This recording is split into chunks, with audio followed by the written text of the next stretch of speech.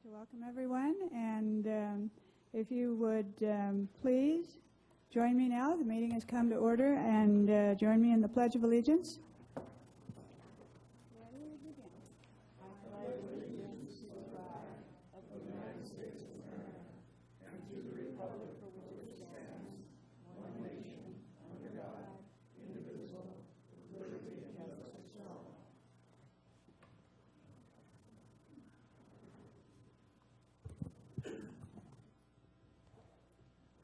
And everyone is here, so we certainly have our full board and quorum.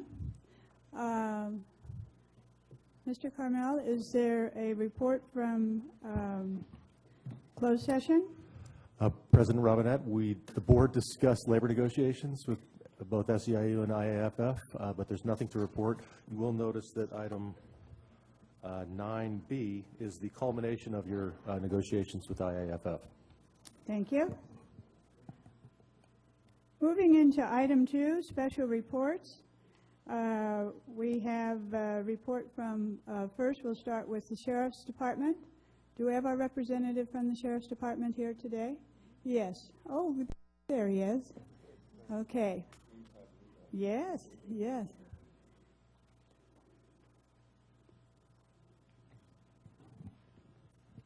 Good afternoon.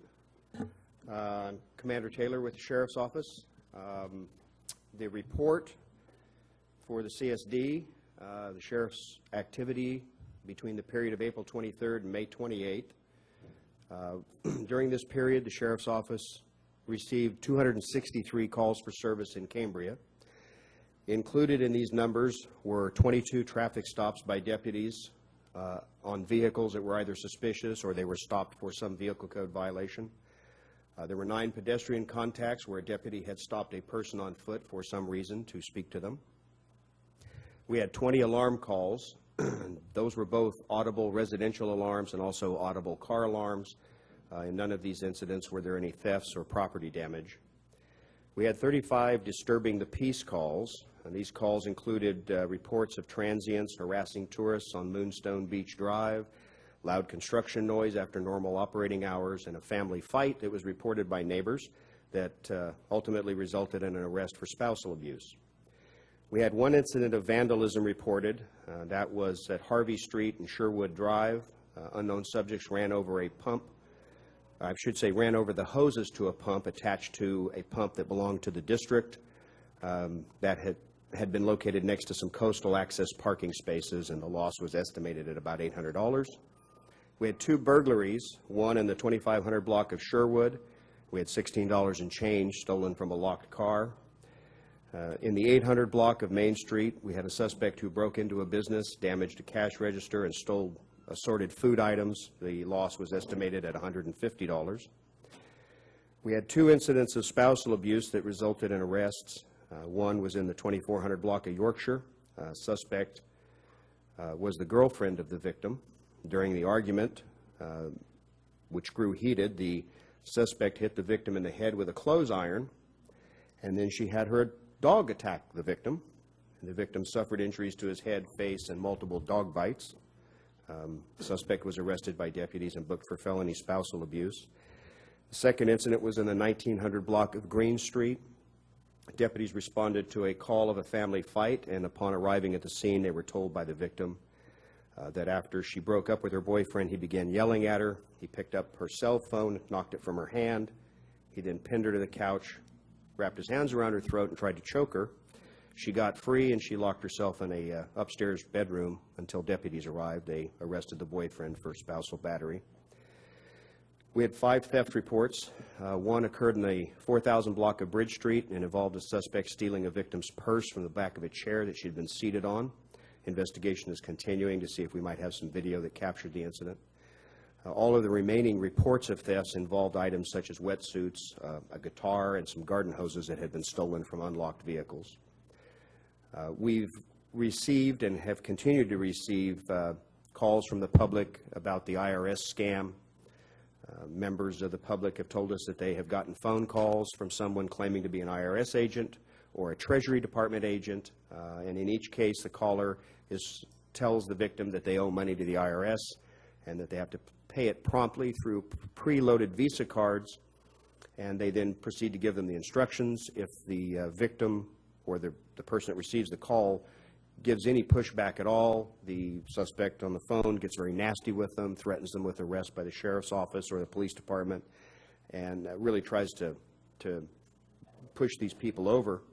What we wanted to remind everybody, and the members of the public especially, is that the IRS doesn't call and demand immediate payment.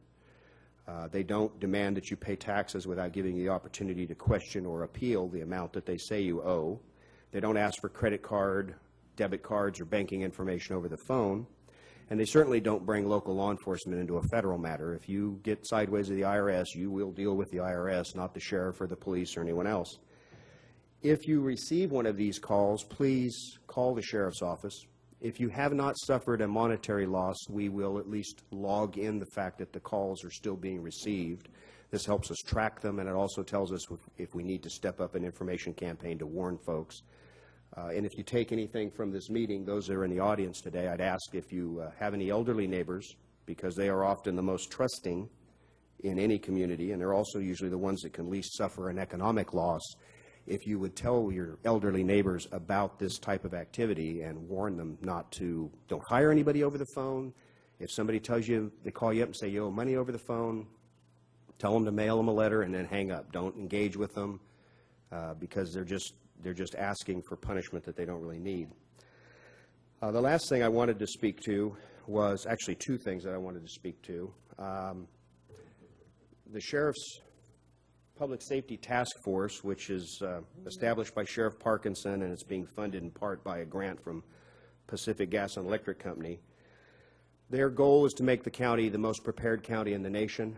To that end, they are preparing a number of pamphlets and briefing materials for the residents. One of the items that we have today, and we're going to be placing in the library here in Cambria, the CSD, we'll put some at the fire station, Chamber of Commerce, and then Director Clift suggested Cookie Crock Market because they have a table there with fire department literature. It is a tsunami preparedness pamphlet, and it gives you some information about the tsunamis, about how they occur, and probably most important of all, it provides inundation maps to give you an idea of the areas that will be inundated if there were a tsunami, and you can look and see if you're in one of those areas, and then you can follow the tips on how to prepare yourself should a tsunami warning be called. The pamphlets have been prepared for the North Coast, so Cambria North, and then we have the Central Coast, which would be Cayuga South, and they are being put, as I said, into different public buildings so that anyone that wants one should be able to get one. If you have any difficulty acquiring them, you can certainly contact me at the Coast Station in Los Osos, and I will personally drive one up to you. The last thing I did want to talk about was there were some questions about my presence at a special meeting on May 14th. And there was specifically a question about whether or not the district was paying me to attend. I was in that meeting in uniform, so maybe somebody thought I was there in some type of an enforcement capacity. It just happened to be that I didn't have a clean suit that day, so I wore my uniform. It's kind of like Garanimals for adults. I attend these meetings, as I said from the very first time I met with you, because I am in effect your police chief, and I need to have an understanding of the issues that face the community, and particularly the issues that the public is concerned about. I sit through the meetings because I want to be present for all the public comment, because I learn a lot about the community and issues, but sometimes problems come up that may not really be in your wheelhouse, but it might be in mine, and maybe I can talk to this person after they've made their comments and help them or solicit more information, see if we can find a solution. Each of the meetings that I go to are an education for me. And even when I was the commander in the South County, I went to the meetings and typically stayed for the duration unless I had some other meeting that I needed to get to. And I learned a lot. And, you know, does it help me to understand water law or understand how sewer systems work? Does it make me a better commander? I don't know if it does, but it makes me a better informed citizen. I mean, sometimes I attend these meetings for the same reason the folks in the audience attend, just to be informed of what's going on. I am a salaried employee, not an hourly employee, so I get to work as much as I want. The week that the special meeting was called, That was the week of Amgen. I was at my 44th hour for the week when I attended the CSD meeting in San Simeon the night before. And then I learned that the meeting was being held in Cambria and thought because it was dealing with the issue of the fire permits and cutting the trees that I probably ought to be here. So I came and attended. So I put in well over 40 hours, but I only got paid for 40. So everybody got a freebie, which I was happy to give you because that's my job. But there was no bill sent to the county or sent from the county to the CSD. We would not do that. It's not how we operate. If a public entity felt that they needed a deputy to stand by to keep the peace, I would send one. We wouldn't bill anybody. You're already paying for it. It's taxpayer service. But I just wanted to clear that up because I got questions when I arrived today, and obviously it's something on the minds of the people in Cambria, and I don't want them to think that they're getting anything other than the best service from all the government agencies that serve them. So with that, I will open up to questions. You know, I want to thank you, first of all, for everything you have just shared.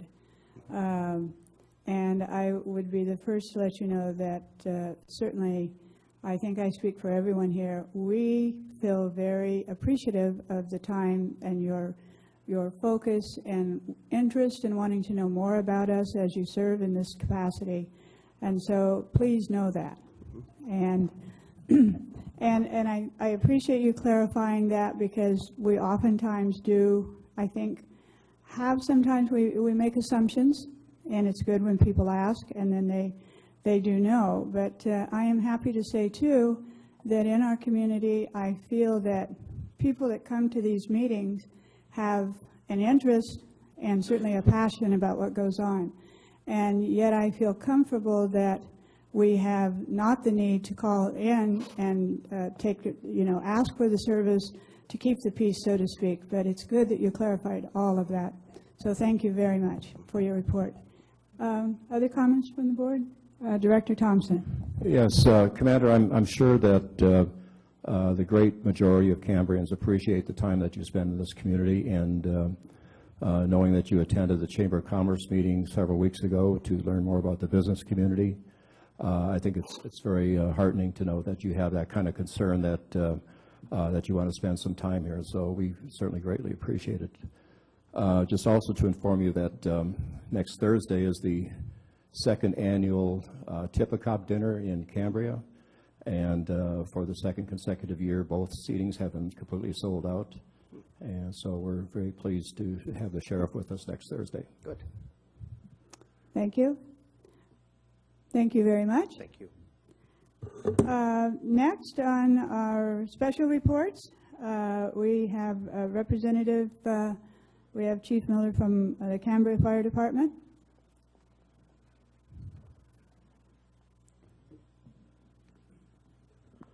Good afternoon, President Robinette and members of the board. The last month has been one of a huge push on public outreach for us.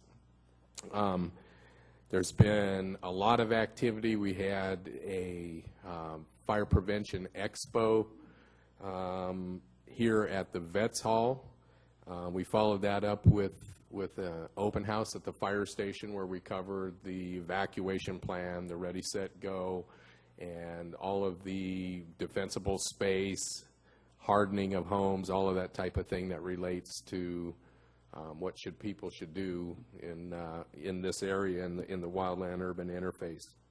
On top of that, I've been doing a series of presentations for various groups throughout the community to allow them to have an opportunity to get more of a first-hand look at what's going on and to be able to ask questions and stuff in that. And those have been very successful.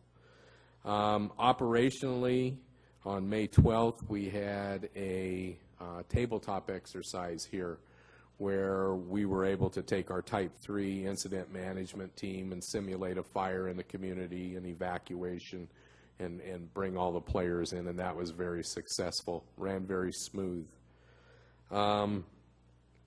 We are continuing to seek opportunities for grant funding. I know the board is struggling with the blanket tree removal permit that's in play right now, and we're looking at any and all opportunities to secure grant funding to try to move us forward with the fuel reduction. I think we've seen more fuel reduction in the last couple of months than we have in the last 10 years here. So I think that we've been successful to a point, but there's a lot that needs to be done. I am just a little bit under the weather today, so forgive me if I'm talking like I'm hollow-headed, or if it sounds like I'm echoing here. But if anybody has any questions, I'll conclude my presentation unless anybody has anything specific they want to. I had one other thing that I thought was really great for our community, and you were there, and I was there, and CAL FIRE was there, and that was the actually, I think, the statewide launching of the Fire Prevention Week. Did you want to speak to that? Yeah, the Wildland Fire Awareness Week. That was quite a thing to have here and to host here in Cambria. The director of CAL FIRE, Kim Pemlott, was here. The head of the State Forest Service, Chief Lagarza, was here. As we actually hosted the San Luis Obispo County Fire Chiefs meeting at Cambria on that day, so they could all be present. So we had a huge turnout there of a lot of the cross section of fire personnel, and anything that we can do like that to kind of draw attention. I felt that we had done a good job in getting our message out of the situation that exists here by actually being able to be on that agenda and draw those people in here. And you spoke as well, and thank you for that, and all of your support and the board's support along with our effort. Yeah, I thought that was a very successful event held up at Lemert. Well, probably one of the most powerful parts of that was the homeowner who hosted it, and the comments from that homeowner on what he'd experienced in the past in a previous fire and what he had done to prepare his house, and just lessons learned. So I thought that was very valuable. Yeah. Thank you. I thought it was wonderful that they did choose Cambria to announce the week. And I have to tell you, I've never seen so many navy blue uniforms in my life, and I felt so safe. I cannot begin to tell you.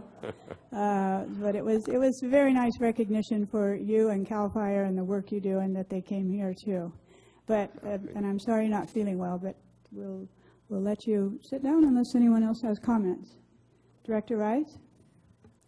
I just had a quick question. If there was anything that you wanted to say about the Hazardous Materials Cooperative Agreement, because it looks like we have one member of the team on there. Is there anything that the Hazardous Materials Cooperative Agreement that you see before you on the consent agenda basically boils down to an increase in the amount that they're charging all of the districts to support the team, because they were operating on a shoestring budget, and we're receiving a fair share of grant funding year by year. That grant funding for hazardous materials type operations started drying up, and there was a need to continue the team. The team, if you're not aware of it, it's a very innovative approach. Hazardous materials situations are one of those very high-risk scenarios that are very low frequency. So it's very tough to justify spending public dollars to fund a fully functional hazardous materials team independently.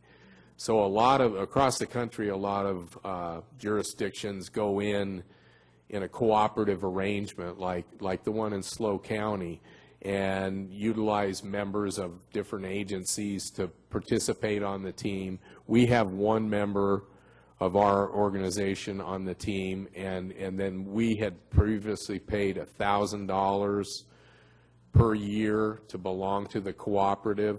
So if we had any type of hazardous materials incident, we would get a full-on response with a highly trained team that consists of members throughout the county. None of that is changing. the reason the organization was referred to as a JPA, and it was actually technically not a JPA, so they wanted to change the verbiage on that.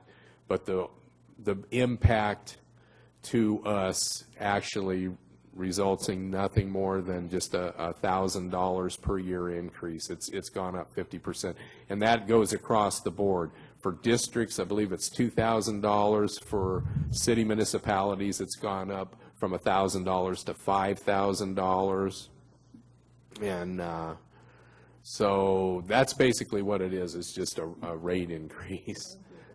So, Okay. any other questions? Thank you very Okay, much, Chief thank you. Miller. And now we have CAL FIRE, and welcome. We're happy to have you here. Thank you. My name's Alan Peters. I'm the unit forester, President Robinette and members of the board. I would just like to quickly mention I thought of 4 activities that might be of interest to you. First is our inspection program, which many of you have seen, hopefully. I know Kathy has. So this year we took a very aggressive approach with conditions being as they are in Cambria. So our inspectors are working 7 days a week and going door to door, handing out materials and talking briefly with landowners. So we're hoping that program is going well, seems to be going well. We've done approximately 1,100 inspections so far, so we think we're 20-some% done with the district. So we will continue with that. We're handing out a whole variety of flyers, including evacuation plans, defensible space brochures, the reverse 911 sign-up sheet, which we think is real important. So we're working closely with all the other agencies, with the Sheriff's Department and everyone, to make sure we hand out everything that's important.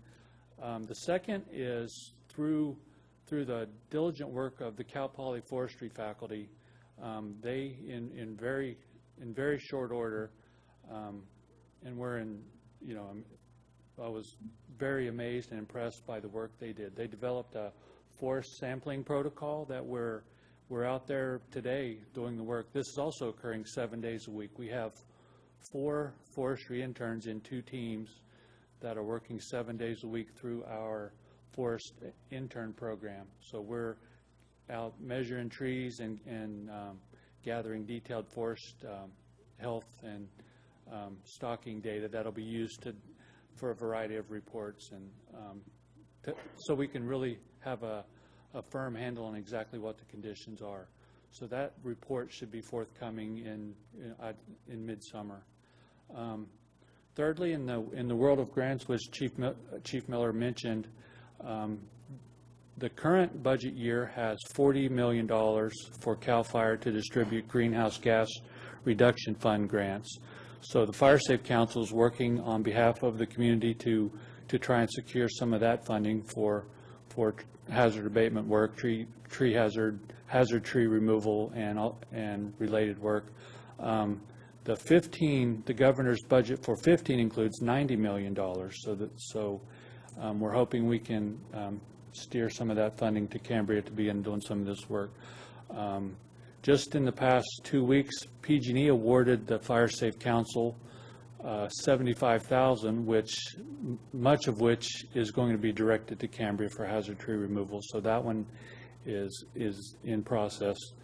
The fourth thing I wanted to mention is on the operational side of things, we are in the process of deploying one of our portable RAW stations, remote automated weather system, to be installed at Cambria somewhere, probably on state parks or the Covell Ranch. That will enable us to do a much better site-specific job of forecasting the weather and the conditions. Currently, our dispatch levels are based on the Arroyo Grande RAWs, which is fairly representative, but a local station will do a much better job. And we've changed our dispatch procedures to add in a high dispatch level, which is the highest. There's low, medium, and high. There will be a third air tanker launched to Cambria and a high dispatch compared to normally 2. And we're also going to staff the CAL FIRE station with a second engine when conditions are of that. So we'll bring one of the engines from one of our other stations over here when conditions are appropriate. So those are the 4 things I wanted to address. So if you have any questions, I'd be happy to answer. Well, first of all, I just thank you, and your expertise that you bring to the work as a forester is very beneficial to our community.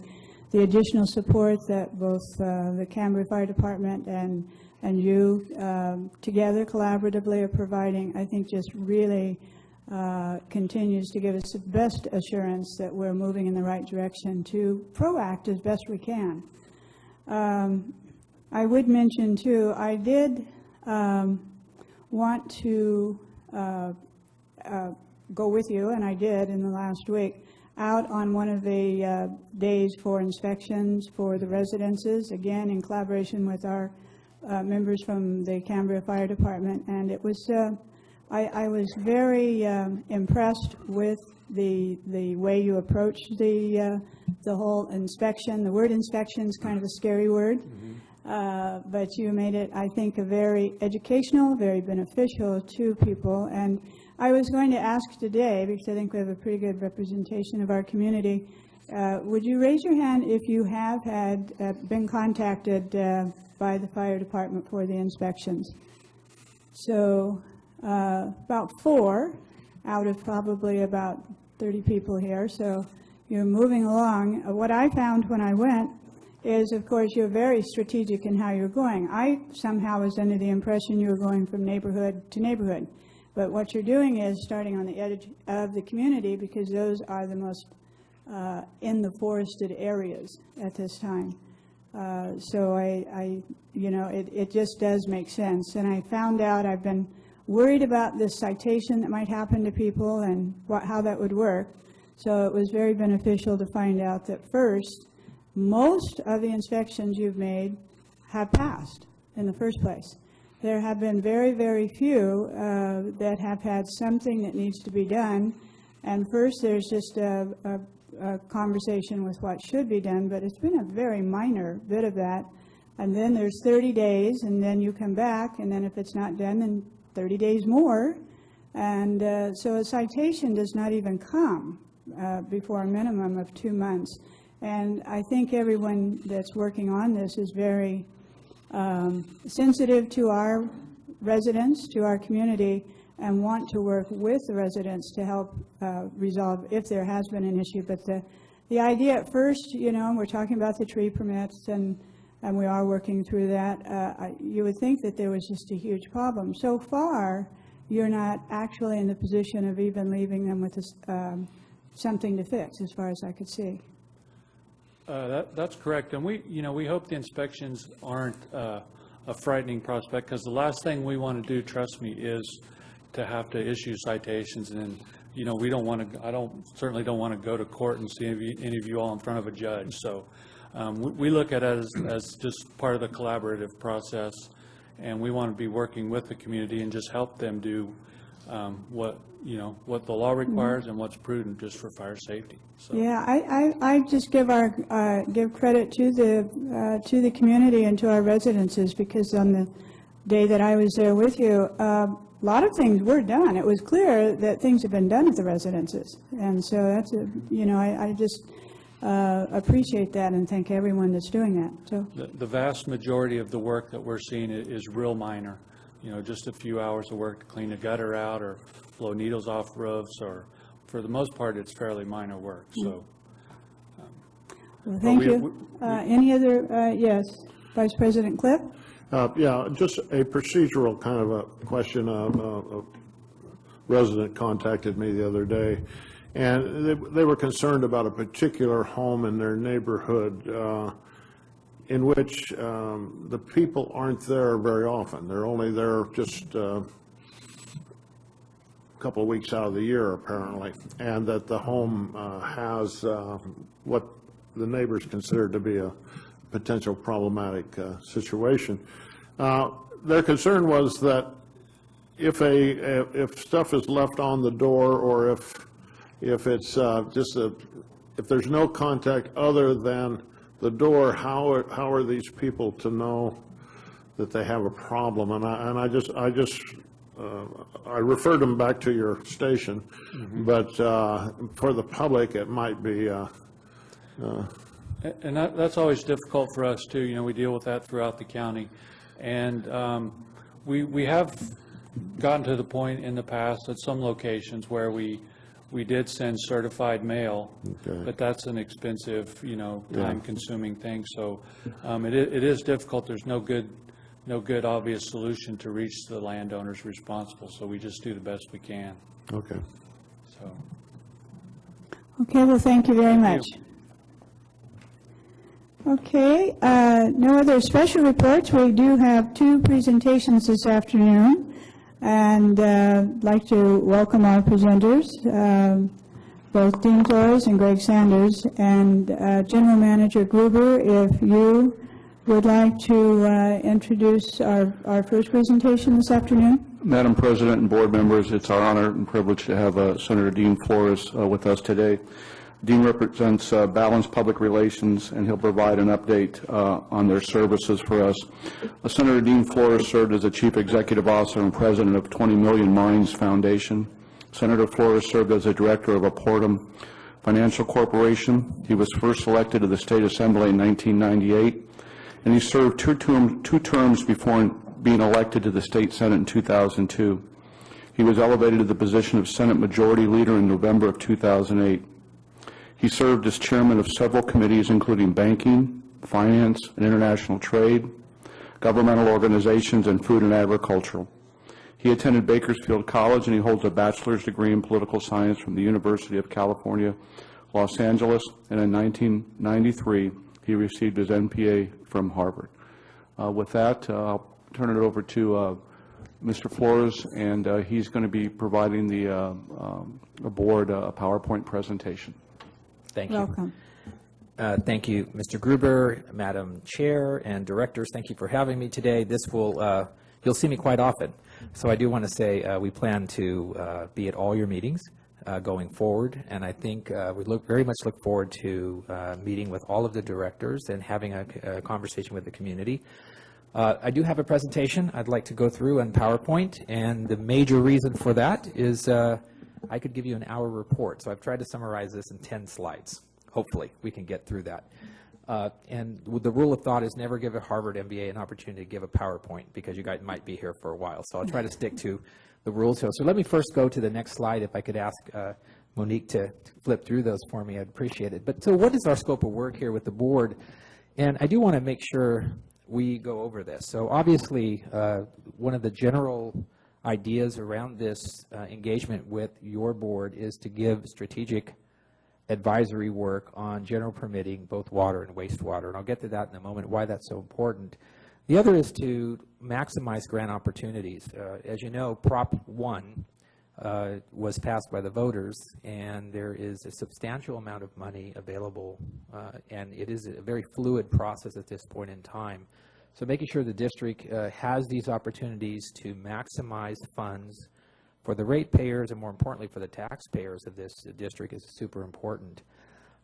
There's also a point about talking about the educational aspects of your current project, and part of this process is to go through and make sure that people actually understand what your community, what your district is trying to do and attempting to do for the community here in terms of water. And the last is obviously dealing with regulatory reports and the kinds of things that come out of Sacramento quite frequently. And so maybe we'll go to the next slide.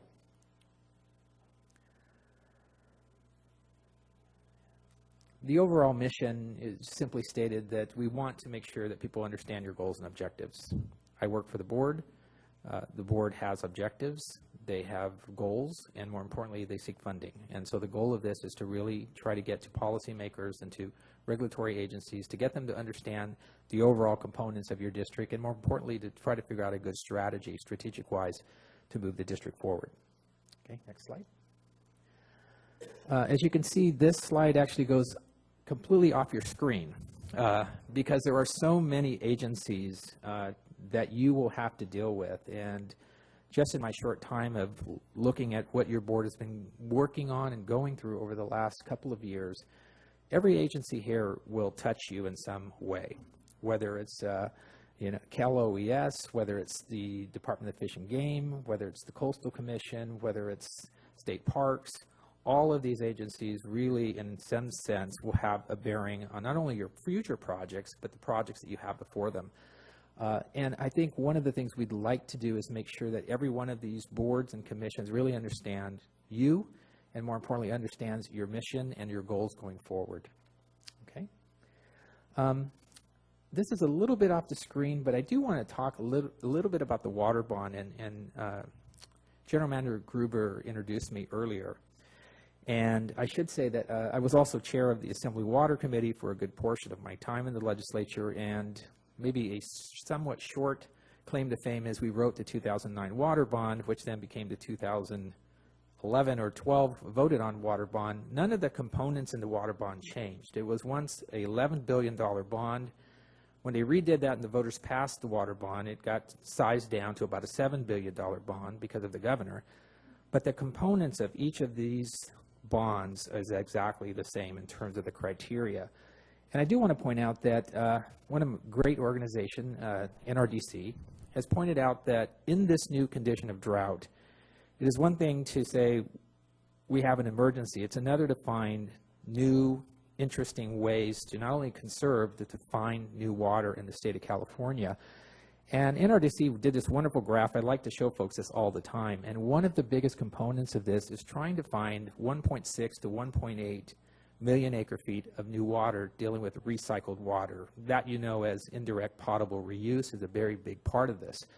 So, I think part of the solution, not only for your community, but for communities on the coastal region itself, is to try to think about recycled water as a solution for the state of California. And quite frankly, literally 2/3 of the use could be in the coastal area. So I think you're part of the solution. The project you put forward is definitely intriguing and a general part of the solution for the state of California. I want to make sure I emphasize this. This is a model project, most likely for the entire state. And if you look at the kinds of things you're doing with brackish water, this has direct implications for other areas like the Central Valley, who's trying to figure out how to do it.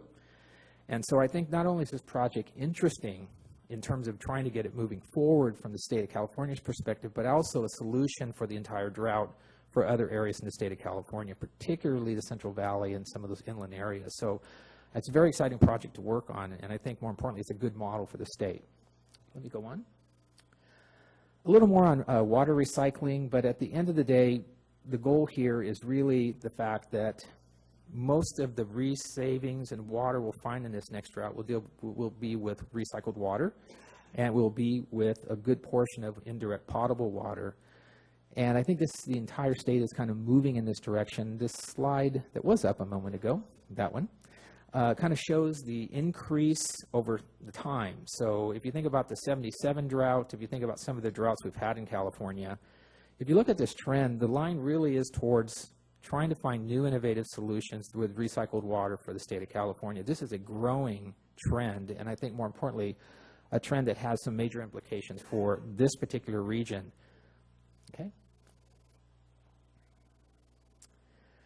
I do want to point out a little bit about grant funding that I've mentioned. I think trying to find the right grant funding pool for the projects that you're working on is extremely important, particularly under Prop 1. The first three categories you see there really are now just coming to light, meaning that the regs themselves, the discussions themselves, will be due and done probably June 15th of this year. So to be in the process and understand how you fit in the larger picture is extremely important. And I put a slide to the right. You kind of can't see it, but I think if you look at the light blue line, that's the coastal area. That is actually what we call in this region by the Regional Water Board. Very slight uptake, but more importantly, part and getting bigger of the total solution. Okay.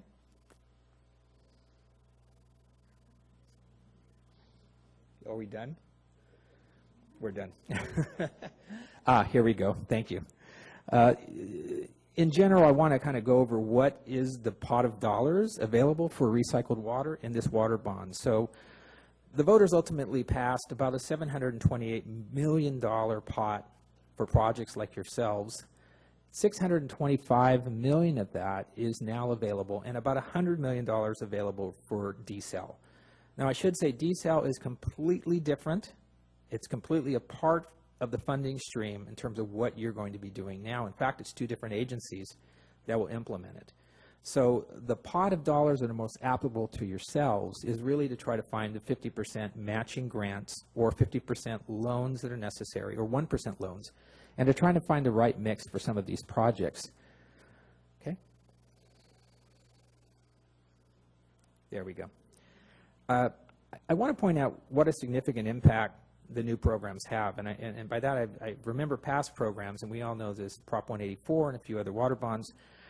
This program is very unique in the sense that it's actually taken federal funding under the Clean Water and the Drinkable Water federal programs, and it's made it a one-stop shop point for anyone applying, meaning that when you apply, you are now put in the process. You are automatically shown what the federal contribution could be under a 1% loan, and then you're actually able to see the grant amount of funding that your project is available. And I gave some examples here. So if you had a $10 million project, about half of it could be funded either through grant or through an indirect 1% loan. But the point is, it's a substantial saving. Almost half of the savings of building a new project could actually be put forward through these new grant programs. And that's rather new for the state of California. Projects like yourselves, just so you know, if you compare them to Los Angeles and others who are seeking billion-dollar programs, are absolutely financeable. And in fact, if you look through the list today of people who are rolling into these types of loans, it's a very, very small proportion of coastal areas that are starting to look at recycled water. I think it's a great opportunity, and I think hopefully your staff will start to take a look at that.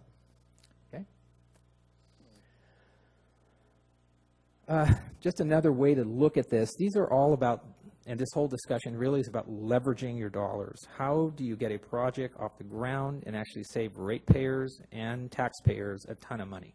And I think that at the end of the day, if you look at what is happening in Sacramento with all of these fundings of wastewater treatment plants particularly, everyone is trying to find the right mix and the right projects. And I can tell you that the governor and the administration is clearly wanting to find implementable programs that are ready to go now.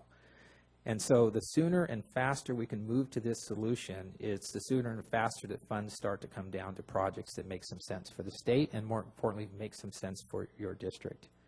Okay? This is my last slide, but I like this quote, and I really do believe that sometimes it's very difficult to see the entire picture when you're caught in the frame. And by that, I mean your district is doing everything you can for your residents, your ratepayers, your systems, your wastewater treatment plant that you're trying to build. But at the same time, outside of this frame are all of these agencies who are trying to understand what exactly it is you're doing. And you may completely know what you're doing. You may have a great sense of the direction, the completion time, but it's very, very important to communicate with all of the agencies on, one, not only your goals and missions, but potential problems that are going to come up, as in any process, and to try to work those out as best you can. And so the goal of this is really to try to introduce and continue to have conversations with the district on all of these agencies that will have some bearing and some sense of some discussion about where your project will go. And with that, I am done. So hopefully that, and any other questions, I absolutely take from the board.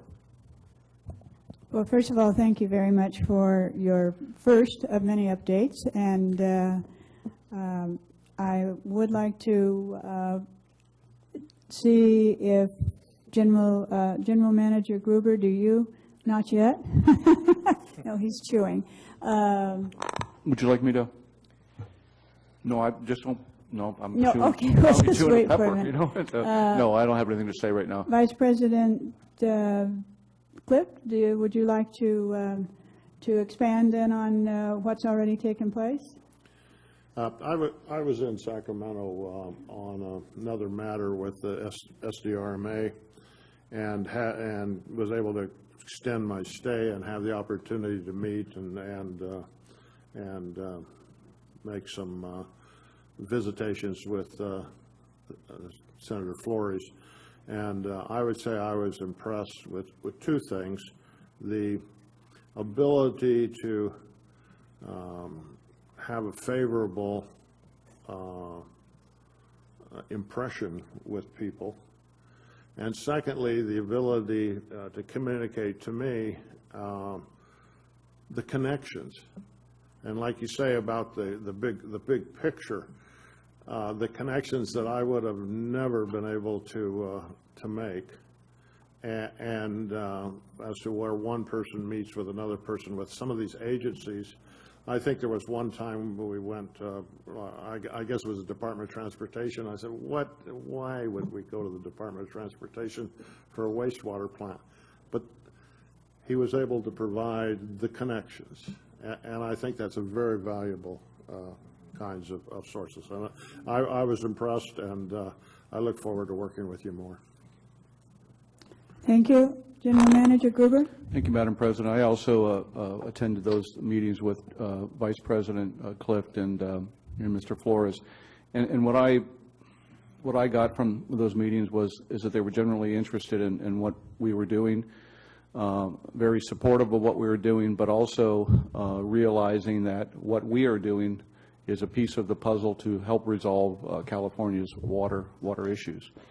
And so it was a great trip. It was a busy couple days, but I think it's important, as Mr. Flores indicated, that there is a multitude of regulatory and agencies that need to be aware of what we're doing, and really looking at the expansion of the wastewater treatment plant, not the expansion, the improvement to the wastewater treatment plant is going to be a critical component for our overall water master plan, if you will, for the community, and so making sure that the wastewater treatment plant in the next couple years, hopefully, is improved and updated and modernized, and there's just some real good opportunities out there. You know, we were successful in the Prop 84 and got $4.3 million.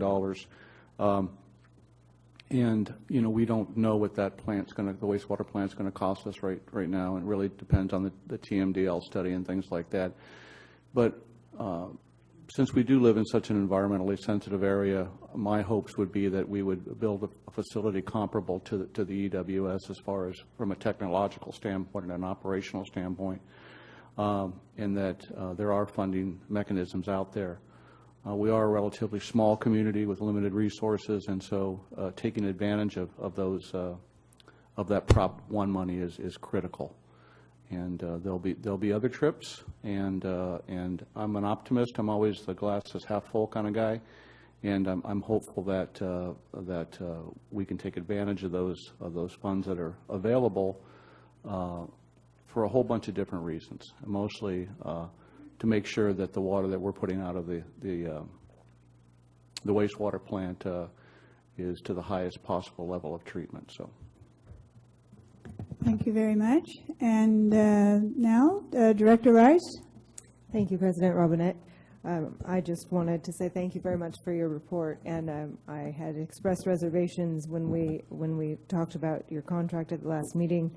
And I just want to say that I'm excited because I think that one of the things that this district, because we're small, has not been able to do is have somebody keeping their eye on the money and the grants that are available. And I think that you're uniquely qualified to be able to get us into those doors, which that is all about connection and the grant funding. And so I'm very glad to have the report. I look forward to future reports and working with you. And of course, you can never know exactly how you end up with getting an award of a grant, but I feel like at least now we have somebody, and we had talked about having somebody that would help us find money, like grant money from the state. So I really appreciate that, and thank you for your report today. Thank you, Director Rice.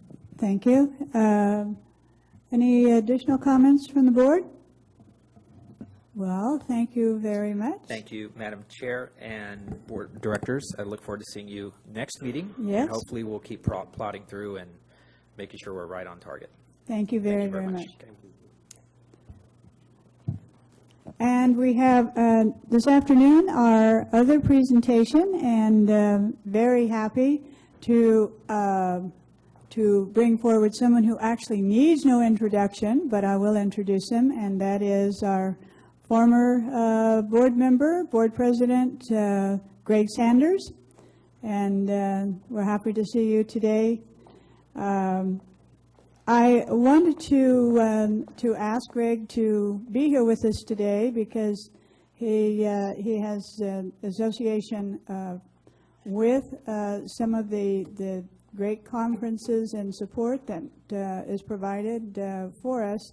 And the conference that was recently held in Southern California, the very specific focus was on the drought and all the related issues and the kinds of things I think that California needs to be looking at.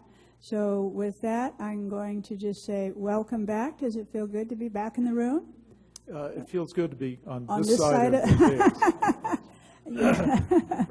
Very good. Well, anyway, welcome and appreciate Thank your you. time today. I appreciate that, Madam Chair. Now, let's see, you allotted me 2.5 hours, right? I'm reminded of Lincoln's Gettysburg Address. He was preceded by Edward Everett, a senator from Massachusetts, who spoke for over 2 hours. Nobody remembers one word of what Edward Everett said, but everybody remembers what Abraham Lincoln said in about 2 minutes. So I'll be brief. There's a lesson to be learned there. First of all, let me deviate from my script for just a moment. I really enjoyed the presentation by Senator Flores. It was excellent. I was concerned that maybe he would say something that would be inconsistent with what I'm going to say, but actually we're totally on the same page. And I think he made a very wise choice. I think he'll be very excellent for the district. Before I begin, I want to emphasize that I'm not here for the purpose of in any way soliciting business. We have plenty of that.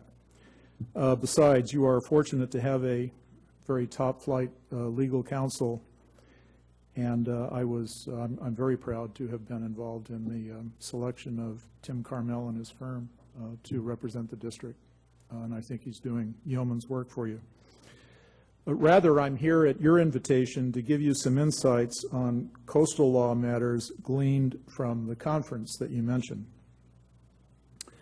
By way of background, our law firm annually sponsors a conference, really a forum, for those interested in the latest information on the state of coastal law here in California, including new regulations, appellate court decisions, and so forth, focused on California's Coastal Act, the companion Federal Coastal Zone Management Act, and the California Commission, which administers, California Coastal Commission, which administers and enforces the Coastal Act. The forum is generally very well attended. This year we had approximately 200 attendees at the Lodge at Torrey Pines in La Jolla, representing landowners, environmental groups, developers, consultants, law firms, and government agencies, including Marin County Supervisor Steve Kinsey, who chairs the Coastal Commission, and Jamie Patterson, who is the Chief Deputy Attorney General, who advises the Commission on legal matters, Chris Peterson, the Commission's in-house Chief Legal Counsel, and a number of other senior Commission staff, and I believe there was a representative from the State Lands Commission at the conference. So it's a good opportunity for everybody to come together, exchange ideas, and one can learn quite a lot from that conference. The forums are very insightful because they provide those who attend an opportunity to gain a better perspective into the manner in which the Coastal Commission processes applications, deals with appeals, and conducts Coastal Act compliance oversight. The forums also give the Coastal Commissioners and staff an opportunity to hear frustrations about interpretations of the provisions of the Coastal Act, incessant delays that seem to happen, and so forth. Now, this year, we had a real wide range of topics. There's a lot that the Coastal Commission is involved with, and they ranged from new appellate court decisions on Coastal Act matters to issues like sea level rise, which the Commission is obviously very involved with.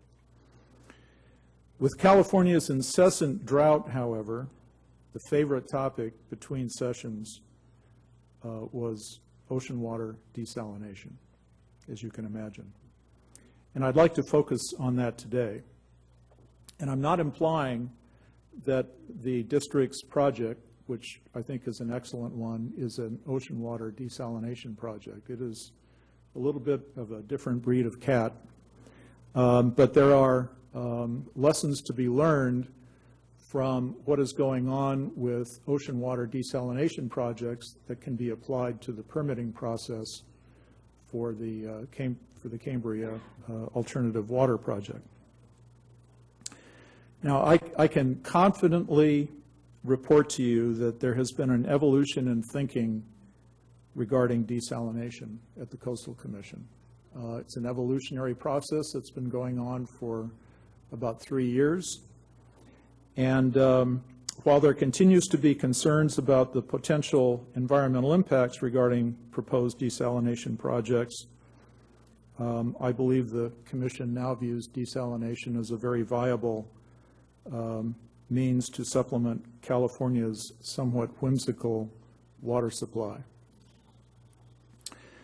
Let me point to a couple of projects as concrete evidence of this evolution. As you may know, the Commission has permitted a very large desalination project in San Diego County that is owned and will be operated by Poseidon Resources. Now, there's two things there that represent kind of a sea change. First of all, it's a very large project. It's a 50 million gallon per day project. Compared to Cambria's project, which is very small, this one is enormous. Secondly, it's owned and will be operated by a private company. And there has always been very stiff resistance to privatization of infrastructure involving delivery of water, the treatment of water, and so forth within the Coastal Commission's jurisdiction. It is now under construction, and it will utilize the once-through cooling system of the old Carlsbad San Diego Gas and Electric Company generation plant. And that's a third aspect of this project that represents a sea change. There has always been very stiff resistance to using these once-through cooling infrastructures that are part of the old electrical generation facilities up and down the coast because of the environmental concerns regarding entrapment and entrainment of sea life. And the Commission, recognizing the dire need for a supplemental water supply in the southern part of the state, went ahead and permitted this particular project. The second project that is proposed is also by Poseidon Resources. That project involves using the old Huntington Beach electrical generation facility. And when that project was before the Commission about a year ago, the commissioners actually were receptive to the idea of a second very large desalination plant in Southern California, owned and operated by a private entity. What the commissioners did is they said, look, the technology for the ocean water intake systems is improving dramatically.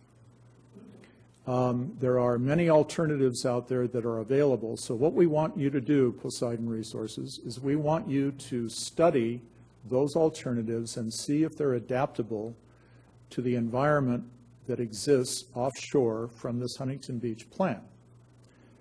Then come back to us after you've studied all of the alternatives, and we'll consider an application for a coastal development permit for your project.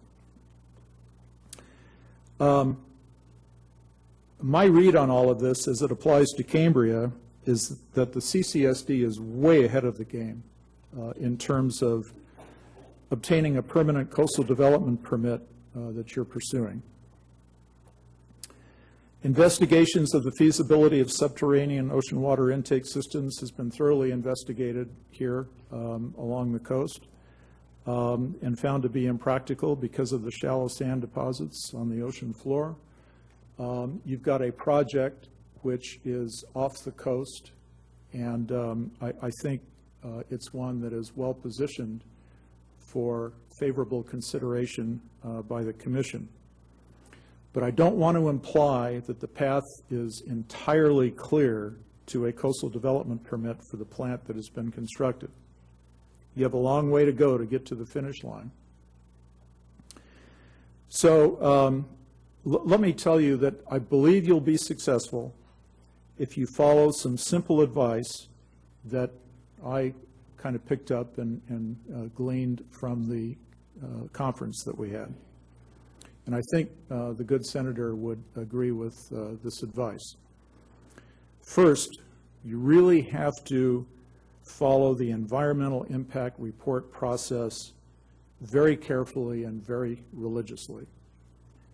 Your consultant cannot cut any corners because that will only cause you delays when you get to the final stages of the process. And it could result in having to go all the way back to square one. Second, and I know the senator will agree with this, constant communication is in order. The Commission staff and commissioners are very interested in the CCSD's alternative water source project. They want to know all about it, and they can be very helpful in terms of resolving problems as they come up during the EIR process, both the commissioners and the staff. So it will pay huge dividends if you are very proactive in the communication process, and I know that the senator will make sure that you get in front of the people who are interested in your project and can help you in terms of solving problems that are going to come up. The process can be long and frustrating, but for those who follow these two simple rules, I think the success is achievable. Let me deviate for just a moment and tell you about frustration and how difficult the process can be. I'm very familiar with a large Army Corps of Engineers process known as the Santa Ana River Main Stem Flood Control Project.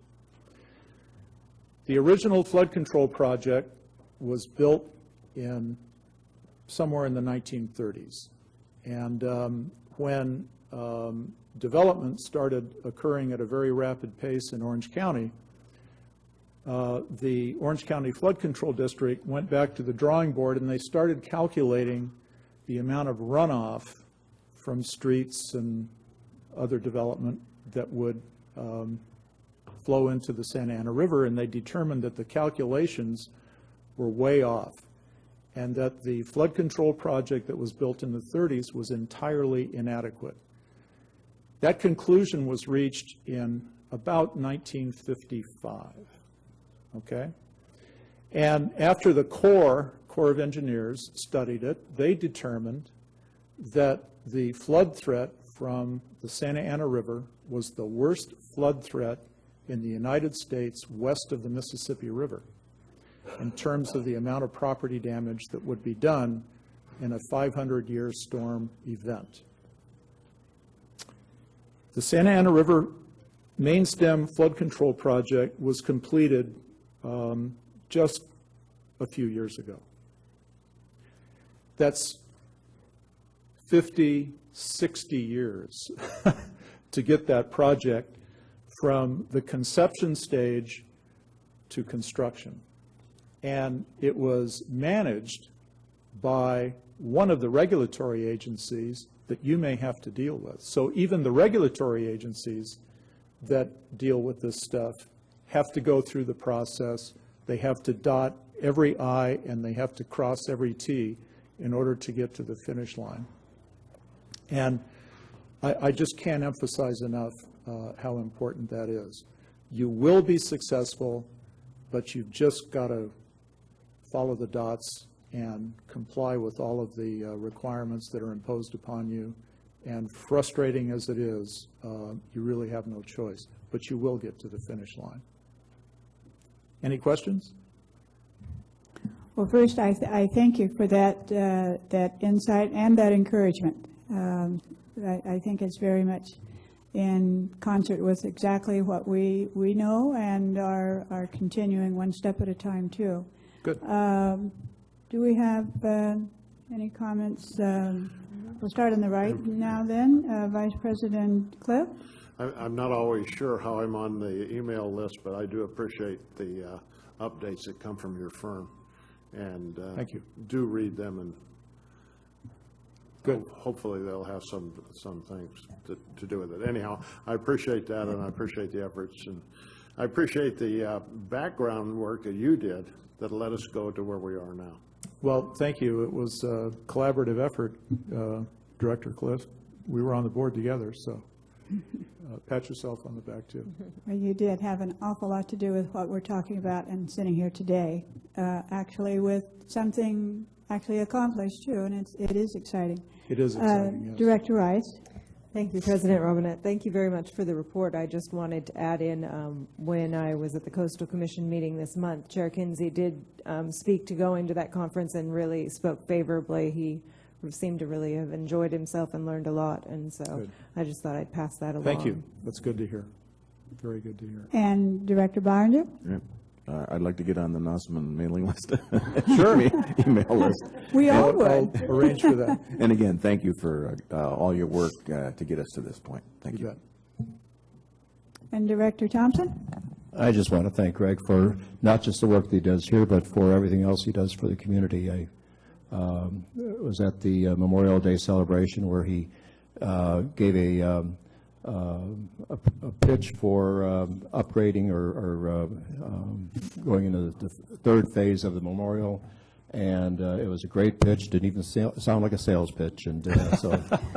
But Not at first. Again, thanks for everything you do in the community, Thank you. Greg. I appreciate that, Mike. Well, we do thank you very, very much because you do so much for this community, and so we're happy you're always continuing to stay very connected with where we are today with what we're doing too. And good job getting that plant built. It was Thank excellent. you. Thank you. Okay, we're moving on now to item 4. Excuse me. Let me get back to this now. Agenda review.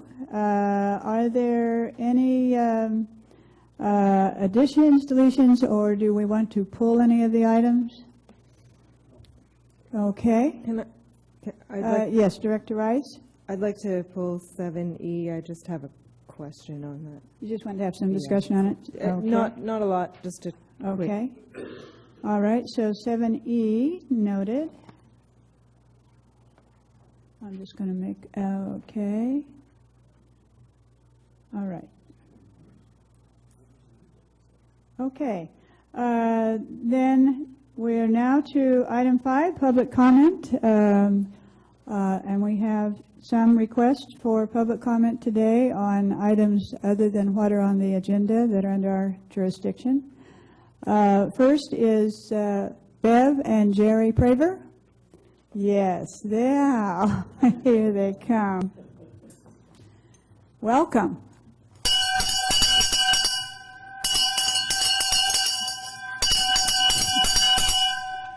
Oh, yay.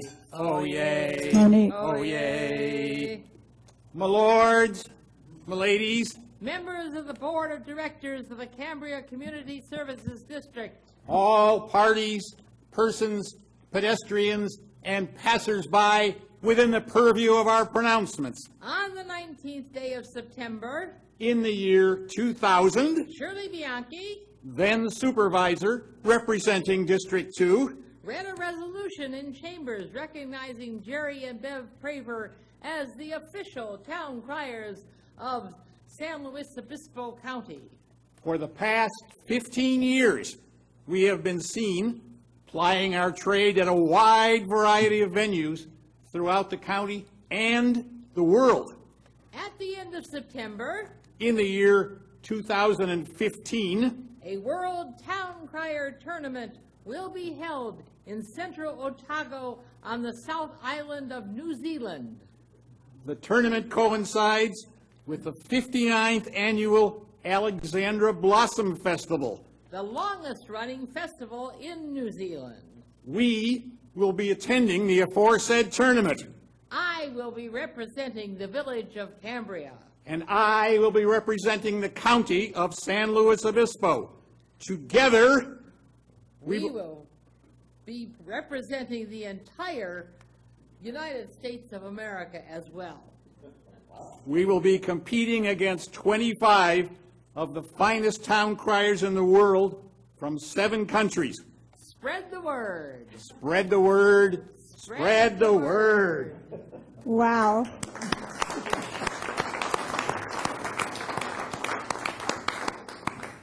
What an uplifting way to start public comment. Perhaps you could come back again. Well, we wish you the best, and we are very proud, very, very proud. Thank you. Is there a fundraising event or something for you to offset that cost? No, we don't have anything scheduled for that, but of course, we would entertain any lovely things like pins, all these pins that we wear. Yeah. They are gifts from other criers, and they are distributed at the tournaments. And if anyone has some that they would like to give us to take with us, we'd be most happy to distribute them. And one of the things that we do at our tournaments is we always give a hometown cry. Yeah. So I will be extolling the virtues and the beauty of our village. Do we have our emblem on some kind of a medallion or something? I don't think so. Well, you have till the end of September to think. Oh, we've got some time to work on it. Thank you. It would be nice. Well, thank you again very much. And lucky Mr. Siegler following that. Ted Siegler?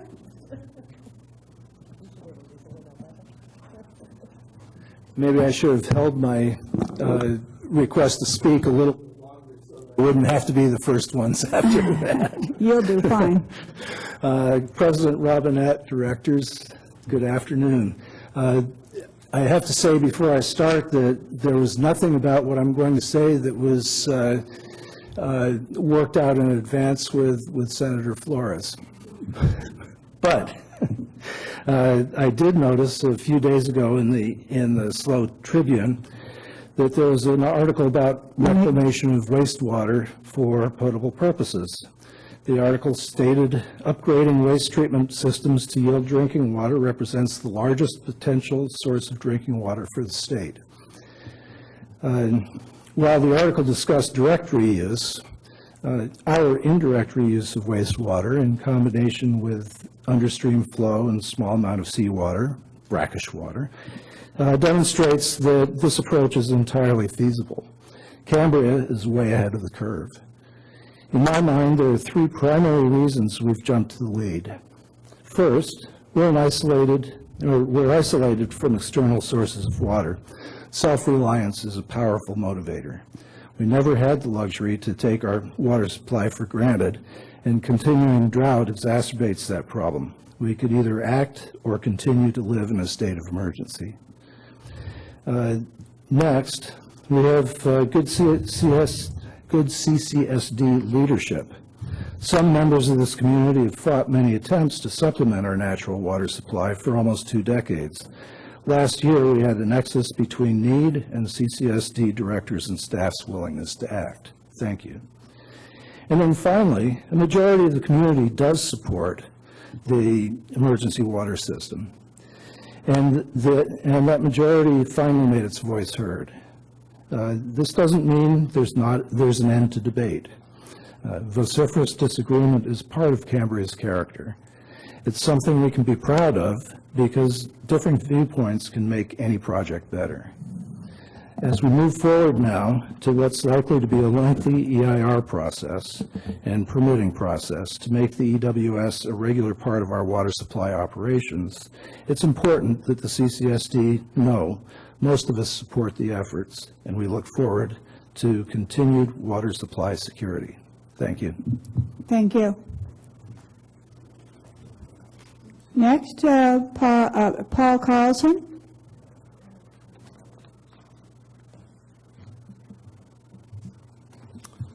Good afternoon, board members and staff. While there's talk of an El Nino this coming winter, there's no assurance of what will be the outcome.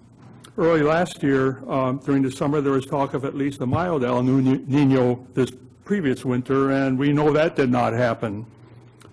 One of our Cambria residents here in this hall last summer described the cost of the EWS as insurance against the ultimate drought. At a minimum, that remains the case, and our directors and staff can be lauded for recognizing the need for this insurance. I'd like to digress here and comment that this was one of the most encouraging and interesting meetings, listening to Senator Flores and our own previous director, Greg Sanders. Going on here, mainstream Cambrians continue to support the CCSD directors and staff. This is because mainstream Cambrians, while willing to take limited showers, to not flush their toilets, and then to haul non-potable water for outdoor use for cleaning and irrigation, recognize that that is not something they wish to do when there are alternatives that are safe for the environment and reasonable in cost. Society has grown used to free water and eventually have to recognize that it is not free. Those of us who want an adequate water supply wish to do what is right to comply with environmental concerns, and it was interesting listening to Greg Sanders' comments regarding working with the agencies. Between the community needs for adequate water management of our open spaces to prevent fires and upgrading our sanitary plant, you CCSD directors have a full plate, and I thank you for your services. Thank you.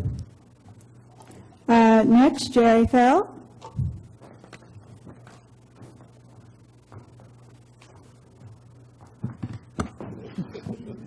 Madam President, directors, and staff. I'm here because I'm concerned with Chief Miller's retirement. Not for the chief, he deserves to retire. He's done a lot for Cambria. It's been a pleasure to know him as chief and to work with him in CERT. My concern is that since this is Cambria, I've been hearing a lot of rumors regarding his retirement, so I'm coming to the CCSD for clarification. I thought there were plans in progress to merge the healthcare department and the fire department, Cambria Fire Department. Merle, you and I were on that first committee years ago. I'm very much in favor of the merger. It's been discussed forever. But I've also heard that you are not making much effort to recruit a new fire chief because Cambria Fire may be absorbed by CAL FIRE. I really feel this could be a big mistake. Not to take anything away from CAL FIRE, they're very well respected, but they move people in and out in a fire situation throughout the state. And we have our own core people in Cambria. They know our roads. They know how to get around. I really feel they respond more quickly, and even 5 minutes can make a very big difference. I've also been told that this doesn't need to come to a vote of residents or even input from other Cambrians, but I think we need open discussion. I did try to review your minutes, but there was nothing posted since January. So, thank you. And Joe Martinelli? I believe Joe did not feel well and left. Okay, thank you very much. Okay, then that is concludes public comment. Okay, we'll move to item 6. You want a break? It's early for our marathons for a break. it is. I'm okay. I can wait. No, I absolutely agree. I would think that's fine. Before we move into our next item, 6, we're going to take, about 7 minutes and 15-second break.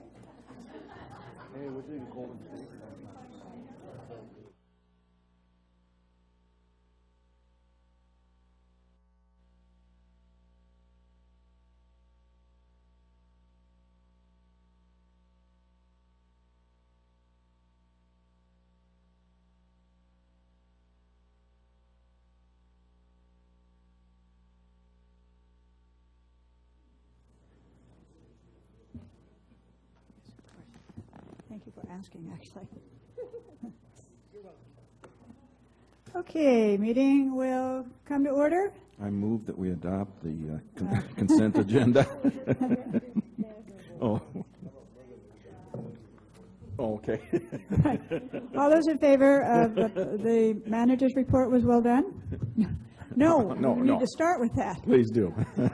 Okay, so we're back on item 6A, the manager's report. So, General Manager Gruber.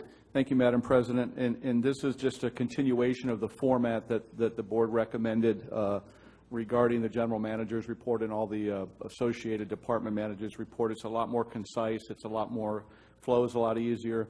As one of the board members indicated, we don't need a plethora of information regarding a bunch of operational information. But what we did do is also include the well information, which is important. Just a note on those well levels, as you can see on the San Simeon well field is down to about 17 feet or so. So there's 3 or 4 things in my manager's report that I want to go over. One is the EWS, 2 is a blanket tree removal permit, and then the fire update. Chief covered on the fire update, and then under committee reports, the committees that were put together regarding CCHD and the fire department and the grand jury reports. Those will be covered under the fire update, I think. And then the ECA, the 10% design, we have a representative to go over that today. The other item, the last item, is the Aqua Conference. I went to the Aqua Conference. I appreciate that. What I found very, very encouraging is you have your little lanyards that you have and where you are and who you are, you know, general manager, CCSD. And literally everybody at the conference had heard of our project in the CCSD and the Cambria EWS. And so you're at a conference with water companies, water purveyors from all over the state, and there was only a handful, maybe I think I ran into 2 people the entire conference that didn't hear about our project. I also had the opportunity to be part of a roundtable discussion, and so I was actually not just a listener for the 4 days I was there, but I was also actually a presenter. And we talked about our conservation measures and got to talk about the EWC. I forwarded a really nice thank you letter on to you from Aqua that said they appreciate me being a part of that. It was a really good roundtable committee, and look forward to being a part of that maybe next year again as time permits. Tim will talk a little bit about the blanket tree permit removal and bring the board up to date on that. Going back to Aqua really quick, my emphasis while I was there was attending meetings relating to Prop 1 and the funding for that and the mechanism which how to go about getting those funds, and also fund balance. Attended some fiscal workshops on fund balance policies. I also got to hear Governor Jerry Brown speak and the state treasurer talk about the fiscal condition of the state of California. But what I'd like to do just really quick is we sent a letter out in our bills dated May 10th to everybody. And it's just an update for me on actually it's from me and Gail, on just the activities of the district. But there's one paragraph I want to read just a little real close quickly, and then I want to talk a little bit about the nitrates because there seems to be some scuttlebutt and some inaccurate information out there in the community about the nitrates and why the EWS was shut down and what we're doing. And in the letter that went out to all the customers, it said, why did the EWS get shut down earlier than planned in April and will be able to operate when needed this summer? The EWS shut down about 2 weeks earlier than planned after it was found that the nitrate levels in the product water was higher than permitted under the operating permit by the Regional Water Quality Control Board. It is important to note that the levels detected, 5 milligrams per liter, is well below state standards of 10 milligrams per liter for drinking water. In other words, the water is safe to drink. However, the Regional Water Quality Control Board Regional Water Quality Control Board requires that the product water have a nitrate level of no more than 2.3 milligrams per liter to meet the minimum it allows, based on its review of historic records for background levels of nitrates in the area groundwater. The CCSD is addressing this problem by making operational adjustments to cut nitrate output from the wastewater treatment plant. And early readings show that we have already sharply reduced nitrate levels from that source.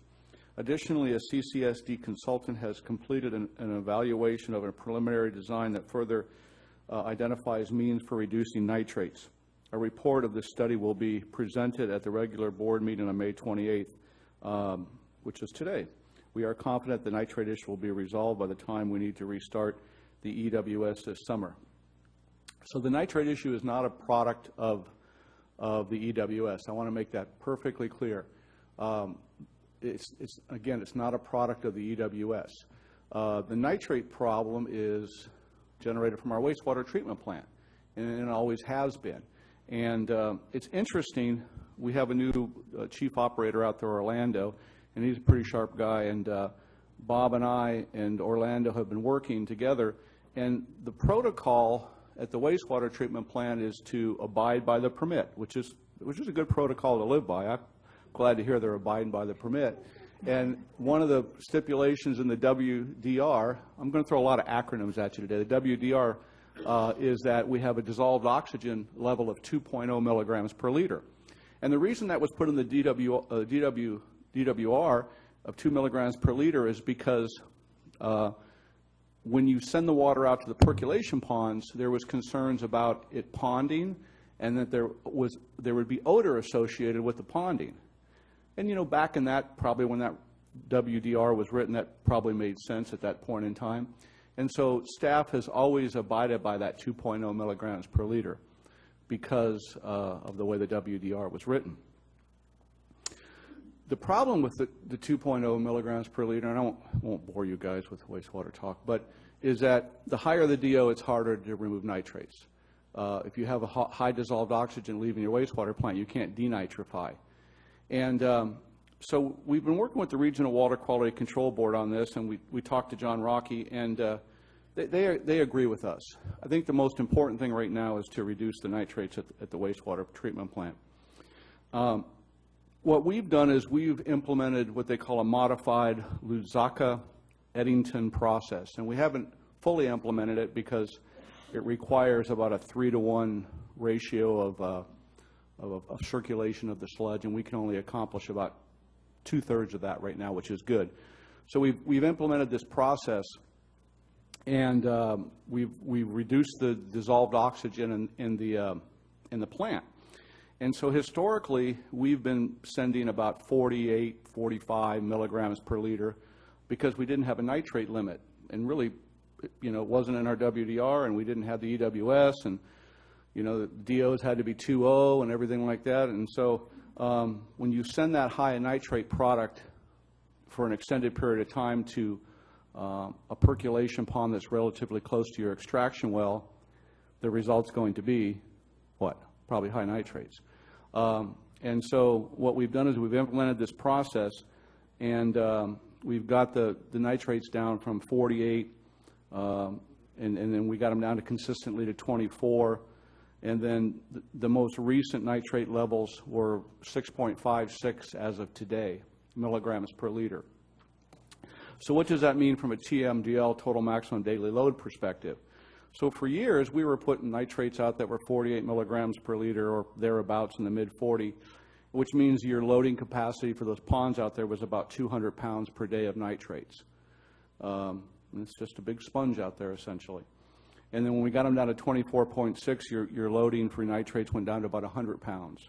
And then when we got them down to 6.56, your loading, your TMDL, your total maximum daily load for nitrates is about 27.5.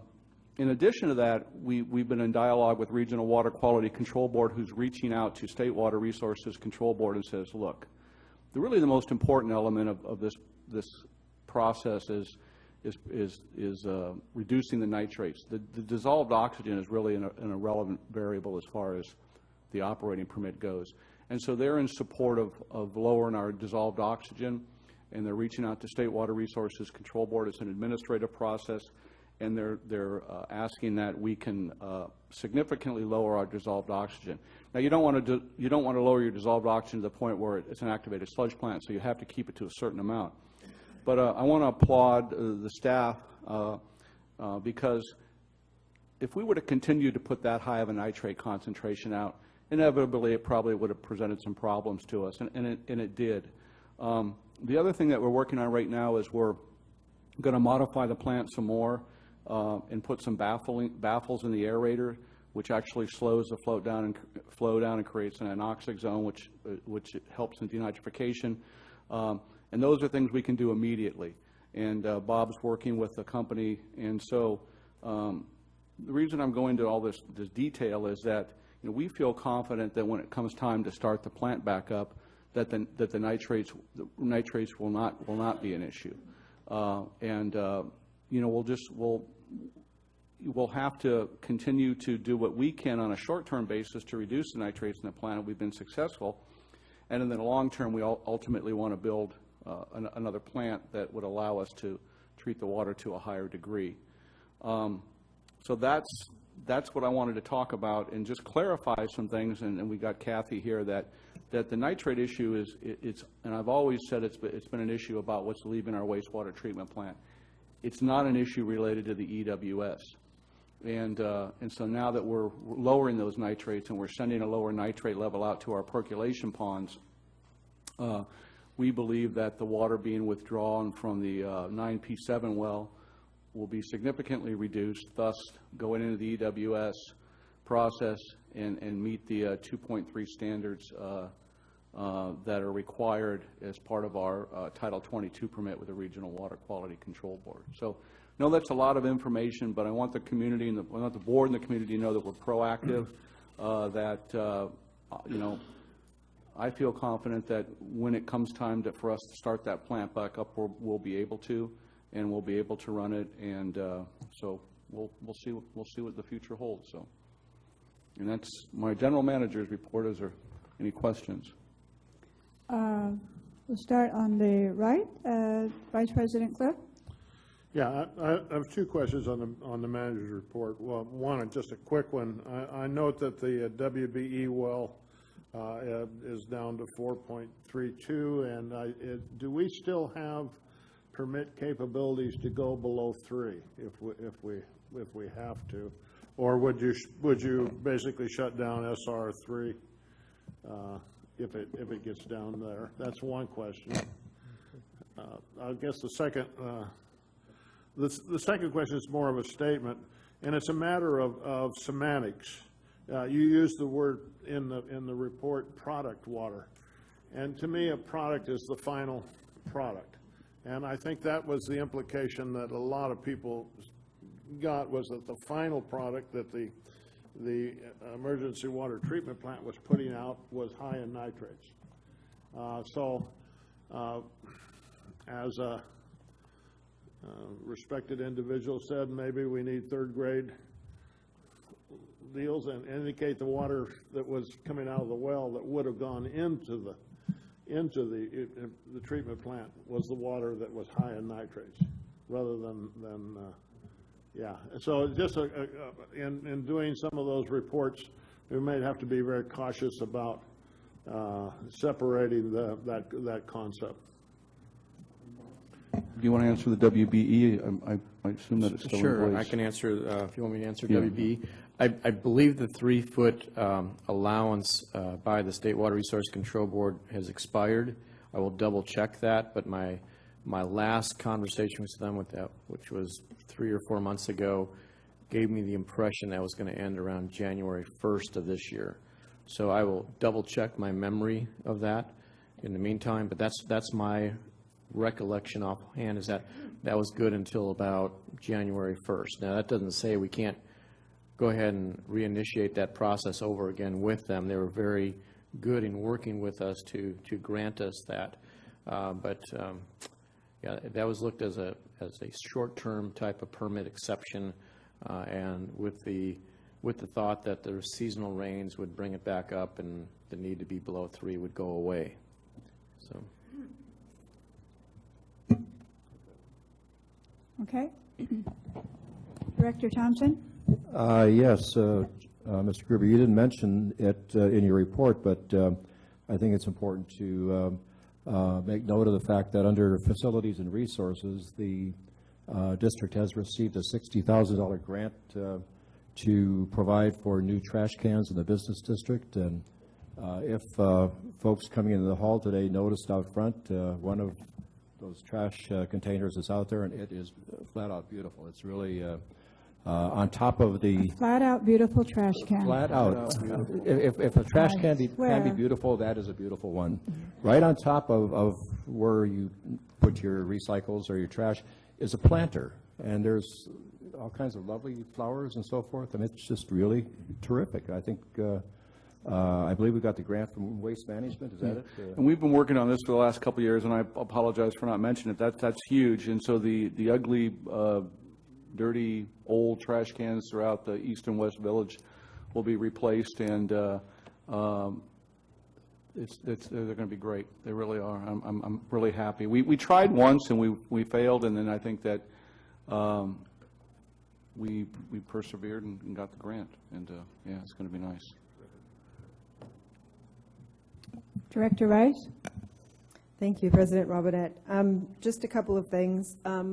We talked last month about exercising some of the hydrants to make sure that they were functional, and I'm looking here on page, it's the water, in part of the water report. I don't have a page number. It's in the water report, which is the 4th page of the General Managers and Operations Report. Right near the bottom it says, I'd like to purchase a small Vector trailer around $30,000 because they're exercising the valves and cleaning out the valve cans has been, because apparently we haven't been doing the maintenance up to now. Thank you for undertaking maintenance finally. I was just curious if we did have, it says if this year budget allows, I want to make sure that is that incorporated into the budget? Well, two things. Mark's, your reference to the action the board took regarding flushing hydrants, that was done on the 14th of May at the special board meeting. Between now and then, I know Mark's been extremely busy, and so have I. But we need to get together with. I need to get together with District Engineer Greshams and Chief Miller and Justin, and work on the areas in which we need to focus on. We haven't even started flushing the hydrants yet. The second one is really the valves themselves, and that's the valves throughout the system. There's probably hundreds of them, and that have not been exercised in years. And I would defer to Patrick on. Did we put that in the budget? The Vector? Or did we take it out? I don't recall. I think it's still in there. So what happens is, you have a valve canister and you have a top on it, and over a period of time debris can get in there, and when you get a water break situation and you try to get a valve wrench on there, you have to have a Vector mechanism to pull that stuff out of there so you can exercise the valves. So I believe that's still in the budget, and it is a high priority for the guys. But Chief and I need to get together on the flushing of the hydrants, because I don't think we haven't coordinated it yet, and it's going to take a coordinated effort. Okay. And I'll have something to report by the next board meeting, most definitely. That's fine, and it seems to me that when there's some discussion about equipment for fire also that talks about getting a loan for new equipment for fire, as opposed to having money already set aside, and maybe this would be a similar situation where we would want to have a loan going forward, so we don't need to have $30,000 necessarily in this year's budget. Yeah, and I think we're going to be presenting the second draft for the 2015-2016 budget as part of the regular agenda. And I think that would be a really good opportunity because you get one more crack at it after this. Right. And I'm sorry to jump the gun on that. No, that's since fine. It was in the fine. report, I just wanted to bring it up. And the other question that I had is, in the general manager update, on your bullet points, it says County of San Luis Obispo update, specifically GMO and level of severity, and I didn't see anything in the report on that. Well, can you just elaborate a little bit? Yes, please. And Bob, we kept the growth management ordinance just because we're in a drought, and kept it at 0. Is that correct? And the level of severity at level 3. Is that correct, Bob? And essentially status quo. there is a process to go through, and I did communicate that to the president and the vice president. I think we can all agree that now is not the time to ask for any kind of amendment to the GMO. It is every 2-year process, every 3-year process,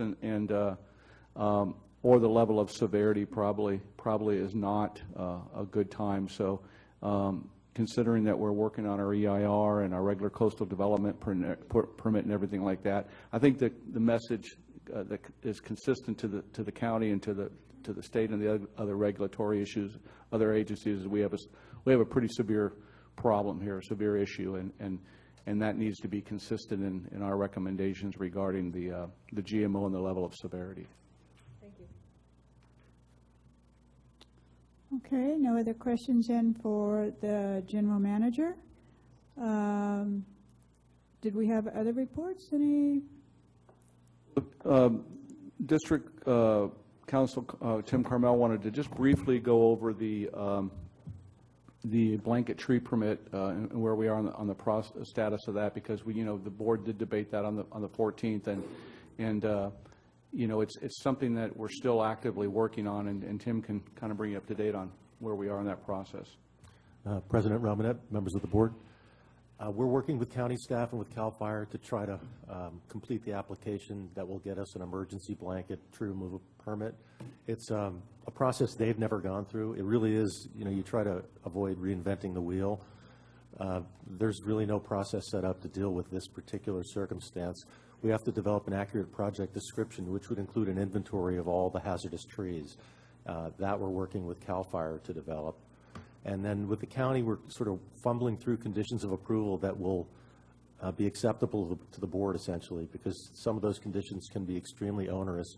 And I know the job here is to avoid onerous conditions that will waste time and energy and financial resources. I think it can be done, but it's going to take a couple more weeks to sort of edge everything out. But I think that's pretty much where we are in the process. And then the fee waiver, we're working through that process as well. I don't think that's going to be a problem. Perhaps the biggest problem we'll face is that ultimately we'll have to apply for a regular coastal development permit, probably within 30 days. That's a stock condition. That's appealable to the Coastal Commission, and that can cause delay and additional conditions. And I've asked county to try to touch base with coastal early in the process, very early in the process, so that they're involved, invested, and then perhaps when we get to the Coastal Commission, because I'm certain we will, with the volume of trees you're talking about, we'll have an understanding as to what we're attempting to do here, and perhaps have less resistance than we would normally receive on a permit like this. I suspect maybe by the end of June we'll either have the permit in our hands or we'll have some obstacles that you'll have to grapple with. Okay. I'd like to ask a question about that. Is it a done deal that the county is only looking at the CCSD as being the applicant as opposed to the Fire Safe Commission or somebody like that? The county is looking at us at this point. I think there are many other stakeholders that are aware of this, that may be able to step in if for some reason we can't move the thing forward. I risk even muttering this, but I still think there's an opportunity for the county to grant a fee waiver, a blanket fee waiver, so that property owners can individually go and do what they would normally do, get their own tree removal permit, not have to pay a fee, and not involve the CCSD. It's going to be a task to monitor this going forward. It's going to be a task monitoring the replacement tree planting effort, which is it's going to have to be deferred until there's water to feed these trees. And that in and of itself is causing a lot of problems in terms of tracking. It's just nothing we really have any experience in doing, and so we're sort of fumbling through the process. And CAL FIRE is being great. Can I follow up a little bit more and be a little more specific? Could the Cambria Forest Committee be the applicant, or could someone like the Green Space or Fire? I think they would be interested, and if given the authority to be able to make somebody plant more trees in the future, that would be great. But we don't want to get into land use.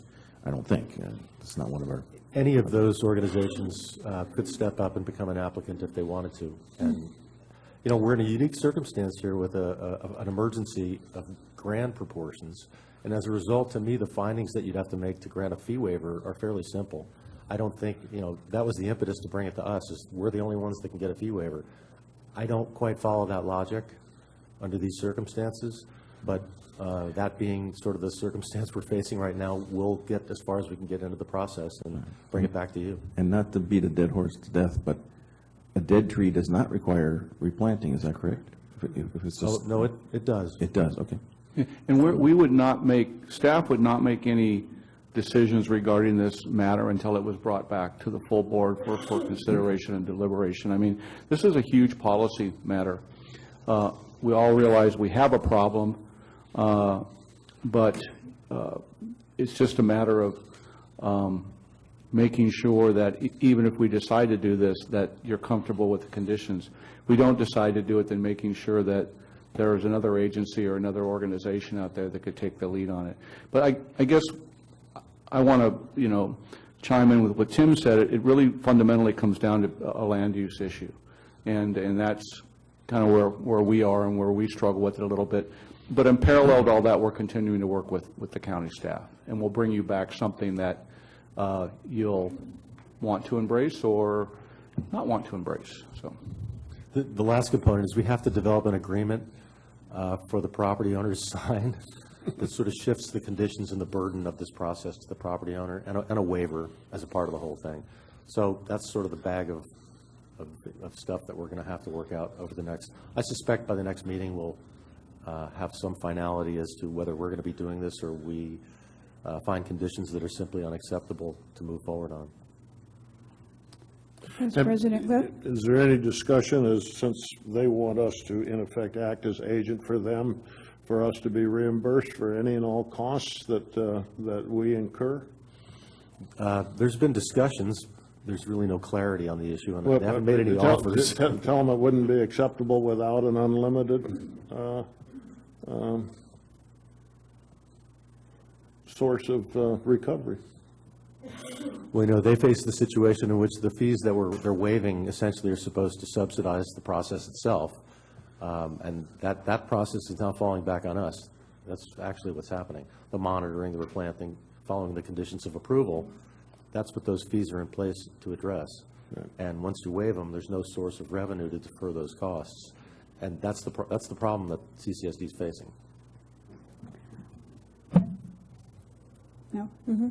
Okay, Director Rice?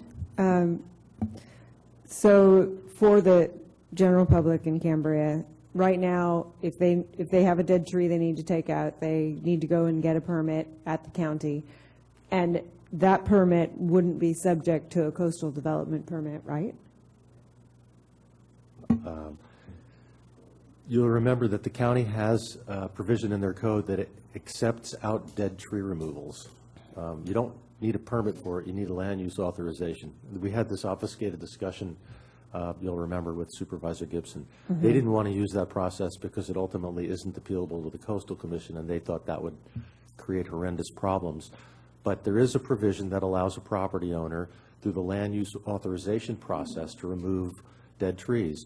I don't believe there's a significant cost associated with that. It's not a permit, so that's available right now. And CAL FIRE has done a pretty significant job in identifying hazardous trees. They have a fairly good inventory and database, so it's there. Okay. So people right now, what they have to do now, if it comes back around, and they have to pay a fee, right? For that authorization? The fee that we were looking at, the $126, as I recall, that's the fee for the permit itself. I think there is a fee for the land authorization, but it's not as significant a fee. Okay. I'd have to check to see if I'm accurate. Okay, that's fine, and I don't expect you to be a super expert on all the ins and outs of getting a tree permit. I just want to make sure that people in Cambria know what they need to do, because I know a lot of people are trying to be proactive and they don't want to wait for something or other. It would be nice if we could just write a letter to the county asking them to waive the fees for people who come in from Cambria because of the fire danger. I mean, in my opinion, it'd be nice if they would take that, but That's the way it should be done. They should simply waive the fees. If they were going to waive them to us, why don't they waive them to the citizens? It would seem that way, and I just wanted to also just clarify, when we're talking about negotiating this agreement between us, perhaps as the agency, and the county, I just want to clarify the people that are impacted that we're talking about at this point, as far as I understand, we're talking about trying to provide support as all these residential homes and lots are being inspected by CAL FIRE and our fire department. This is about people that are getting the citations. Well, they haven't gotten a citation yet, but now they've got their 2 times around and then a citation. But I would like to ask next time when we come back, again with some even more specific statistics, maybe some out of numbers this time, some comparative data. I know from just talking with our fire personnel, be it CAL FIRE or our fire department, that the actual number of actually finding that something needs to be removed has been very minimal. So it would help me to see how large is this problem in the first place if they've inspected, let's just say, for example, they've inspected 200 residences, and they say, well, out of 200 residences, we found 10 that need to have tree removal, and therefore they're either going to have to go get the permit, pay for it, or not pay for it. I just want to know, are we talking about huge amounts of, I mean, we want to help every community member, and just getting the fees waived would be a big help. But I had expected a much bigger sort of violation of the dead trees to be already identified, and actually they had very few when I was there. And the tree inventory, it's only a partial inventory that CAL FIRE's provided. I would say there are approximately 100 hazardous trees that are targeted for removal. But I think they've only inspected a portion.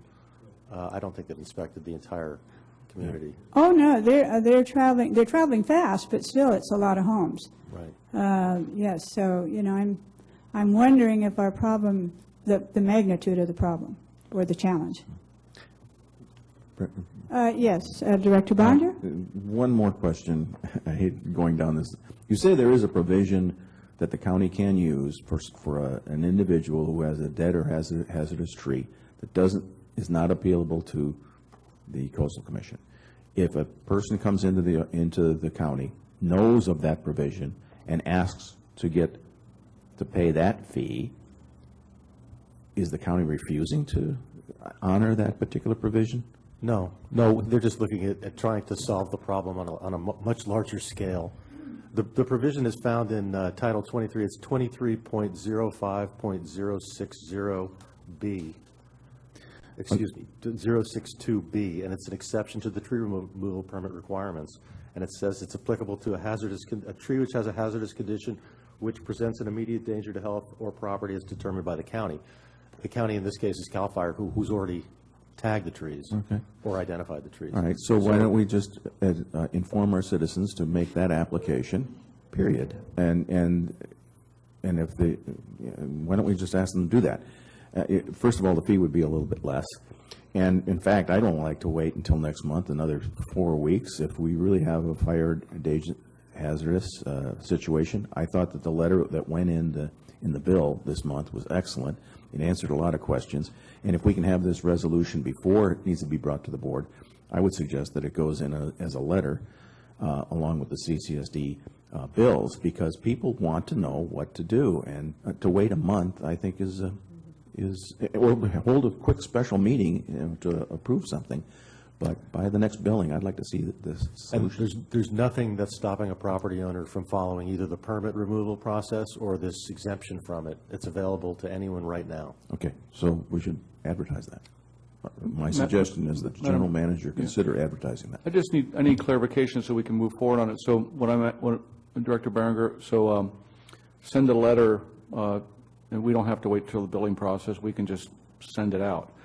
And I'll work with Chief Miller on this, but outlining what was just discussed here as it relates to the process that they need to embark on with the county to move forward with the removal of the trees on their property? In other words, we're working as a conduit to help them better understand the process.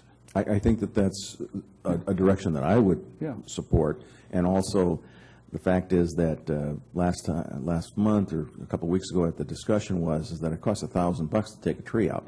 And if someone wants to move forward, the $126 is, if they go that route, is not the gating factor.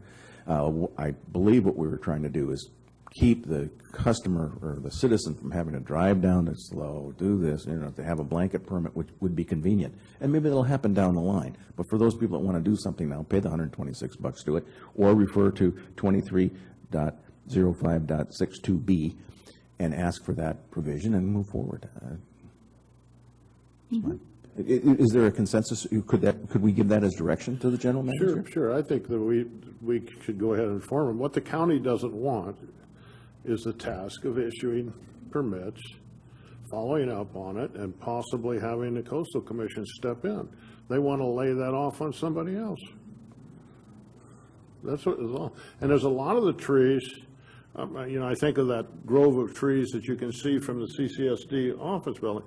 Those could all be cut down by anybody because they're less than 6-inch diameter to start with.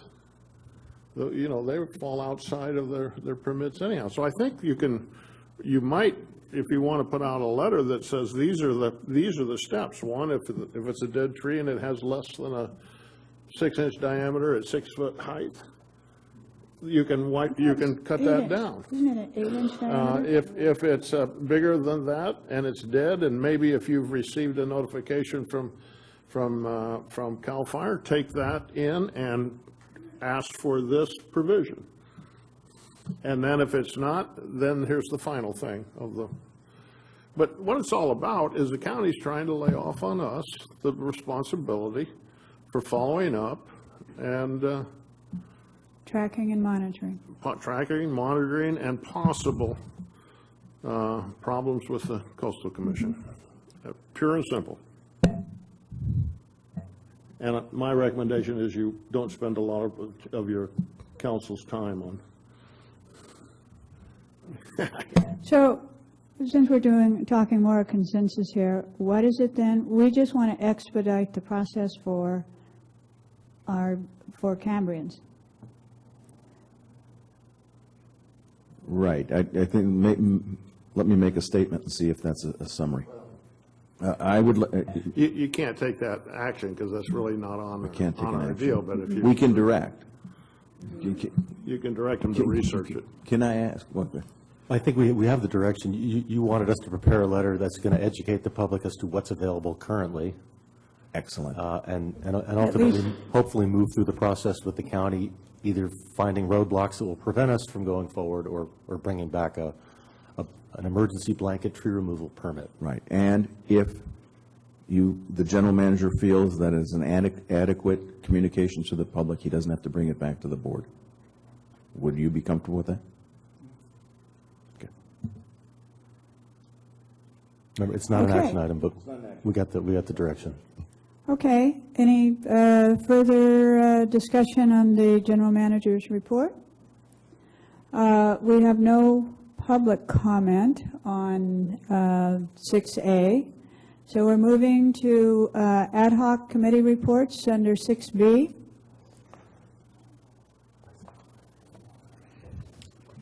Excuse me, I did have one request, but I don't believe she's here. Karen Dean is not here now, is she? Okay. Let's go on then to 6B. Thank you, Madam President. This is ad hoc committee reports and other related board member reports, committee meetings and board authorized meetings and meetings attended. You should have two green sheets in front of you. One is dated they're both dated May 26th. The first one is reference, these are relating to the grand jury. The CCSD response to the grand jury report titled, "In a State of Emergency, Assessing Fire Risk in Cambria." And the other one is, CCSD response to the grand jury report titled, making the case for efficiency, maximizing levels of emergency services in Cambria. Madam President, would probably be appropriate is a designee from each one of those ad hoc committees, possibly present a brief presentation or a brief update on the correspondence that's in front of you, and then we would just seek direction on how you would like us to proceed with communicating these results from the ad hoc committee to the grand jury. That would be in the form that they are, or if there's any, minor changes to them. Okay. On the, let's see, what I see right now is first one in a state of emergency, assessing fire risk in Cambria, and the ad hoc committee for that was me and Director Thompson, and so I'm going to ask Director Thompson to give a report. Thank you, President Robinette. The ad hoc committee discussed the findings and recommendations in the grand jury report, and basically we concurred with all the findings and recommendations that they had recommended. One of the recommendations was that the board declare a state of emergency, and we did that on March 26th. Other findings and recommendations centered around the public outreach to inform the community about the community's fire evacuation plan, and we reported back to the grand jury that we had undertaken a number of efforts to inform the public of this, including the wildfire press conference, fire safe council meeting. The fire department held an open house, and additionally a tabletop exercise and a workshop in this building. And so we have had a number of efforts to alert the community as to the extreme fire danger that we're faced with this year. Another finding and recommendation concerned communication within the community, and again we discussed the efforts that we have been undertaking and that we will undertake in the future. And then another finding and recommendation talked about seeking funding to affect some of these recommendations and communication to the public. And we talked about the $75,000 in the draft budget for dead tree removal on CSD property, and our work with the Conservation Corps to maintain critical fire breaks throughout the community. So in essence, it's a short report back to the grand jury, but we did not take issue with any of their findings, recommendations, and we concurred with their report and advised them as to how we were proceeding. Thank you. And on the making the case for efficiency, maximizing levels of emergency services in Cambria, Vice. Yes. I'm sorry, pardon my interruption. Are we having any discussion on, are we doing both of them and then having discussion? I was going to do both, but we could take it one at a time. It doesn't matter. I just wanted to make sure. If you have discussion on, so. It doesn't matter either way. It's fine with me. Yeah, maybe it's better to follow each one after it's been presented, and then we'll come back with the next one. And so does anyone have any questions from our ad hoc recommendations? Director Rice? Surprisingly. This is a clarification maybe from Mr. Carmel on this. There were some statements that were made in the grand jury report that I'm not sure how accurate they actually are. Are those kinds of things part of what we need to be responding to for clarifications for those things, or it's just we need to respond directly to only to the recommendations and the findings? Legally, we only have to respond to the recommendations and the findings. You're certainly free to add things that you think are relevant and would be helpful. Okay, just the reason I say that is because there are some either I don't know, or there are factual errors. Either my facts are not right or these facts are not right. And I would like to know so that I have the right facts. I'm looking at page 4 of the grand jury report. I don't know if you have it in front of you or not, but it's the they refer to, it says the community has limited water sources. Moreover, its existing water infrastructure is aging and subject to service interruptions. Is that really true? Have we had service interruptions? Are we subject to service interruptions? That doesn't seem like, I mean, I think I had my water at one point because they had to fix something near me, but it's not very frequent, is it? Well, I think it's a subjective terminology. I mean, Okay. there's always interruptions in service, but, you know, to what magnitude and to what extent, but it's not like. It makes it seem like we're like subject to like interruptions, like we got no water. Yeah. I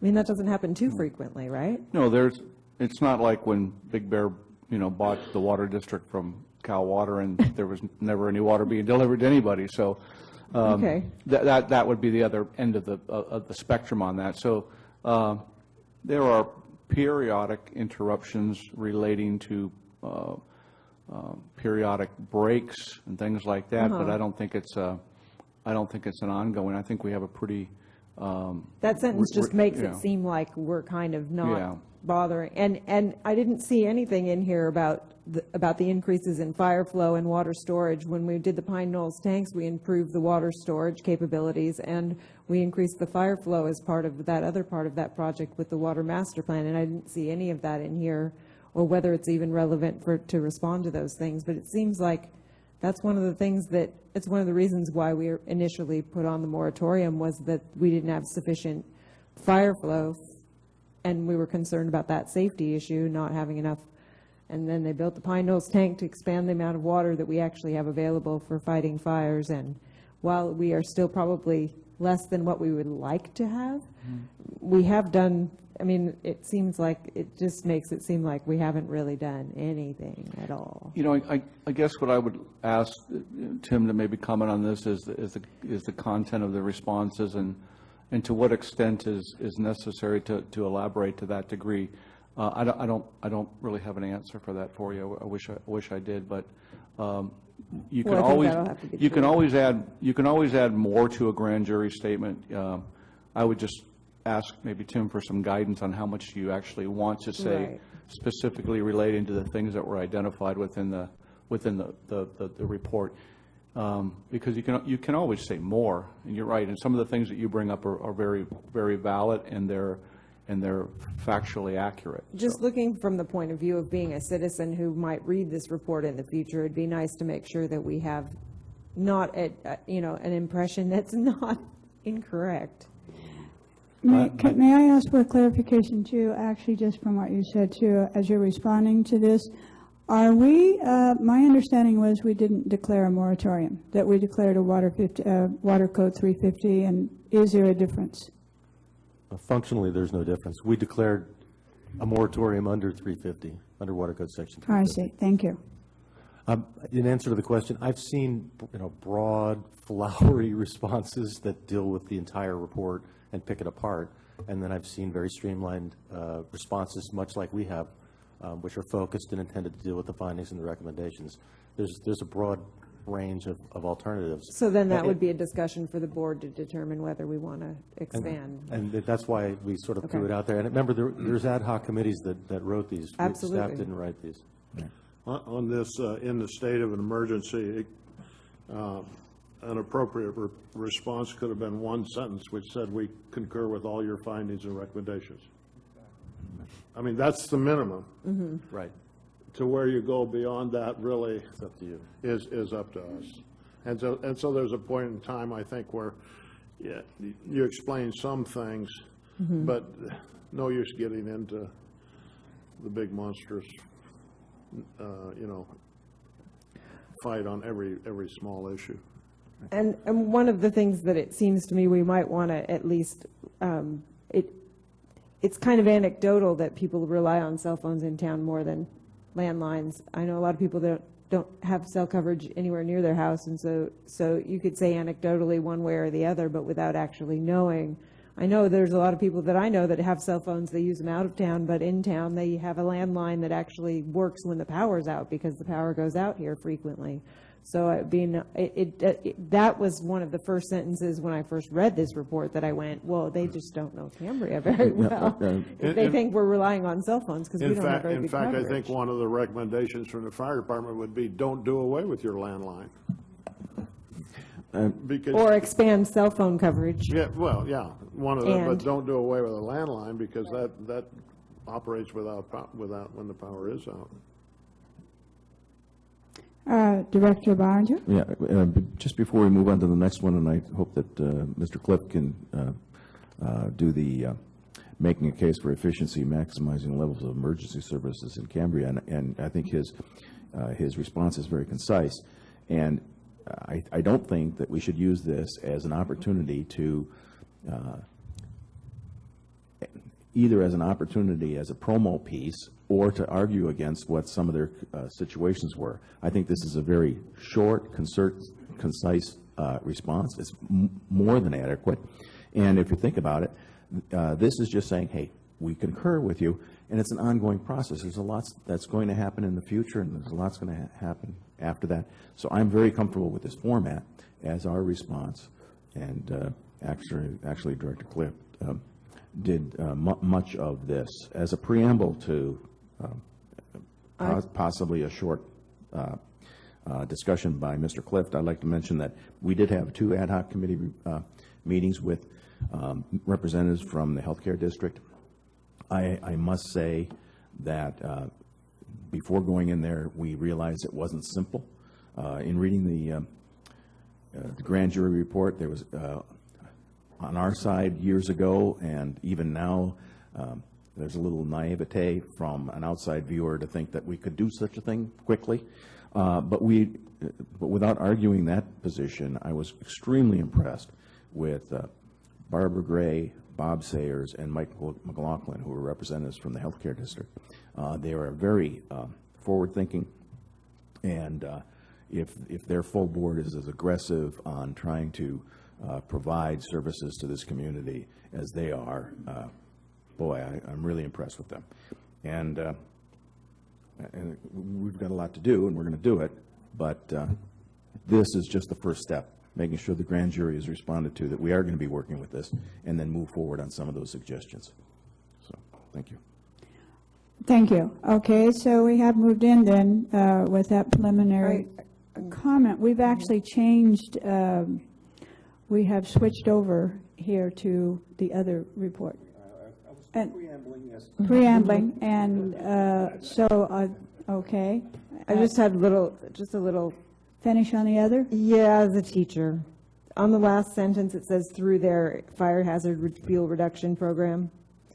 I think it should say our annual fire hazard fuel reduction program, so it makes it clear this is something we do every year, and we've increased the efforts on the dead tree removal on the unimproved parcels. It needs to say our fire hazard, and I think if we add the word annual, I think that helps to respond to the concern that is raised in the report.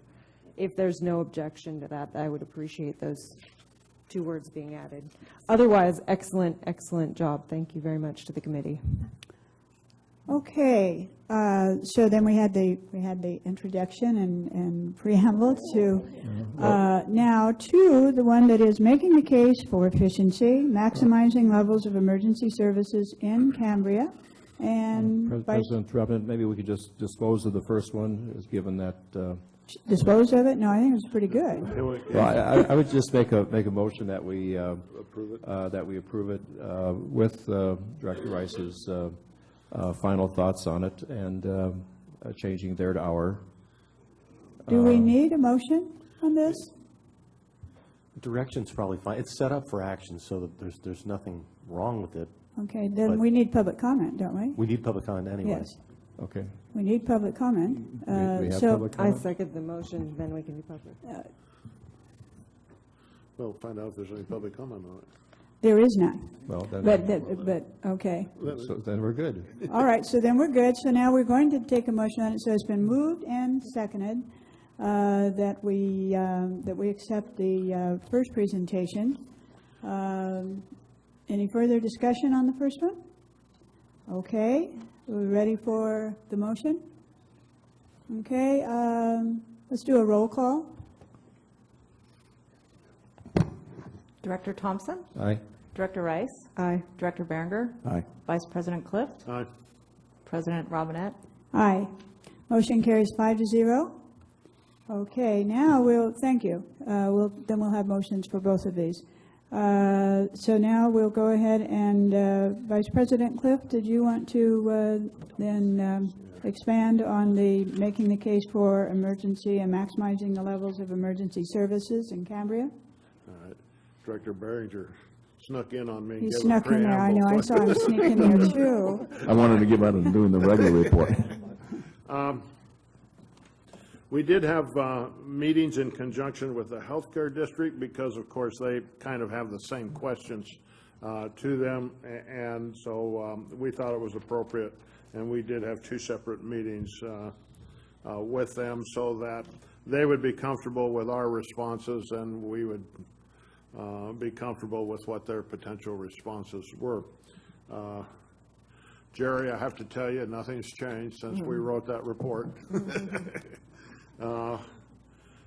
There are still potential.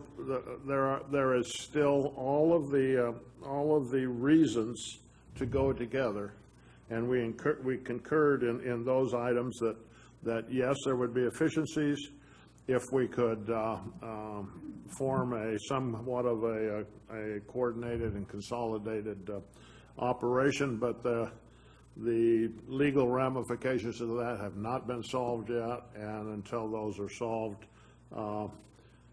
it's really kind of a problem. The secondary situation is with some kind of coordination or consolidation with CAL FIRE, and we have formed a committee. I believe have you formed a committee yet, or are we recommending you form a committee? I don't remember. I think we're just recommending you. Yeah, I don't know if that's official. I wasn't involved because I'm only involved in this ad hoc. Yeah. But I think we assumed that such a committee would be. Yeah. So I would recommend that. One of the recommendations here is that the district does form a committee to research cooperative efforts with CAL FIRE. And that is kind of a situation in which we have to kind of wait and see where that goes, where the policy decision of this board is as to whether we are a standalone operation or where we're part of some other kind of a contractual operation. If we're standalone, that leads one way, even in discussions with the healthcare district. If we are if we are not a standalone, but some kind of a contract arrangement with CAL FIRE, then that's a different arrangement for the healthcare district as to who they want to consolidate with. They appear to be in favor of some form of consolidation. It's just, again, a policy decision and a decision on their part to go through the process of legally being able to fight fire. They're a single, what is it, a single function? Single jurisdiction. Single function. So, yeah, they're a single function district legally, and they have to get it so that they're a multi-function district like we are. We have many functions we can enter into. They can only, as of right now, enter into one function. So that's where the legal problem comes about. And for us, there is a concern that if you can't totally consolidate, then there's not, the economies don't occur to us.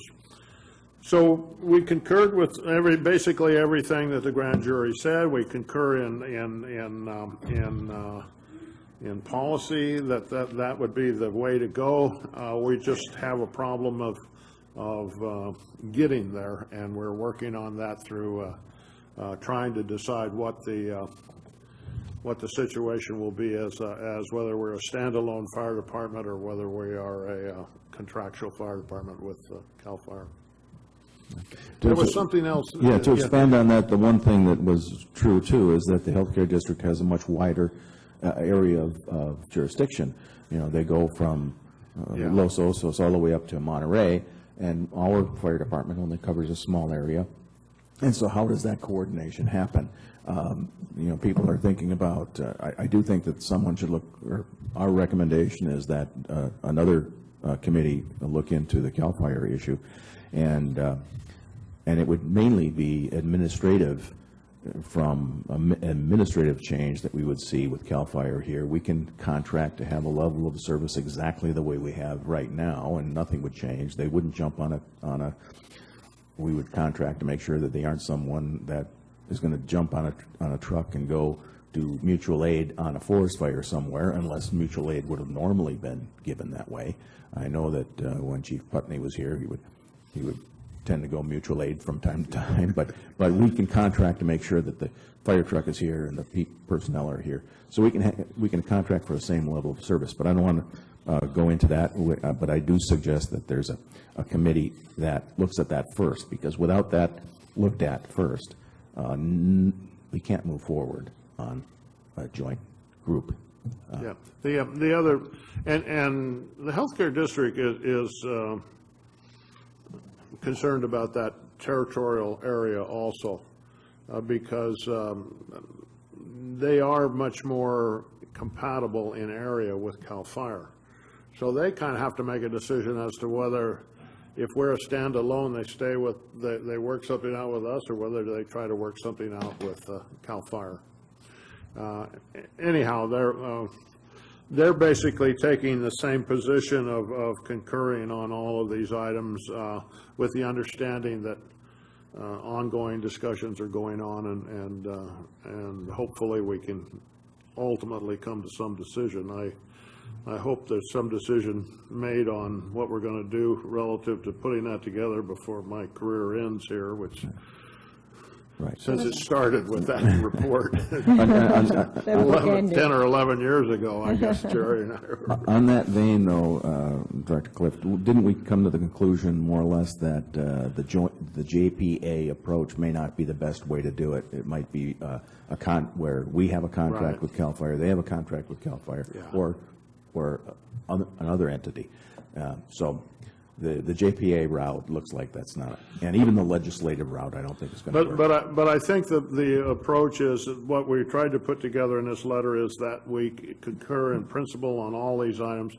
We did go into some explanation beyond, because we weren't sure that they had the information about all the work that had gone on in the past. And generally, when you look at it on the surface, they're correct in what they're saying. It's just you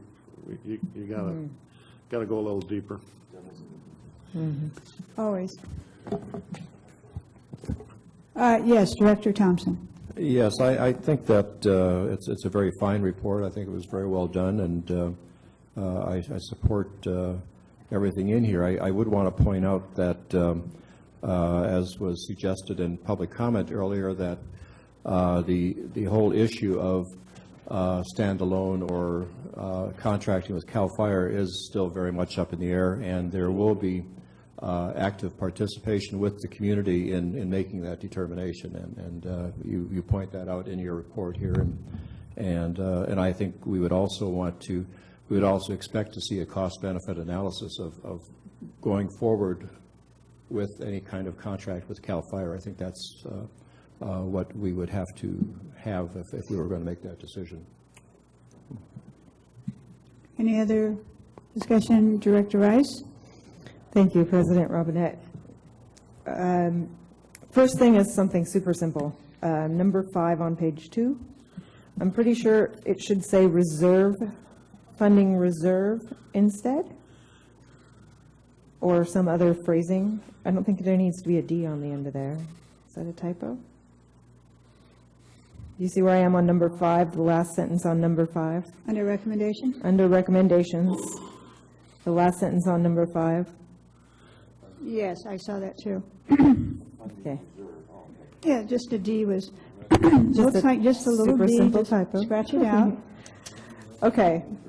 I would like to thank the committee for doing a lot of work on this report and having those meetings. I think that it puts us in a much better position to know ourselves what's up in addition. And I'd like to suggest something that Senator Flores said in his report about the frame and being inside the frame.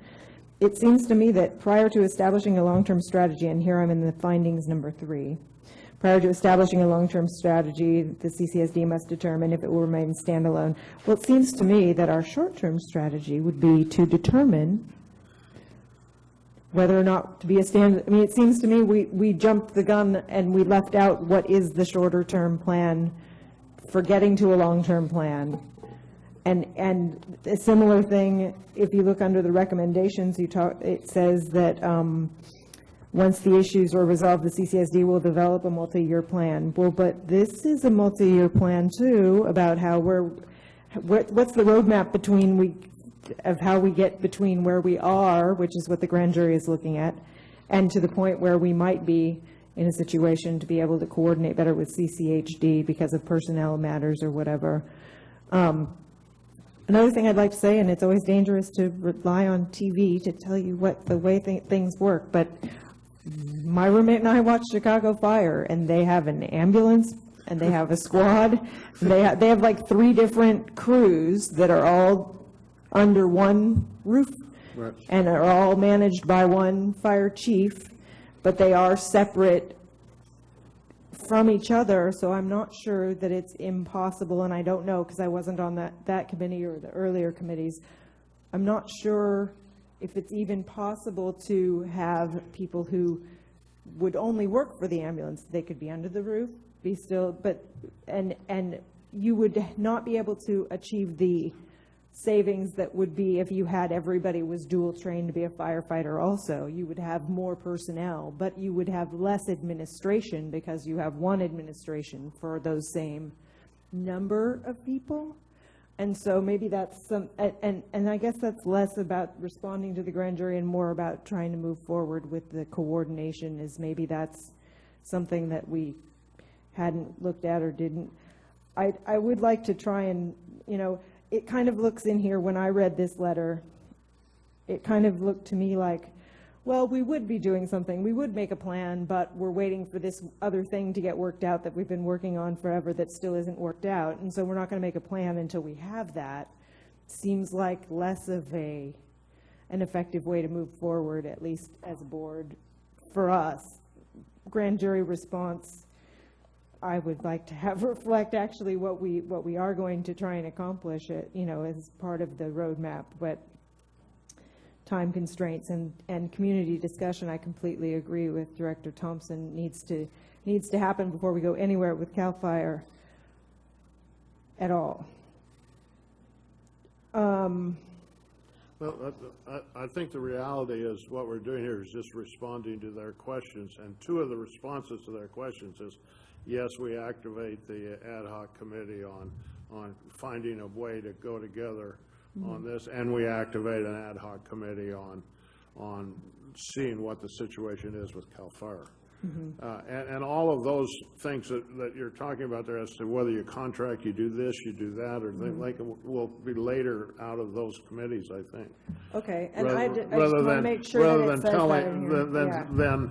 Than saying, here are 7 different strategies that we might consider, and rather let the committees make those decisions relative to thing, and here we're just basically answering their. I guess in my mind, in some way, we're generalizing back to their generals. Which is fun, and like I said, and I don't have any objection to going with this the way that it was put together by the committee. I want to make sure that I understand where the committee was coming from for the roadmap going forward for this board, and not because of the grand jury, but for the board. Last comment that I have is on the recommendations number 2. My understanding of the way that it works for the CAL FIRE and developing the range of services available and cost projections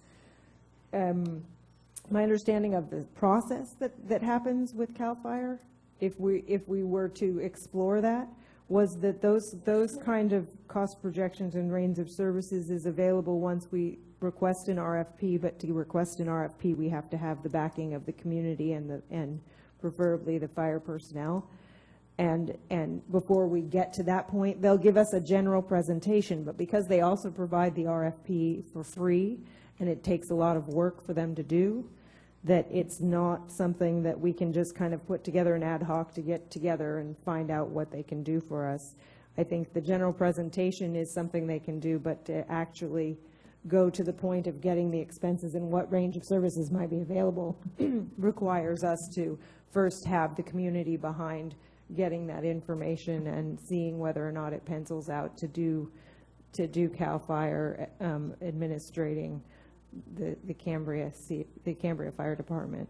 And I don't know that changes that response necessarily, but I think it needs to be clear so that we know that my understanding of the process is that we would have to have the public input come first before we could get the numbers, any numbers out of CAL FIRE. But the public input can't come first without full disclosure and understanding of information.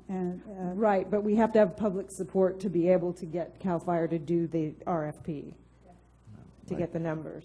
Okay, I agree. So, but if we go to the findings 3 and 4, the response very clearly says that prior to establishing this, we need a decision to move forward and a committee to contact and explore things. As part of that process, it's clear that we would then have hold community workshop and receive public input, but they got to be able to have public input on something.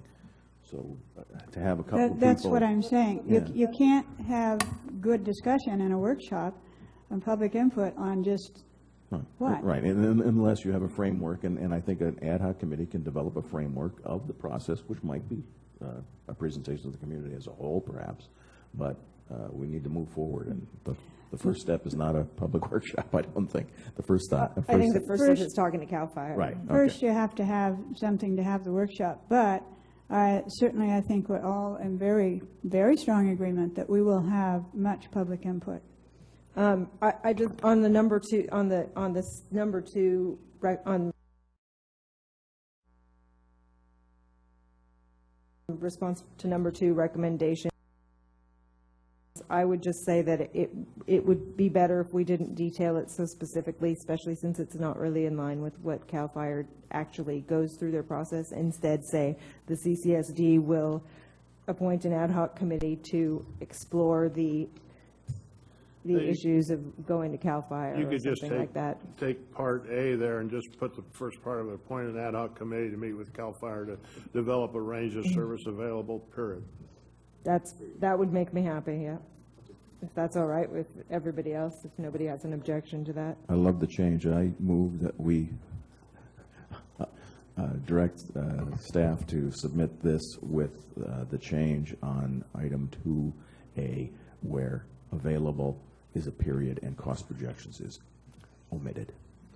Where what is, say it again? Where item A on page 2, recommendations to point A, we appoint an ad hoc committee to meet with CAL FIRE to develop a range of services available, period. And eliminate B and C. Sure, and eliminate B and C, because that's premature.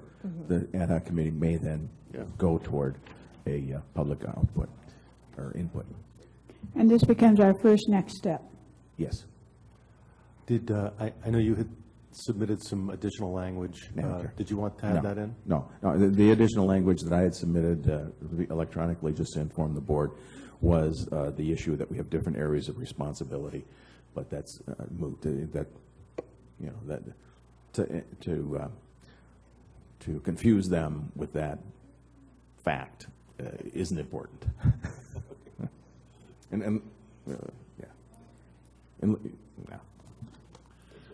So you're moving to approve the letter with that small modification. exception, I'll second that motion. Okay, and no public comment on this. And any further discussion? It's been moved and seconded with modifications that we accept this, this report. No further discussion? All right, let's go ahead with the roll call, please. Director Berenger? Aye. Vice President Clift? Aye. Director Thompson? Director Rice? Aye. President Robinette? Aye. Motion carries 5-0.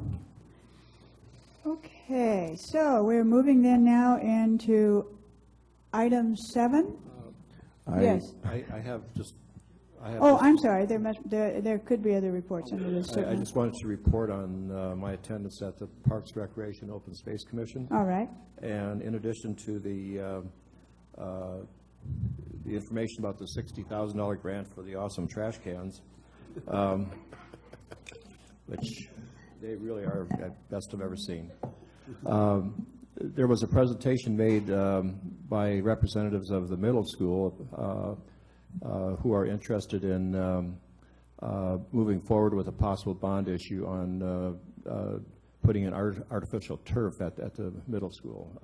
You're all aware of how dreadful that grass is, and with gopher holes and potholes and whatever else. So the school district is looking at how they might fund some repairs to that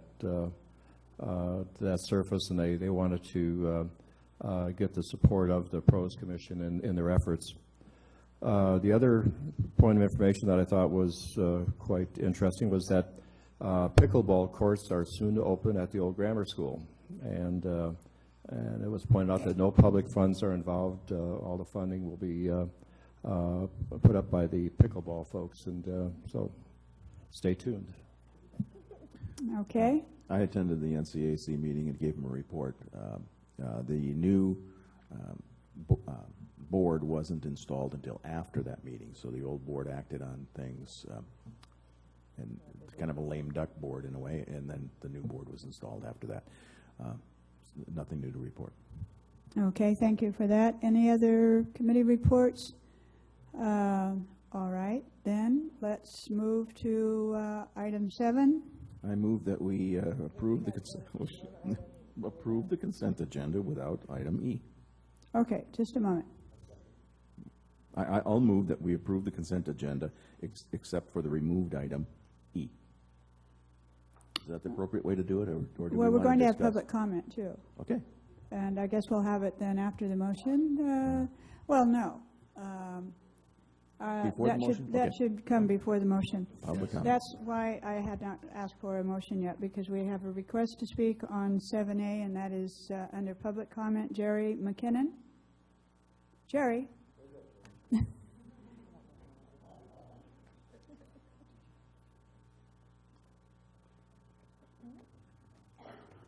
You look pretty sharp at that Monday memorial. And you still do today. I'm not suggesting you don't. You're speaking to history. Yes. Yeah. Okay. Jerry McKinnon, Cambria. Curiosity, once again, we know it killed the cat. But I'm looking through the expenditures for the emergency water supply, and I came across a page that says we spend $659,975 to pay off a loan for $8,900,000 at a 4.11% interest rate. And that figures out to be about 14 years. Is that true that we're obligated for 14 or 15, or that's about it, huh? 20. So history, when I look back 15 years ago at the year 2000, how many changes have there been in our life, in industrial movement and so forth? Is there a possibility that within the next 15 years we will have a way of getting fresh water without using the facility that we are constructing now, and the money that we're putting into that is going to be something that is spent, or we don't know why. I'm just kind of curious. We're looking down the road, what's going to happen 15 years from now? I think we should spend the money on a water plant that'll give us the water. Don't get me wrong, I support it. Thank you. Thank you. Okay, so we started with a motion on the items on the consent agenda except for item E, and we've had our public comment now, so back to the motion. Who made the motion and second? I made the motion, Director Thompson seconded it. Okay, any further discussion or clarification? Any clarification needed on what we have? Okay, let's do the roll call, please. Vote. Director Berenger? Aye. Director Thompson? Director Rice? Aye. Director Clift? President Robinette? Aye. Motion passes with 5-0 vote. We're going to now pull item E and on considering the resolution 15-2015 approving workers' compensation insurance.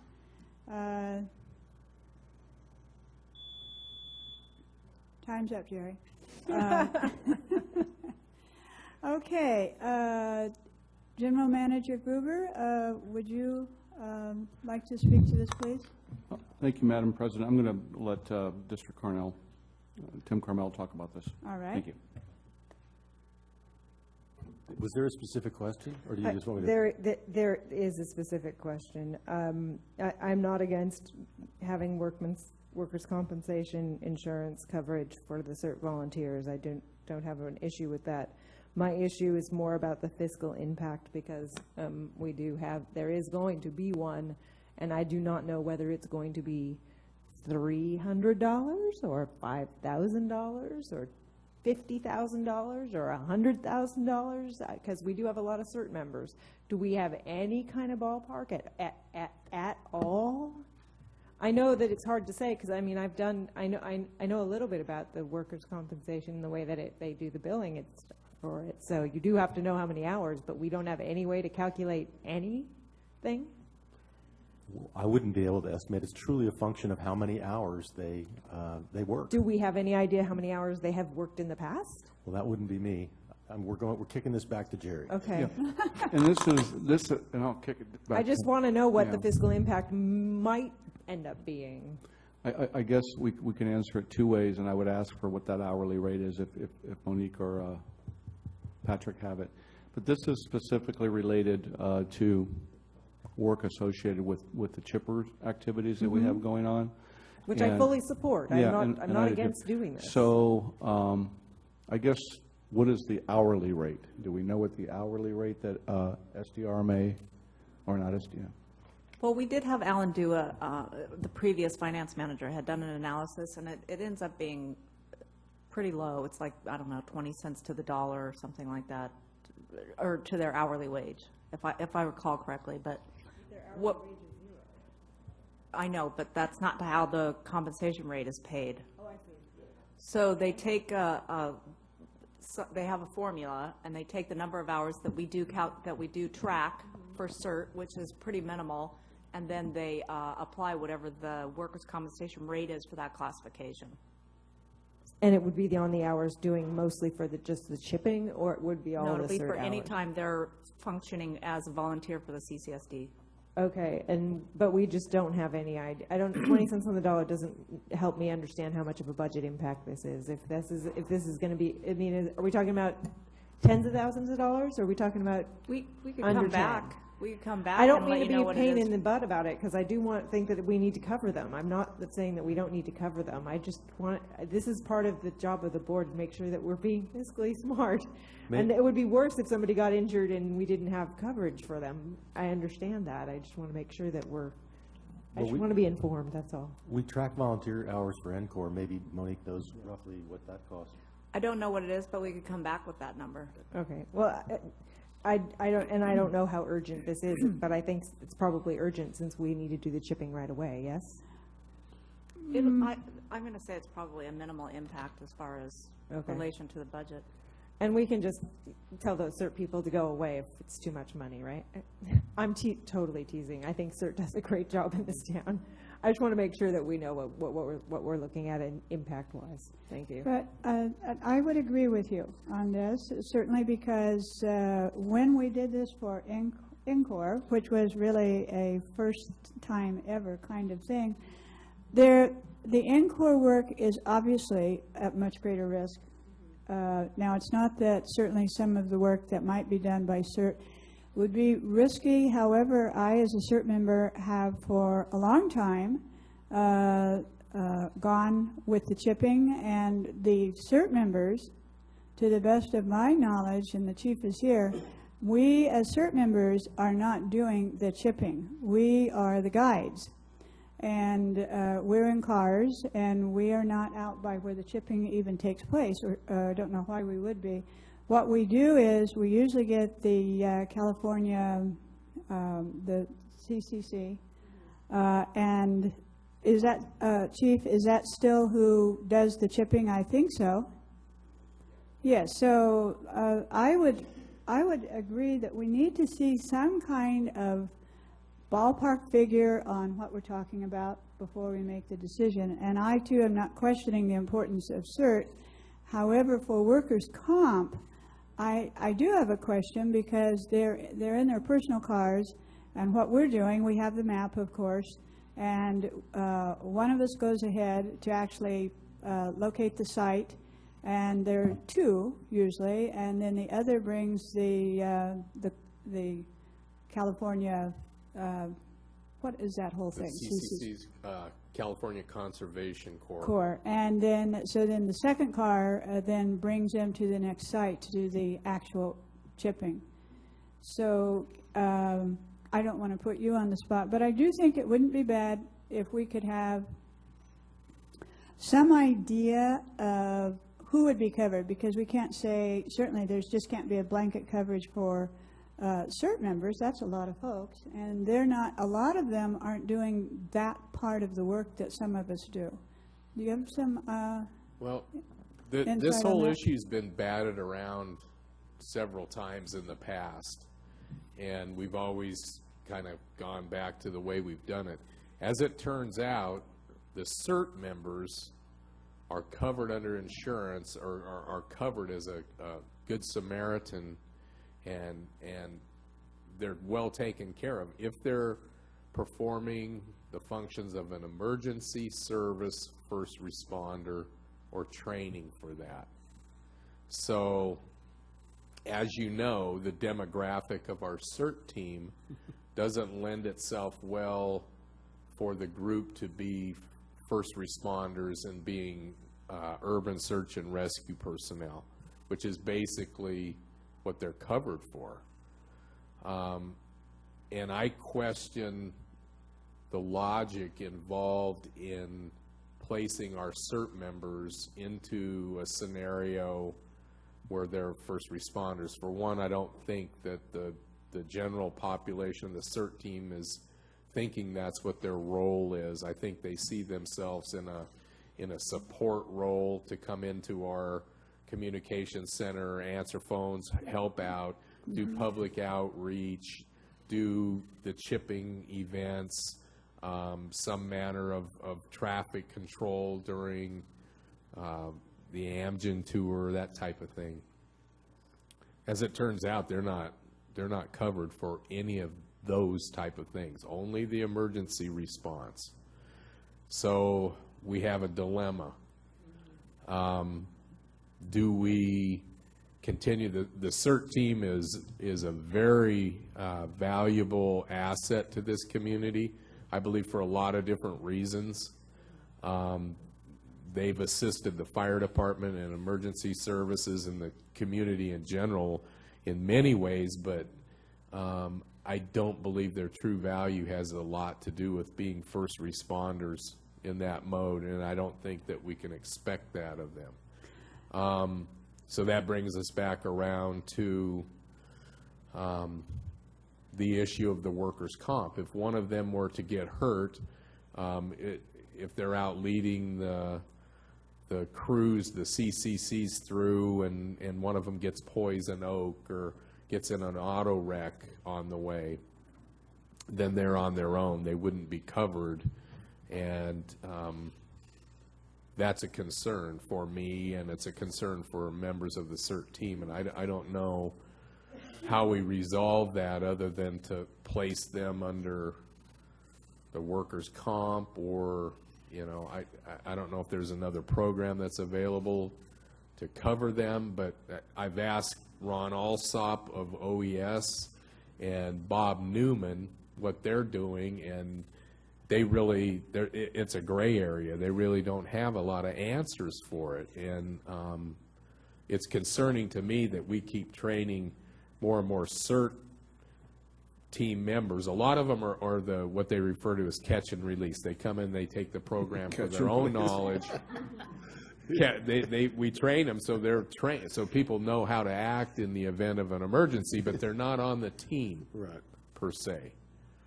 So there's a relatively few number of CERT members that are actually a part of the CERT team, but they are very active and they are very valuable to us, and I think it's unreasonable for us to continue to ignore the idea that if something were to happen to them that they wouldn't be taken care of. And there's really not a lot of answers out there how to resolve it. I'd like to hear from the director that's an insurance person. I would agree with you that we need to look into this, because the training to be certified as a CERT member deals a lot with first responder training. But then you're right. It's a use it or lose it for starters. You know, I mean, that's a training you go through. You get, you complete the training, but then you don't really go out on search and rescue. As you say, I think that the CERT group is invaluable. I think that they are an assistance and provide a service here in the community and are attached really with the fire department. Certainly covering phones when you're out on response is valuable. The chipper thing the risk of being involved with the chippers is what happens if somebody gets out of the car and they trip, or what happens if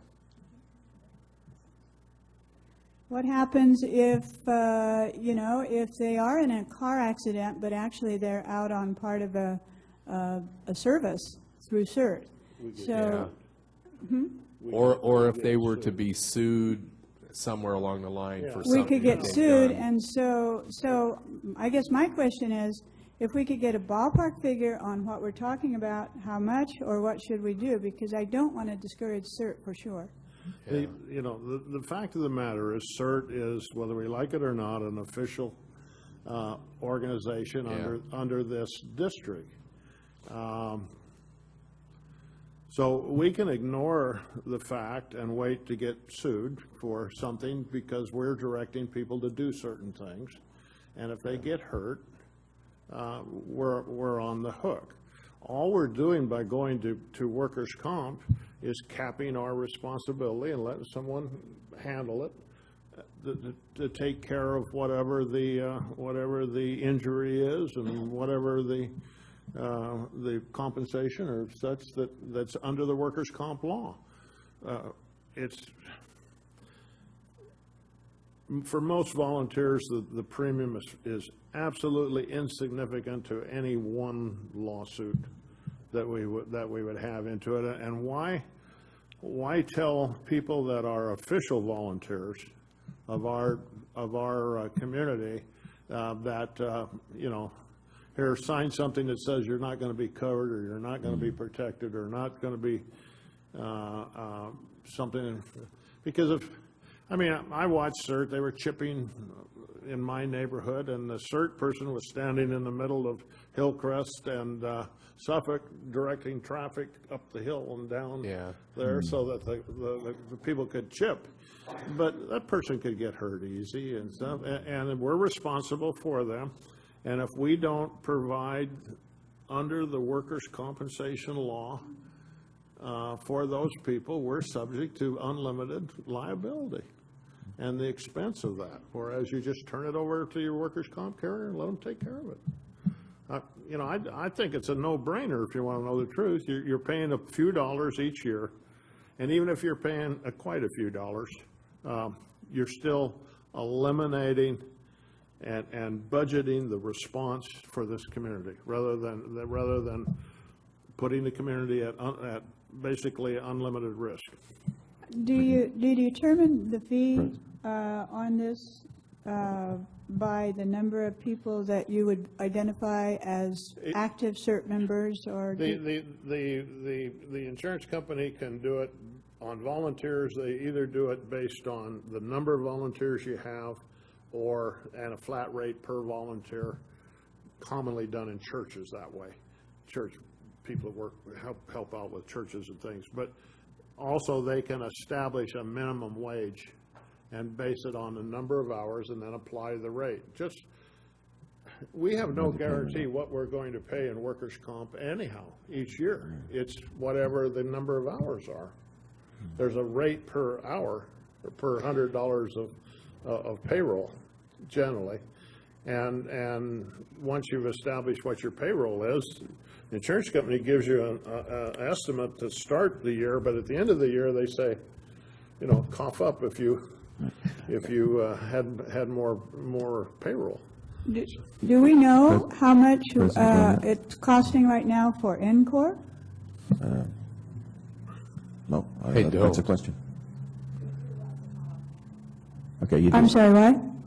We do. We could look in the records, yes, but we don't have it offhand. Okay. So I guess my argument is it does not matter. If you want to say CERT does not exist as a functioning part of this organization, fine. But if you say CERT exists, you have a responsibility to take care of it. And a workers' comp law is the way to do it. So, okay, and If it's the pleasure of the president, I would be willing to make a motion yes? that we approve workman's compensation insurance coverage for community emergency response team volunteers and direct staff to come back to the board if it becomes a material expense. Second. Okay, it's been moved and seconded. Any further? I wanted to make sure we didn't have any public comments. Yes. Oh, we did? We don't have any up here. Okay, but thank you. Okay, so further discussion?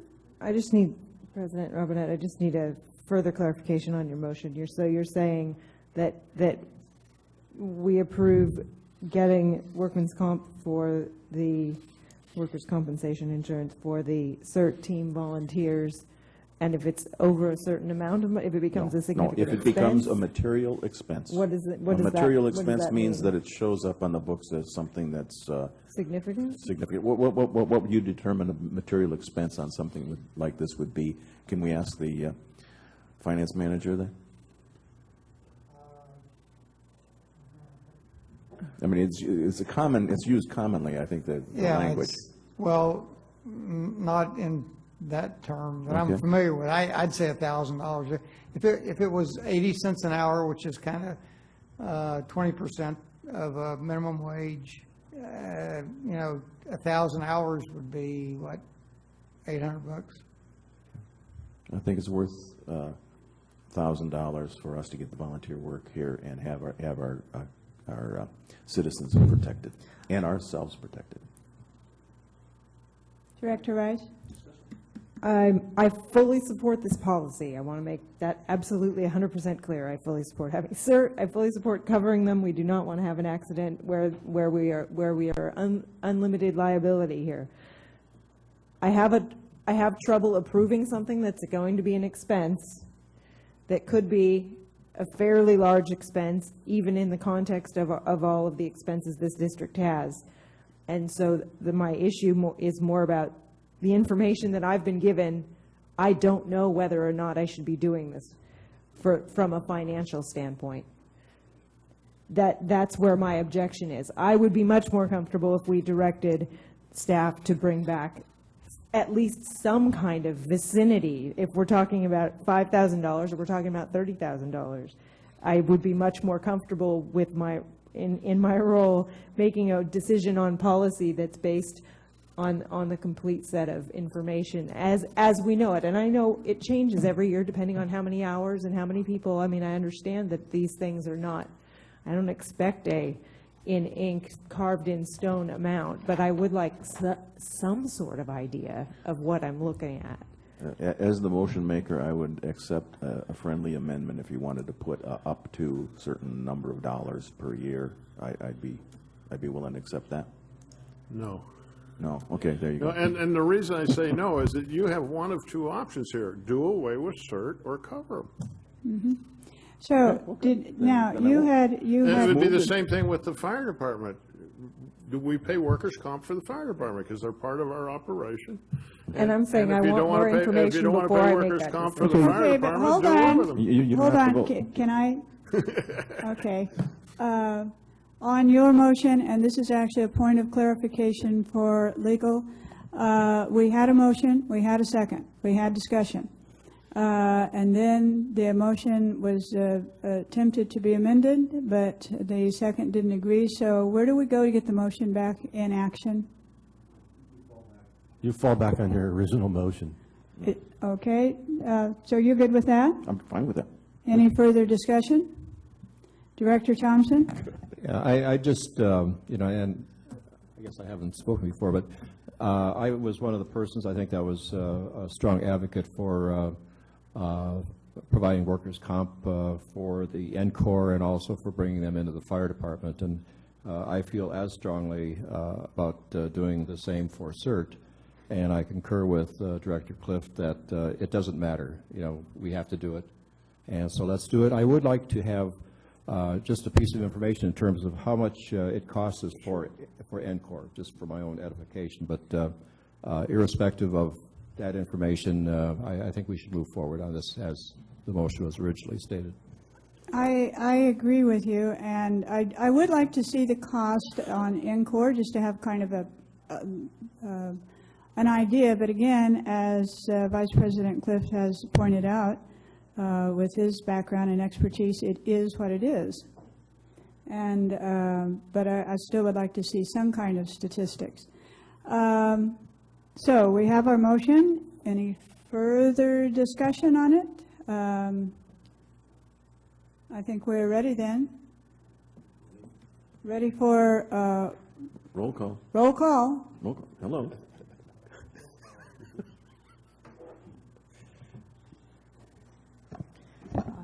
Director Berenger? Aye. Vice President Clift? Aye. Director Thompson? Aye. Director Rice? Aye. President Robinette? Aye. Motion carries 5-0. Okay, moving on, we have no hearings or appeals. Item 9, regular business. We start with, is anyone wanting a break? Is everyone good? Okay, yeah, everybody's happy? Let's roll it. Okay, so then, first item A, we have Mr. Gresham's here to introduce item A under 9, regular business. Thank you, Madam President, members of the board. You're stuck with me. I was going to have the town criers come back and give this presentation just to kind of wake everybody up at this point, but it is what it is. So this is a very exciting topic to me personally. I've been a wastewater operator, designed wastewater plants, and we have an expert out here in the audience waiting patiently, and Eric Caceres from Corello Engineers, and I'll introduce Eric in just a second. Just very briefly on this report, as you probably recall, we had a settlement agreement with the regional board that required us to do an enhanced compliance action project. And basically what that was to evaluate our wastewater treatment plant. And a lot of that emphasis was on how to remove nitrates in the effluent. So this report will cover some of that, and I don't want to take away from any of Eric's presentation, which will follow shortly. But that was about $113,413 that we avoided having to pay by agreeing to do this work. We in turn hired Corello engineers, and they're a leader in the field of wastewater as well as water design. And they have done 2 significant technical memos. They did a technical memo that was presented to you back in December, which was the evaluation study. Then more recently, they did the technical memo 2, which is this document here. This was due with the regional board, and it is a 10% design, which has updated cost information in it, as well as some diagrams showing how this plant would be upgraded, and some specifications on the basic equipment that would go with that upgrade. That was passed along to the regional board staff on the 24th of April to meet a very tight schedule that they had in the settlement agreement, so we kept to that schedule. This is really the last step in abiding by that settlement agreement, is to present this to you all today, and then I will get back to the regional board with a letter confirming that we did have this presentation today, and that would pretty much complete our obligation to fulfill the terms of the settlement agreement. But more exciting to us, because of our wastewater background, and Jerry also has a pretty strong wastewater background, as you already know, is we're going to use this to help launch into what we need to do to get that treatment plant straightened out. We have an excellent staff out there at the plant now. I see how well they're doing with it, with Orlando in charge, and it's starting to evolve. I mean, some of the things that are already in this recommended 10% design, he's trying to implement on some temporary measures as best he can. But we still need to obviously get behind this as a major capital project, get the funding in line from Prop 1 that Senator Flores talked about earlier, and just hit the ground running as fast as we can on this. We want to get it done. So without further ado, unless you had questions, and I will say that the cost that I talk about in the second page is already on a slide that Eric's going to talk about, and his numbers are actually more up to date than the numbers I put in here from Tech Memo 1. So the numbers actually came down slightly, and you'll see that shortly. So I won't get into that second page unless you really want to have more detailed discussion at this point. So at that point, I'd like to introduce you to, I'm sorry, yes. No, I just wanted to say thank you. I think we'll hold discussion, but I like your enthusiasm.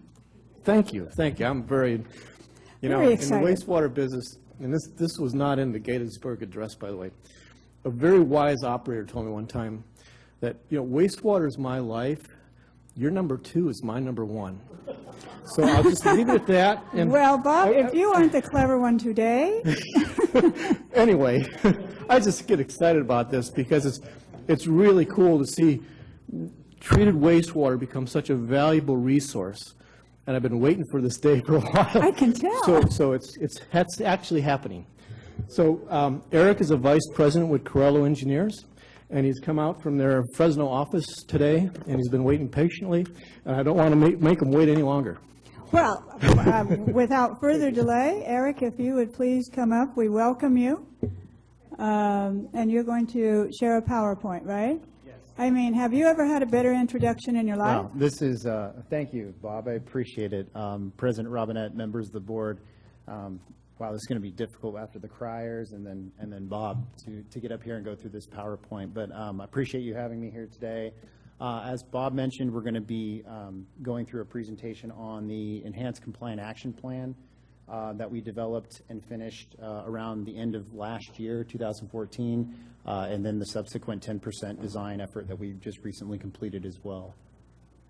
So real quick, I'm going to go through a little bit of background. Bob hit most of the items there. We're going to talk a little bit about our scope of work in general in terms of what we were tasked to do and what we've been doing. Some of the key project milestones, some of the major deliverables that we had, as well as some of the key meetings.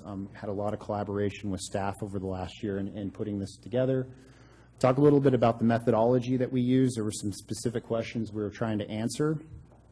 And then what were the kind of the end results of that evaluation that then launched us into identifying the recommended improvements, and then kind of expanding on those improvements or developing those improvements and coming up with some revised cost estimates. And then finally, we're going to finish up with some next steps. So the first part of work that my colleague from, another colleague from Carollo, Brandon Stipe, came and talked to you about in December was the ECA evaluation, and it consisted of a number of different things. One was a process evaluation of the actual facility in terms of how it operates now, and then how it would operate in a different mode where it would be removing nitrogen from the waste stream. We looked at some hydraulic considerations, how much flow can we actually get through, physically get through the treatment plant. And then we did a detailed analysis of various processes throughout the treatment plant. And then we developed recommended improvements for each one of those processes and developed planning level cost estimates for each one of those. What I want to focus on today is really the second piece, which we took those recommendations and we've been building on those for the past roughly 4 or 5 months. And putting together this 10% design, putting together some basic 10% design level drawings, putting together some draft specifications for major equipment and those types of things, and coming up with some revised cost estimates. So real quick, just some of the key project milestones. Like I said, this is really a culmination of an effort between us, staff, down to operations level at the treatment plant over the last roughly year. Back in June, we kicked off the project formally.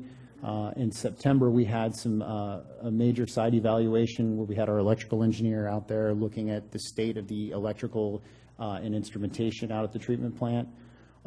We finished up the ECA report and delivered that to you back in the end of November, and then attended the meeting in December and presented the findings from that. Subsequently delivered the 10% design in the end of April, and then are now here today presenting the 10% design to you. One thing that I did leave off is last Tuesday, the 19th, we also did a presentation with Bob in a WebEx format with some members from the regional board, and went over the ECA and the 10% design with them. So real quick, the evaluation methodology that we used, as I mentioned, we had a lot of collaboration with staff. We did numerous site visits, had a lot of meetings with O&M staff, and then kind of came down into this middle part here where we did our biological process analyses and the hydraulic analysis. That really led us to identify, okay, what are the needs and what are the recommendations, or what are the improvements needed to address those needs. We evaluated some different alternatives to mitigate some of the issues that are out there at the plant now, and develop cost estimates. And the stuff in the blue box here is really what I'm focusing on today, which we did some design development around those improvements, and then came up with some revised cost estimates. So real quick, what we came out of from the ECA at the end of the year, there was really kind of 4 major findings. One thing is that there's adequate hydraulic capacity for the current peak wet weather events that are happening that the treatment plant needs to treat. That was one of the things that was brought up in the ECA scope of work, was, does the plant have enough hydraulic capacity to pass these large wet weather flows? And that was determined, yes, it does. The other thing that we looked at is what's the maximum capacity of the treatment plant to operate in this nutrient removal mode. As General Manager Gruber mentioned earlier, if you need to move to nitrogen removal, what it does is it's going to reduce the overall capacity of the treatment plant. And we, based on our analysis, said a maximum 1.9 MGD is what the treatment plant could treat under this different operating scenario, with some improvements that I'll go over a little bit. One thing that we did note is there is some type of equalization at the front end of the plant that's required. Because the plant only has a maximum capacity to treat 1.9 MGD, and the anticipated maximum flow that the plant could see during a peak wet weather event is 2.08 MGD, there's a little bit of gap there. So you do need a wide spot in front of the treatment plant to be able to accommodate all those flows, because everything that's coming down the pipe to the treatment plant needs to be treated. And so that was one thing that we identified was a fairly significant amount of equalization volume that would be required. And then we identified the cost of all these improvements for these various processes at about $5.2 million. And I emphasize that's a construction cost, so that's the actual cost that the contractor would come in bid day, and you would open that, and that would be the construction cost for those improvements. It doesn't include other administrative costs, design fee, staff time, all those other things.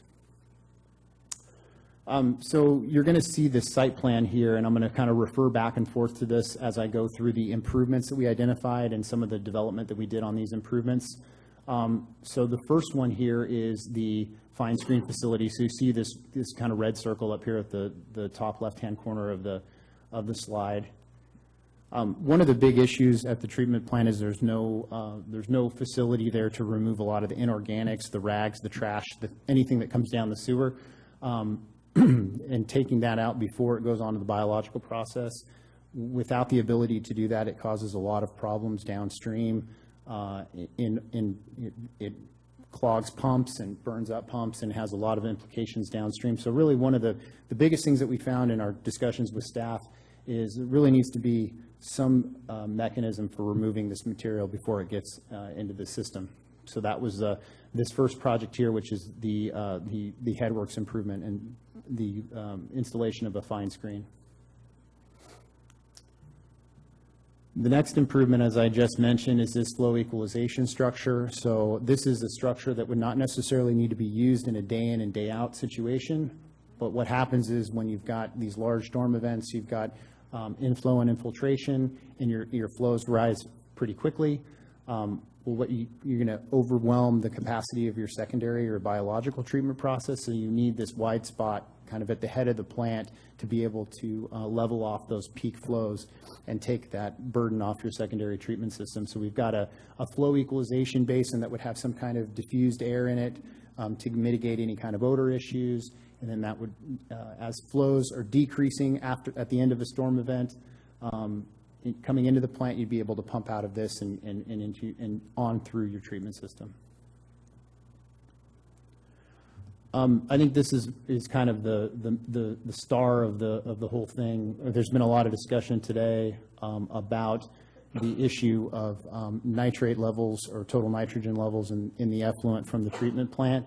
What we looked at here is this is essentially the existing secondary treatment basins that are at the treatment plant now, with some improvements, mainly the installation of some, I can't find the pointer on here, but the installation of some intermediate walls there to create this aerated zone or this oxygenated zone and this anoxic zone, and that allows you to do this nitrogen removal. As well as replacement of the diffusers in the basin to improve the efficiency of the system, try to reduce the operating cost of the overall treatment plant, and then some mechanisms for kind of moving flow around in the treatment, in these basins as well to be able to do your denitrification. So that was kind of the main focus of our analysis. Up here at the top, we've got one of the things that we looked at in the ECA was providing a small amount of flow, providing tertiary treatment for a small amount of flow that could be used off-site for some purpose. And one of the things that was discussed is using this to augment some groundwater for some irrigation wells at Chamblee Park. So this was an improvement that we looked at, which included putting in some filters and some UV disinfection with a capacity of about 100 gallons per minute. So a very small portion of the overall flow to the plant, and looking at what would be the cost to do that and provide that tertiary water. Kind of one of the last items that we looked at is biosolids handling. So kind of the residuals that come out from the secondary treatment process need to be handled and treated. One of the things that we looked at was replacement of some existing aging metal tanks that are out at the site that, based on our recommendation, have kind of reached the end of their useful life and need to be replaced. And so these tanks would replace those larger tanks that are currently out at the site that essentially would hold the biosolids before they pass through the mechanical dewatering process and are put into a form where they can be disposed of off-site. These are the holding tanks that would accomplish that function. And then we also looked at having some kind of covered area to hold those dewatered biosolids before they could be sent off. This is important because one of the issues with dewatered biosolids is they're not necessarily an odor nuisance until they become re-wetted. So they're dried and they're put somewhere, and the issue becomes when rain falls on them, that's where odors can arise. So this would help mitigate that issue. One of the biggies and one of the kind of systemic issues that we identified in the treatment plan is some aging infrastructure in terms of the electrical and the instrumentation or the SCADA system. We identified a number of improvements or necessary improvements throughout those systems. On the instrumentation side, we really need a new PLC or programmable logic controller, a new kind of master computer that would help automate or improve the automation of the plant, along with new software that would support that. And so really we're looking at new computer hardware and software to help run the plant more efficiently and make it more automated. Another thing that we identified was there's an existing 350 kilowatt generator on site that also would need to be replaced based on our recommendation, would need to be replaced, just simply aging infrastructure because of the age of it. And then just the main electrical backbone of the plant, the main switchboard where the main service feed comes into the plant, we would also recommend, based on its age and kind of industry standards, it's reached the end of its useful life, and it's time for those facilities to be replaced as well. So this is kind of, again, the overall plant shows maybe what the treatment plant would look like after all of these improvements were implemented. So as Bob mentioned earlier, we initially were talking about a total cost for all of these improvements of about $5.2 million. After the 10% design effort, we came back as we move forward and get a more defined design. It kind of gives us more confidence in our level of estimating. We're able to sharpen our pencil a little bit and get that closer down to about $5 million in terms of construction cost. And then we have that project cost component over the top of it, which at this kind of what we consider a class 4, class 5 level, planning level estimate, is about a 35% markup on that construction cost to take care of essentially everything else. So that is where we are to date. In terms of next steps, one of the things that we've already been talking to staff about is we've identified roughly $5 million of capital improvements. What's the priority for those improvements? I know that we talked a lot about the nitrate issue, and so that rises to the top, obviously. Things like the improvements to the headworks of the plant, implementing the screening is very important. The next thing is after you take that longer list and maybe cut it down to the 3 or 4 projects that are absolutely necessary, you come in and see what's the best way to deliver this based on the type of project it is. Does it make sense to go a conventional design bid build type of route, or can you go with something like a design build or some other mechanism? And then the final phase is just moving forward with the implementation of these improvements. With that, I'd like to just open it up to questions. Thank you. Thank you. We'll start on the right this time. Director Thompson? A couple of questions come to mind. Basically, I take it these are listed in sequential order, or are they a priority order, or what kind of order is this? Are these listed here? The ones that you... So right. Go back to here. Yeah. So as engineers, we're pretty linear in our thought process, and so the way that these things are ordered is kind of the order of how the flow makes its way through the treatment plant. So these aren't in any kind of prioritized order or anything. It's simply just as the flow enters, the headworks is what happens first, then it would go through the flow equalization, right, secondary, and so forth. So if for instance, one of these projects was more compatible with a grant RFP, then we could pluck it out and seek tertiary improvements without doing the others per se. I mean, we could pick and choose. Yeah, I would say to a large extent that is correct.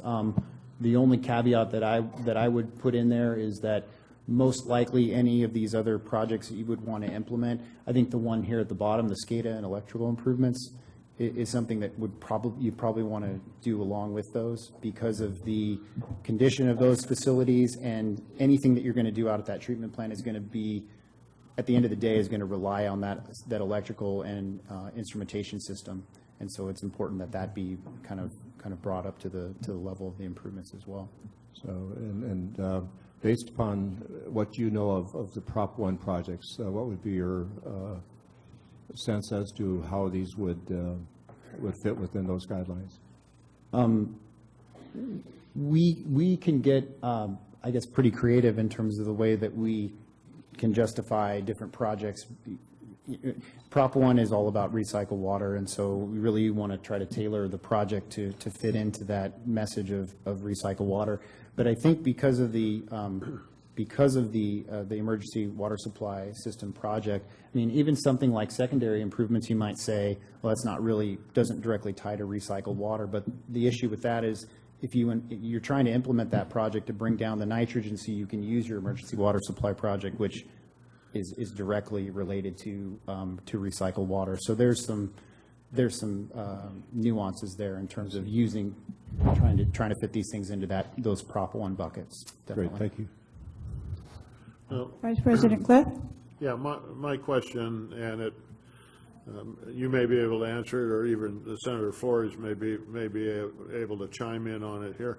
When we're talking about a 10% design situation, is that sufficient to make an application for grant funding? Or in other words, if we said we wanted to make an application under Prop 1 for whatever justification we worked out for the whole project, is 10% design like you have here sufficient to support an application, or are we at a point where we need to go farther on any one of these or the whole thing before we get to a situation that makes sense for an application? Well, I can try to answer that question first, and then invite Senator Flores to add to that. My understanding of Prop 1, I've got another project that's already in the design process we're also seeking Prop 1 funding for, is that you can start the application whenever you want. The issue becomes, my understanding is that the Prop 1 funding will be allocated until it's gone. And so to get, I guess, a funding commitment, you need to have a completed application. And my understanding is that in order to have a completed application, you need a final set of design drawings, and you need to have all your environmental evaluation completed as well. So you could start an application, but to actually get to a funding commitment, you'd have to have a final design, and you would have to have all your environmental done as well. Is that a correct, Senator Flores, is that a correct interpretation? Right. Yeah. And also, Madam President, to get to that level, is my understanding also on the Prop 1 is that those monies spent by a municipality can also be included as part of the application process. In other words, to get to where you said a design and the environmental money is going to have to be spent by a district. Mm-hmm. And then as part of the final application, those monies that have been spent by a district can also be part of the grant application. In other words, the way it's written is the design and the environmental portion of it can be included as part of the grant application that you're applying for. And the reason being is you really can't afford, there's a lot of smaller districts like ourselves that can't afford to pony up all that money. A good comparison would be the EWS. We ponied up $2 million out of good faith, and we got 4.3 million back. So, yeah. And don't assume that it's going to take, we spent $126,000 on these folks to do 10% design. Don't assume that you can, it's not going to cost you 9 times 123,000, it better not, to get 100% design. So, yeah. I mean. Well, and I guess the next question is what period of time would it be necessary to have a full plan? I mean, I understand we'd have to go through an EIR on this. Neg deck? Yeah. Neg deck would do it? All right.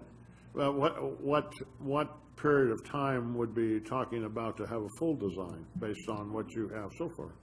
Well, if we're talking a mitigated neg deck or that type of environmental analysis, based on the scope of this project, that would typically drive the schedule. That would be on the critical path of the schedule, meaning that while the environmental process is going on, the design could be happening in parallel, and likely you could nearly finish the design quicker than you can get through the environmental process potentially. And so something in the order of 9 months. I mean, I'm talking about another project that's we're assuming a mitigated neg deck as well, and it's tough to get through that type of process. Doesn't matter where you are in shorter than that amount of time. Okay. So we're looking at 9 months to a year before you could take it to bid. And do you know, is there a timeline on the Prop 1 funds to submit applications? The only timeline that I'm aware of necessarily is that, like I said, it's kind of a rolling thing. They have a set pot of money, and as people come with completed applications, they'll allocate funds in that order until the funds are all allocated. I don't know if there's an actual drop dead time in terms of, I think there was is there a 2019 deadline or something like that? Well, I think it's been discussed. There are 3 levels that these things fall into. Those are completed applications, those applications in process, those who are applications, I believe, not necessarily just in process, but the signed PM. Yeah, but the signed PM. So I think the key is utilizing the agency is to get it in and start to fill in with the PM and the engineering front where you need to get these various levels. But there are very few. I mean, if you were to look at what's submitted, I will. Right. Why don't you come on up, please? I saw your thing of showing about applications completed, applications in process but not completed. There wasn't that many. Yeah, I'm sorry to yell from the audience, but to go through this slowly, there are various levels, and it's been correct. It is on a rolling basis, because remember, when you put your application in, 3 things happen. One, in today's new Prop 1 process, is that you're assigned a PM. So in other words, you're getting somebody who's going to be working with you, and their first assignment is to see what are you eligible for under federal loans, what are you eligible next for grants, and then comes this kind of magical number. I think what's important about this presentation, you actually have an end number somewhat. I mean, there's still another phase of engineering that needs to be occurred and rolled into this, but at least you're getting a PM, and I think every level then with that somebody assigned to you is that they're giving you and your engineers the opportunity to continue to move up the funding stage. And quite frankly, there's not a big rush at this point in time for those who are absolutely what we call executed agreements. You know, there are agreements in progress, there are agreements submitted, 3 levels. Yeah. The executed, I believe your GM has, you guys should take a look at. You clearly fall into those ranges, but I would say you have enough just listening to this to begin the process and to be assigned someone.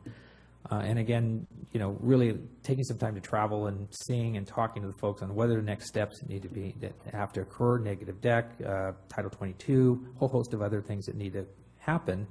But at least you're in the process and you're listed and you've been assigned somebody from the state. And the key to it is to try to save as much money as possible and get in there and try to figure out how much grant money, how much 1% loan, you know, that you can qualify for. And then you guys have a much better picture. So Corello can actually say, well, if successful, here's kind of the way this project looks with 1% funding, with a grant tied to it, and you get a much better sense of what the actual impact will be. Thank you. Madam President? And yes. my thoughts would be, is along Director Thompson's thoughts, is it's really problematic to start picking and choosing what out of this list here, what's a priority and what's not. They really all need to be done. Especially for relating to the EWS, but also for nitrate removal. Because if you really sacrifice any one of them, you're not going to.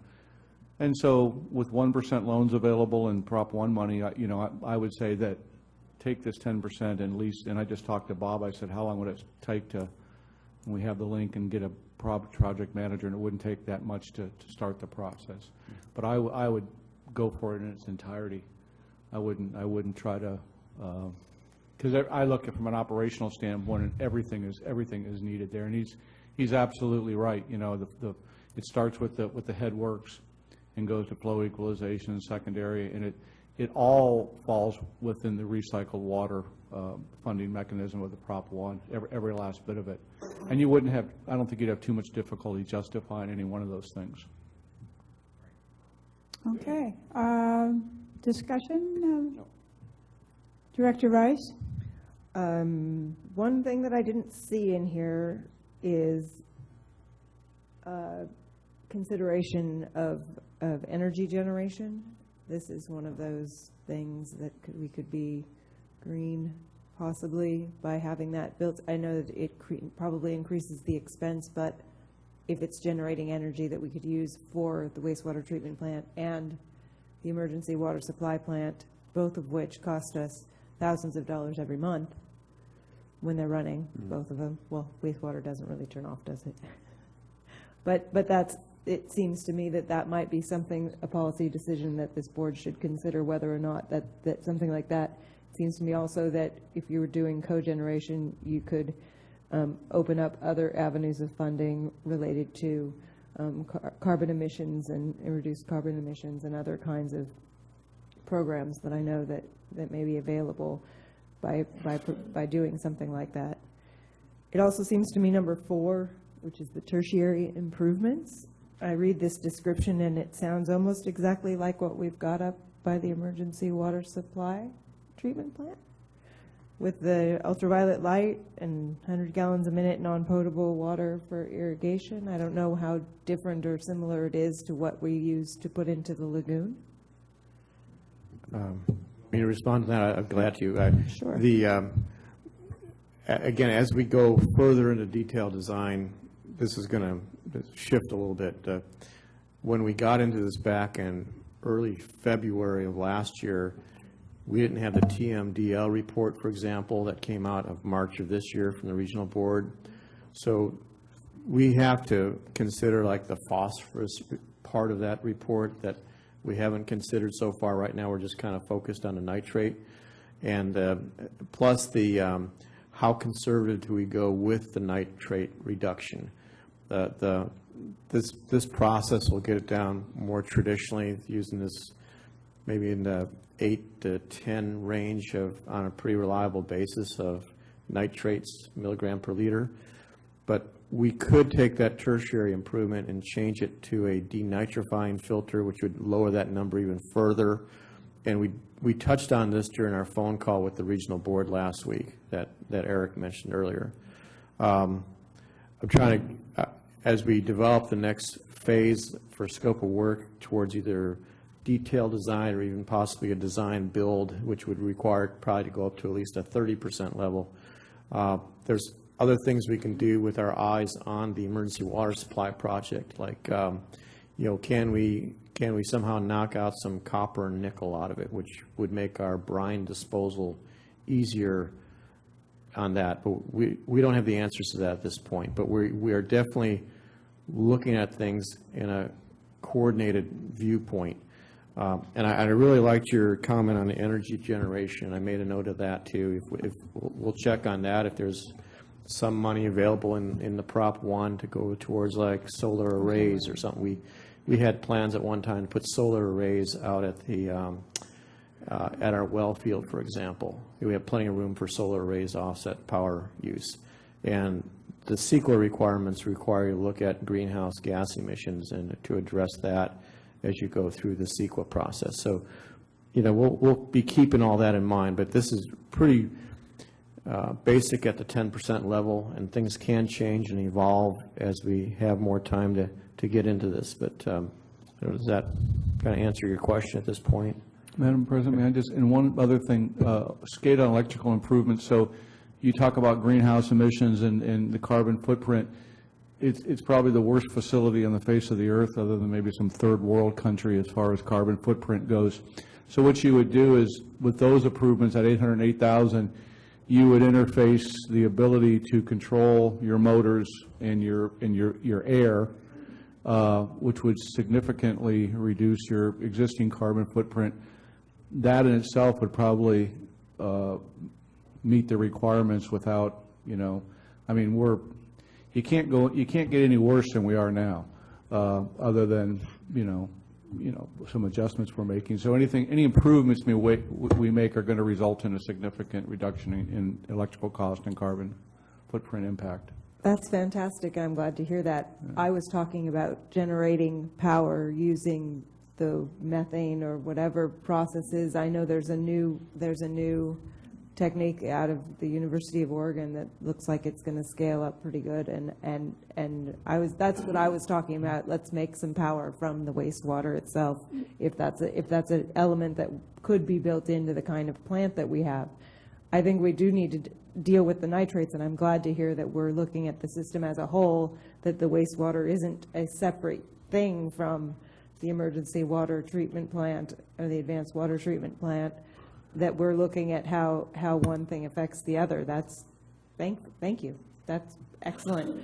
What I would like to have a discussion on with the board is whether or not this is a policy we'd like to pursue of trying to add something that would be a power generating, because it would cost more. I'm assuming it would cost us more to have something that would generate power, but this is one of the things that a lot of wastewater treatment plants all over the place are looking at doing, because it does cost money there's a lot of electricity that gets used, but also there's a lot of electricity that could be generated theoretically. And that would be part of the engineering design, and what you're referring to is what we're proposing is aerobic digestion, and that's really related more to an anaerobic digestion. Am I correct on that? Yeah, I would say that the process as it currently is and as it would be envisioned in the future does not have any kind of anaerobic digestion process that produces the methane. So right now the treatment plant doesn't actually produce any methane that you are having to flare or burn off that you could use for cogeneration. If you wanted to go in that direction, it would be kind of a wholesale change in the processes that are currently used at the plant. And the one that I was reading about from Oregon State, and I'll send you the links to it, where they are looking like it might scale up, is not from anaerobic. It's a different process altogether that they're using. And I don't know, I did not have enough time this week to look further into it about how they've gone, but it looks to me like from my old pal Google, just enough information to be dangerous.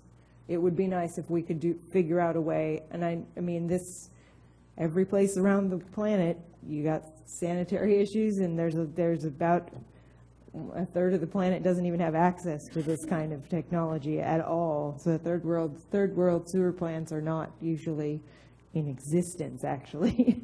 but there are a lot of advances being made all over the world about things that can be done to help generate power from a plant. I don't know if ours is even, as you were saying, if you're going to go with an aerobic process, then it might be a different thing. But I think there are technologies we should I'd at least like to know whether the rest of the board is interested in that, because I think for the longer term and looking at going forward, we may be using a lot less water, but we're not going to generate less waste with more people. That's just not reality. And so we might as well try and get any kind of benefit we can over the long run that's going to reduce our carbon emissions and our PG&E bill, for heaven's sakes. And I'll come to you, Director Barringer, in a moment. Would it be feasible in your design plan and what you're doing at this point to look at what recommendations you would have for powering the plant and do a bit of a comparison on the real-time accessibility? Is it really something that's accessible, or are these pretty much in the preliminary kinds of stages, what we use now, or something that may be in process in Oregon or elsewhere, just to have a comparative consideration? Well, if I might just Yes. interject. Right now, that's going beyond what was in Eric's scope of work, but we're certainly open-minded. If you have something that you found in Oregon, just send it to us, and we'll consider it and see if it is possible to incorporate somehow as we move forward. But right now, we're kind of at the end point of what Eric's been asked to do, and it is electrical power that we'd be relying on based on what you just saw, and that's what we power the plant with right now. There may be a way, again, to offset it either with this new process or with a different form of anaerobic digestion, which is usually bigger plants than this one. But we're certainly open-minded to looking at what you have, what you found on a Google search or through other means, and take a look at it. I mean, there's always something evolving out there in the technology, and we don't want to miss it if there is something more energy efficient, or maybe something that has just been developed by research that just the word hasn't gotten out yet on. Yeah, just kind of what are the possibilities, and then what are the pros and cons for our application here. And I think everyone's always open to that. And Director Barringer, what's next? If Director Harris has anything left or no? Yes, I just had one. One item, go ahead. I just want to make sure that when we're talking about the tertiary improvements and the 100 gallons per minute of non-potable water for irrigation, that seems like a lot of water, and I don't know how it would get to the people who would use it, and we don't have a lot of places to store water for irrigation. So I don't want to overdo the amount of water that we're going to make available for that, especially as it looks like it's not a cheap item to provide that. If it's part of the process that will help reduce our nitrates and such, and that's important. But let's be cognizant of how much water actually could be even stored or would be used. Let's not make an unrealistic goal there I want people to have water for irrigation, but if we don't have any place to store it for them, if we don't have anybody that's going to use more than a certain amount, it seems like it's a waste of money, unless there's another reason to have that kind of tertiary treatment that you would do for the entire plant. It would seem like you would want to do it. I don't know. Not the expert. Director Barringer. No, although we're on the ad hoc committee, so we should become experts. And so what I was wondering the same thing about that tertiary treatment. You commented that you're just going to put it in some wells, some county wells or whatever. Is that water purple pipe type water, or is it even at a higher drinkable level than that? No, that would be at a purple pipe type water. Right, and I think, in the design, I think that we have some purple pipe, and people are wanting purple pipe, so I'm not saying as a political issue, I'm saying as a real issue. That would be something that would be important in the application. And you had just like a 0.2 million gallons per day storm rush that you had to worry about. If we reduced our I&I, would that eliminate the requirement to have that?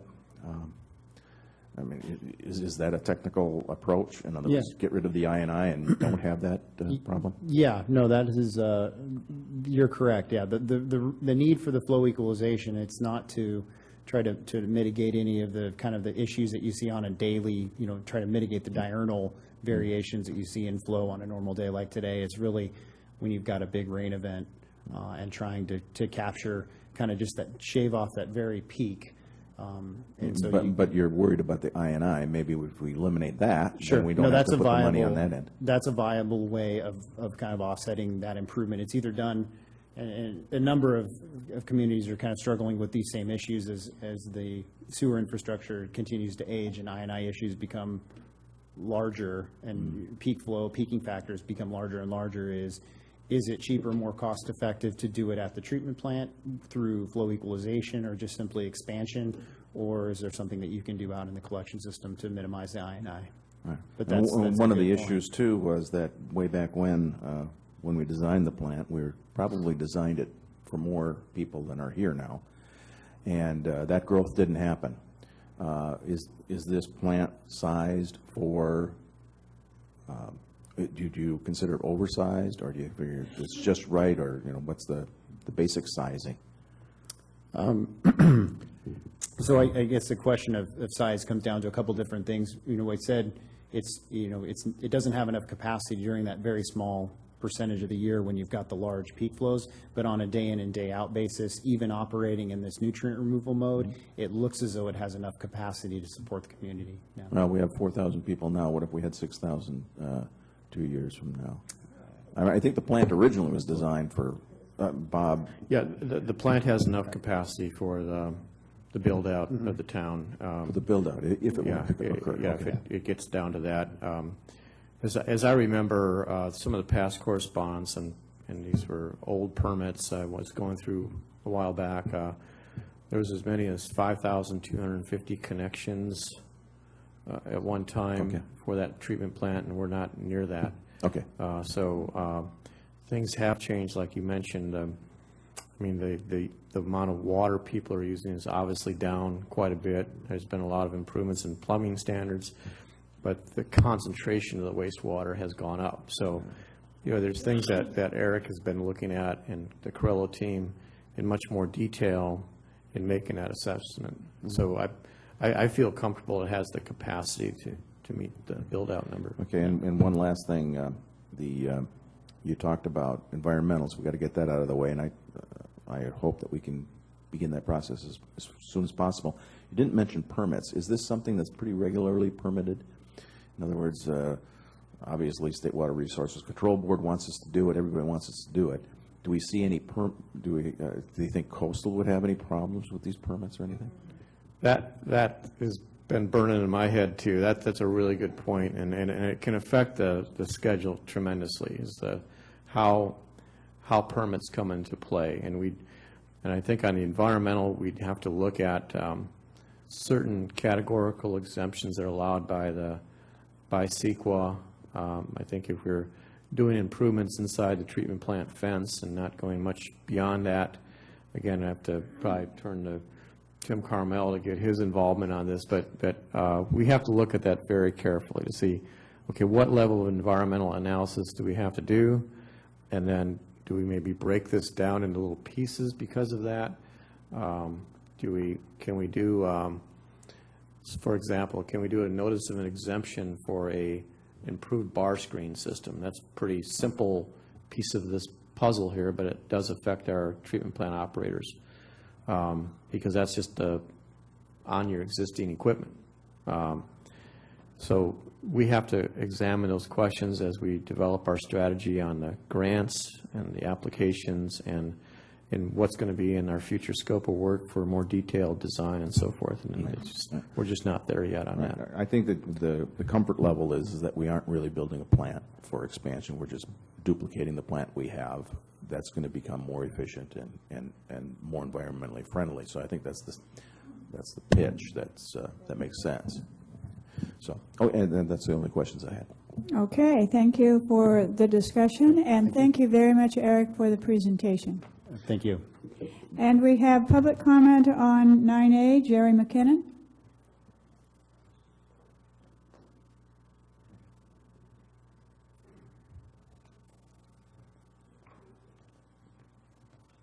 Ladies and gentlemen, here's that old man again. I had a relative send to me cut up credit cards. No more, not going to get into debt anymore. Monique. Now, when I'm looking at this, I see that another tremendous debt is being put on to the CCSD. And like an old man, I figure maybe it's time I took my truck down and got power steering put on it. How many of these things are really essential? How many of them are repair jobs? Would it be ethical to get a second opinion? There are things that I see that are not the same as up there. The report that was in your book has different totals for those various enterprises. Now, you must recognize, I'm sure, that the general public is looking at this. What you see in your book is looking at this. There's a difference. This total estimate is $7,005,000. On the board, it's $6,827,000. Well, there's a lot of difference in the money that's involved there if you're going to cut up your credit card. But if you're just going to put it on your credit card, what difference does it make? When I look at your page 1, when I see the fiscal impact, the strategic planning by the district will need to include prioritizing the various improvements needed, as well as to determine how to finance the improvements. Is that saying that really you don't have to do all of these at once? You can prioritize them either to the necessity of the plant or to the costs. There's another statement on the back page. The 10% design report is a valuable tool that will be the foundational document and roadmap for upgrading the treatment plant when funding is identified. Does that mean that it really isn't necessary now? You only do it because when you have the money and a source of the money? A final report to the State Water Resources Control Board summarizing the activities and analyzing the success of the project is the only remaining project task. Are there additional dollars involved in making that final report that's not on this program? There's a lot of blanks that need to be filled in, and I'm hoping that you will make some discussion as to those considerations that I hope I brought to your attention. Thank you very much. Thank you. Do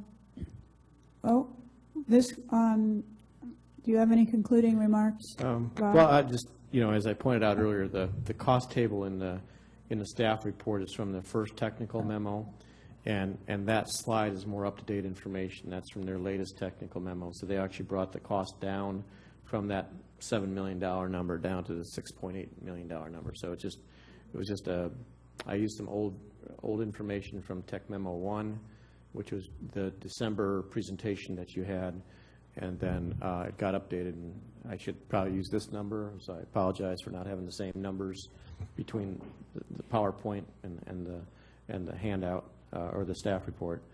But I agree that we need to still prioritize and figure out, exactly what is the most urgent need, and see, how we can do the grant application, have more discussion in the future on just how we are going to proceed from here. And that would include, the scope of work, if we want to include a value engineering step, for example, to look at the 10% report, we can. We can look at going to a design build type level on the project next.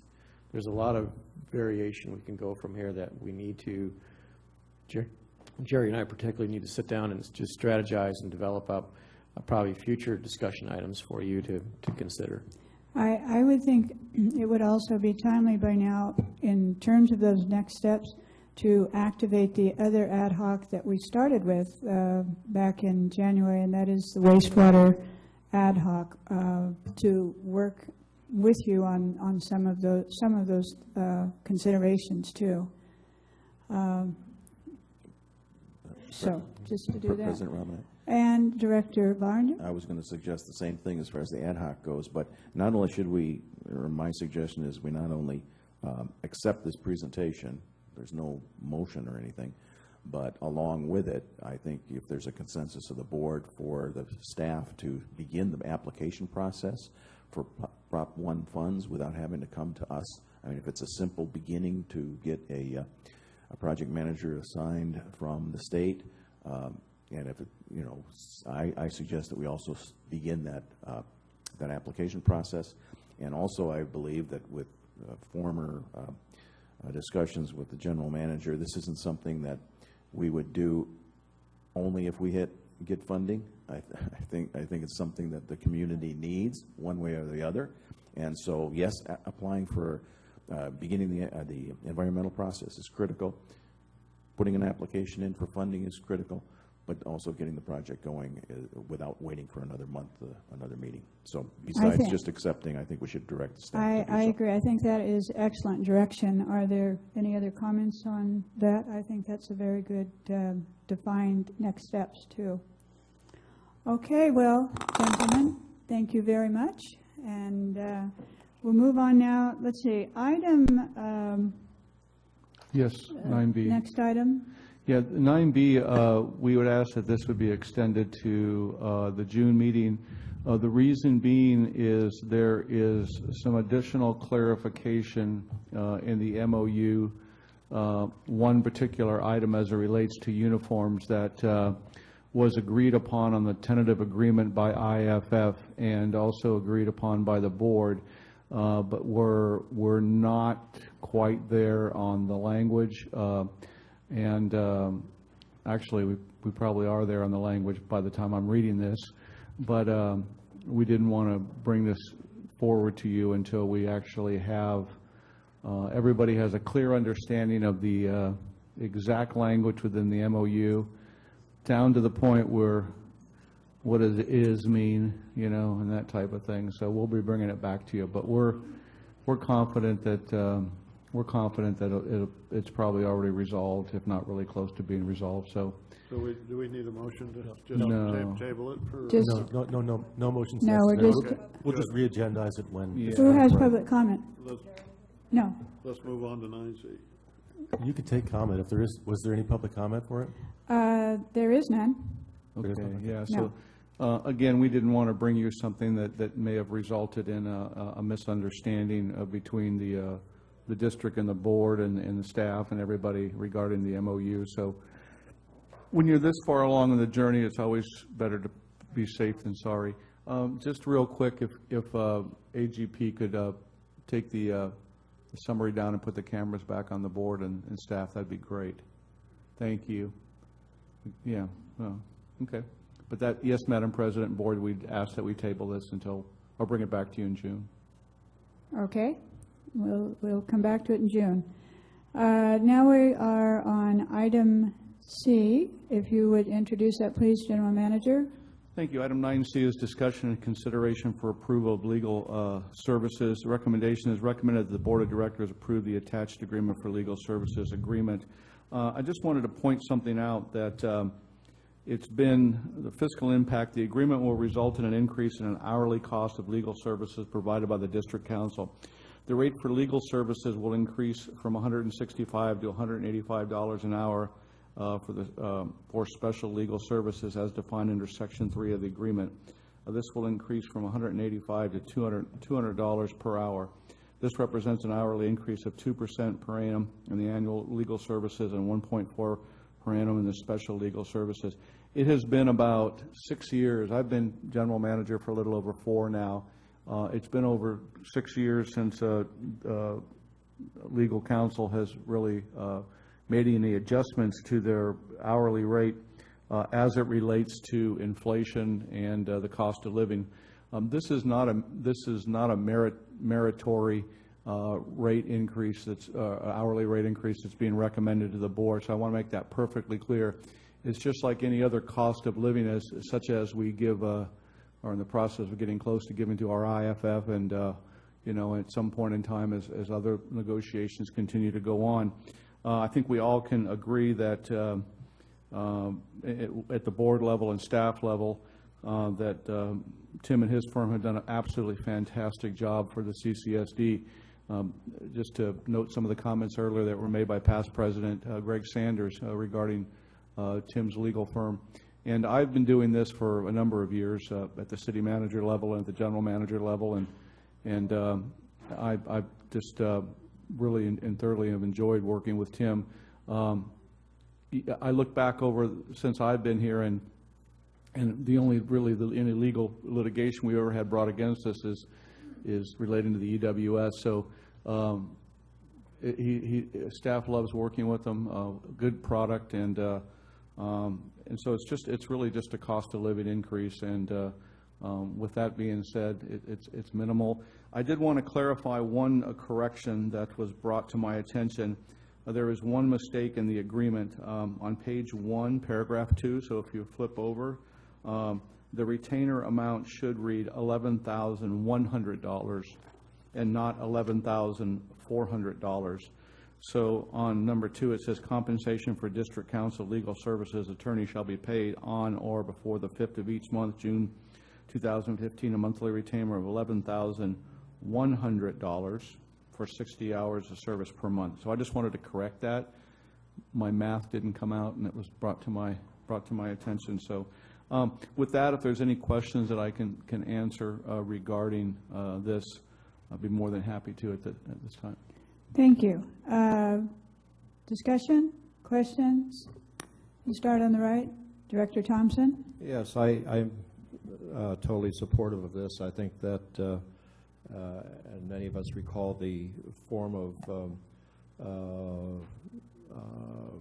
attorney services we used to have in the past, where we had an attorney actually on staff, and I think Mr. Carmel has certainly demonstrated, along with Mr. Hirsch, that they have a firm grip on this community's legal needs, and I've been impressed with how they've represented us,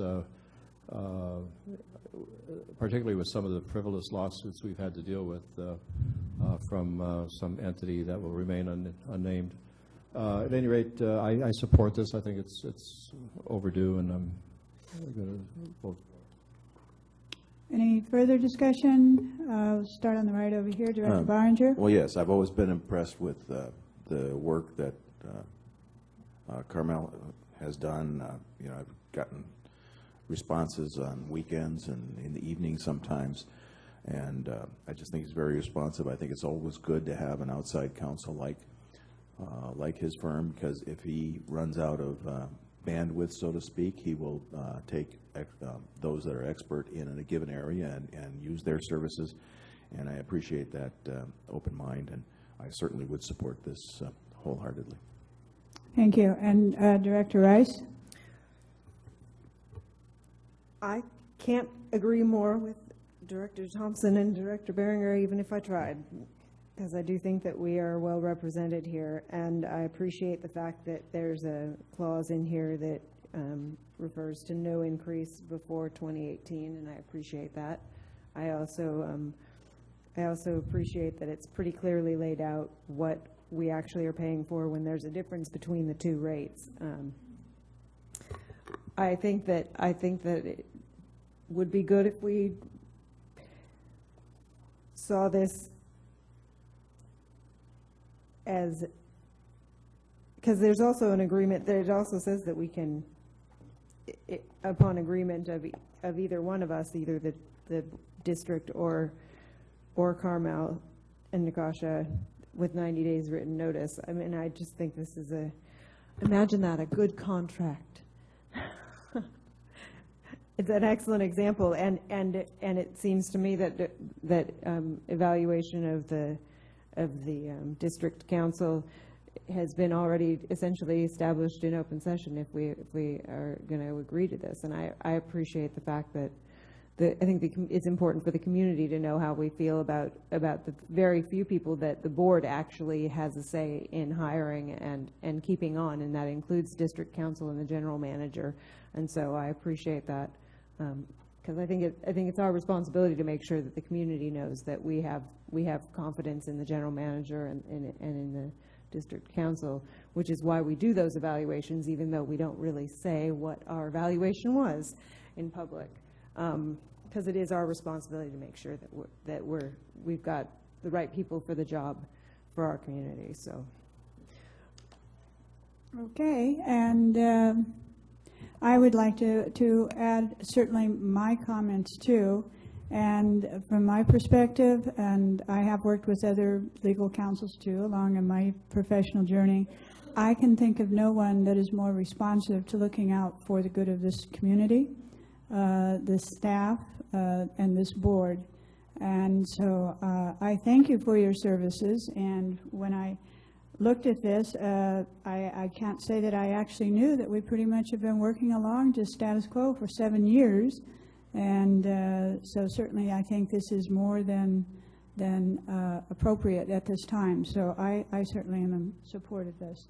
Are we, no public comment? I'm calling for public comment once. Nobody in the audience, but calling again. So then if there is none, Do we have a motion?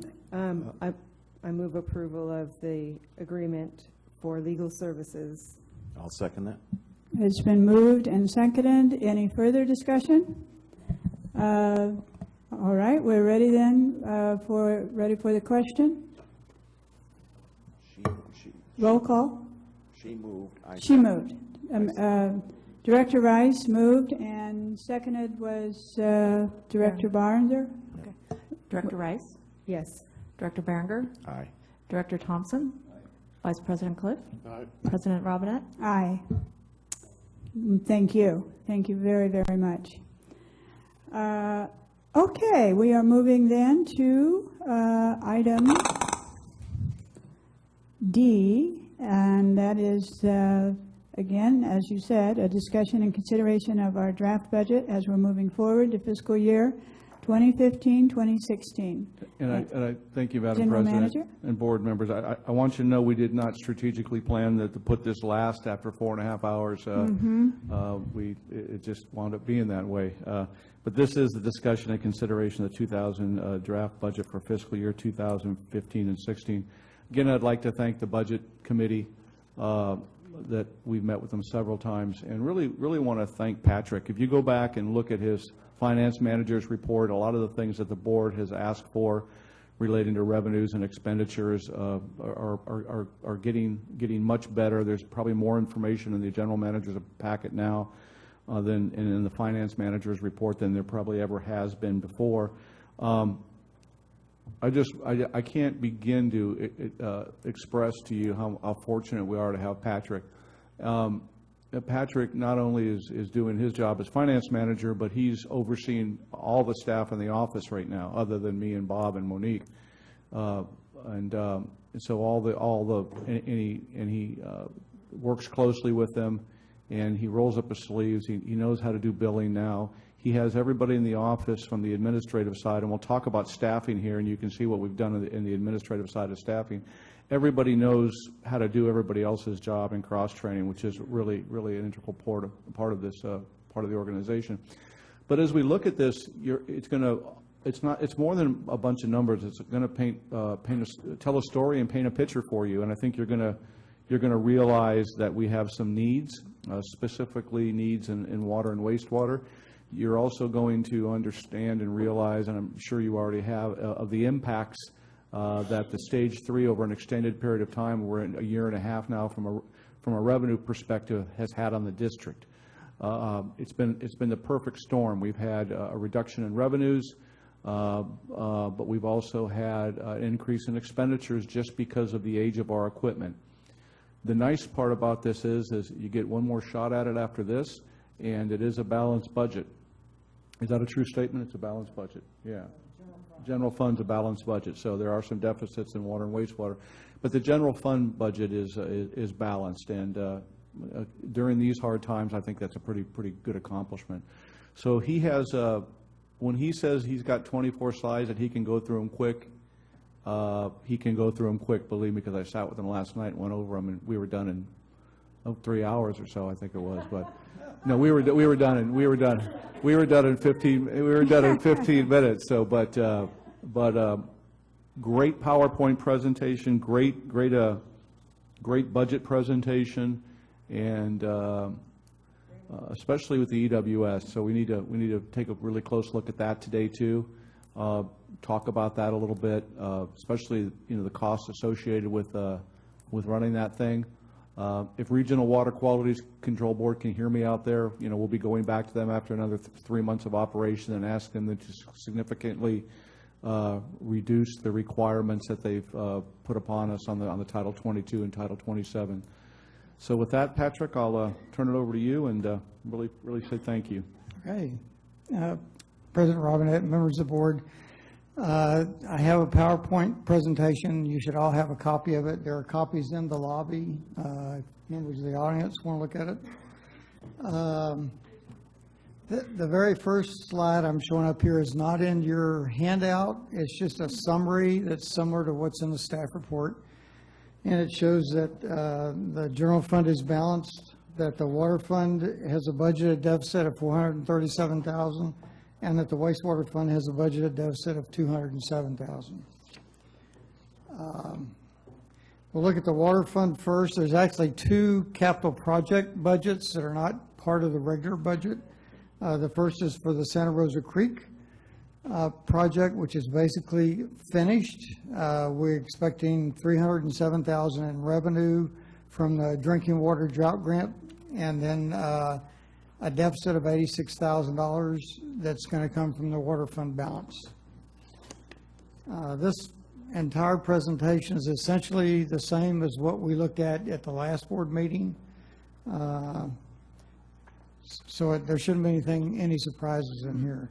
The second CIP project, capital project, is for the Santa Rosa Creek project. We're projecting revenues of $13.3 million. The $8.9 million loan that we've already received, and the Prop 84 grant of $4.3 million. We have committed, you have committed $12,684,000.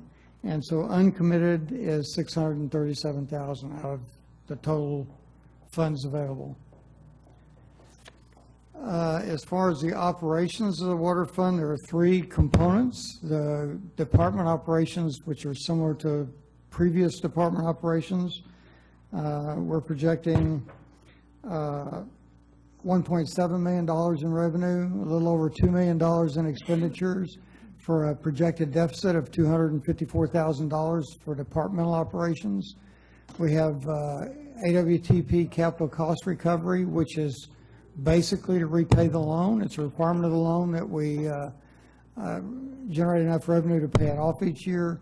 Next year, we're projecting an $840,000 revenue and a $776,000 deficit, which will leave us a $63,000 surplus in that particular component of the AWTP operation. The actual operation of the plant, we're projecting revenues of $101,000 and expenses of $347,000, which will give a projected deficit of $246,000. So the total for water operations, the total projected deficit is $437,000.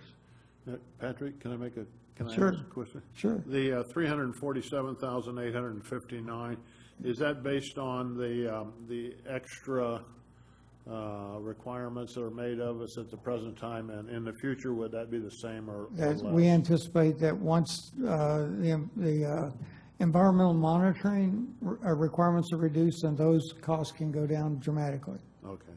2 months operation. 3, I'm sorry. At the last board meeting, I told you it was 2, it's actually 3. Because, yeah.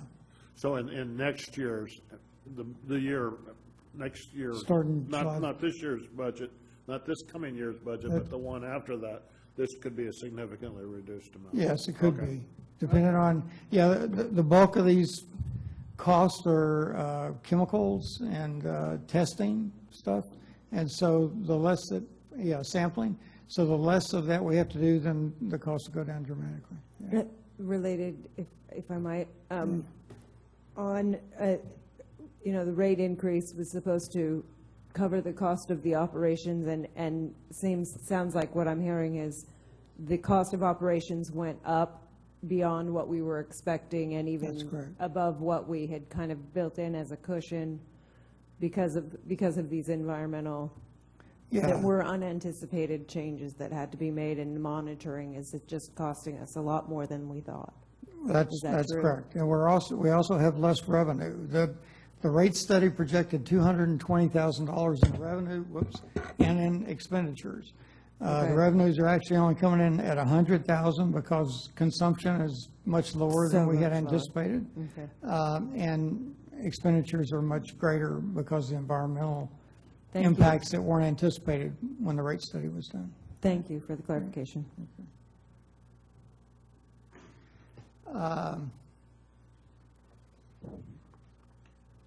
Wanted to, at the last board meeting, we talked a little bit about resource conservation, and all we've really done in the resource conservation area is that we've switched the funds that we used for rebates last year into the removal of dead trees. As far as the other components of resource conservation, including retrofit inspections, waitlist management, all those things, we're still going to do those things. So we still have a resource conservation program. We just don't have, we're just not going to do rebates this year. I just want to clarify that, because at the last meeting, it kind of looked like we didn't have any resource conservation this year. We actually do. We still have a utility billing clerk who's going to respond to questions from the public, and we're actually hiring a person 24 hours to assist Bob with all the monitoring, the resource monitoring aspects of our job. So we are still going to have a resource conservation program. I have a question here. Sure. We're missing our chair. Resource conservation should be coming out of the water fund, and the water fund shouldn't be spent on tree removal. So is that, this statement would seem to be, I mean, unless we're taking general funding to cover the resource conservation, it seems to me if it comes in, I thought the water conservation programs was funded from the water rates as part of the enterprise fund, right. And therefore you wouldn't want to move enterprise fund money to moving over to dead trees, right? You're right, and we didn't do that. This is a mistake when I think about it. The funds that were moved were the... I didn't think so. Yeah, right, not out of here. You're That's right. smarter than... Yeah, that's correct. It was from fire. It's not from here. Okay, Yeah. thank you. So it's just on the wrong page. It's on the wrong page, but we did eliminate the rebate program. Okay, and that's a policy discussion that I'd like to have with the board once we get there. Well, you could do it right now if you want. If you want to give direction to we staff don't to put it back in. We don't need to interrupt the presentation. Okay. All right, one thing that I have tried to do in this presentation is to give you some concept of cash flow in each of the funds. I'm going to look at the water fund, we're going to look at the sewer fund, and we're going to look at the general fund. So for the current fiscal year for the water department, we started with an audited deficit of $577,000, and that was because we had spent quite a bit of money on the EWS system and we had not yet received the loan. But during this year, we did actually receive that $8.9 million loan. We're projecting that there's going to be about a $45,000 deficit in operations for this year. We spent $344,000 on the Santa Rosa Creek project, and our total projected expenditures for the San Simeon Creek project are $8.8 million. So on June the 30th of this year, we're projecting an $891,000 cash deficit in the water fund. If we go to the next year, we start out with an $891,000 deficit. We're projecting $4.6 million in receipts and $3.6 million in expenditures. So on June the 30th of 2016, we're projecting a surplus of $183,000 in cash. Okay? There's a caveat in there because that includes $637,000 from that $8.9 million loan that we haven't spent. So if we had spent everything we'd gotten on the loan, we would have a deficit of $453,000. So we really went from an $890,000 deficit to a $453,000 deficit in 1 year. So that's a substantial reduction.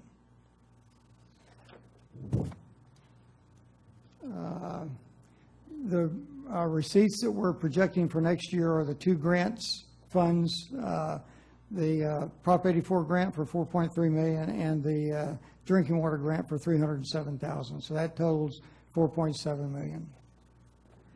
And the expenditures we're projecting for next year, for the budget year, are $3.2 million in San Simeon Creek expenditures, the $254,000 deficit in the department operational budget, the $179,000 deficit in the AWTB operational budget, and those are slightly offset by the $63,000 surplus in the cost recovery budget. In the wastewater fund, We're projecting a deficit, or this budget includes a deficit for $207,000.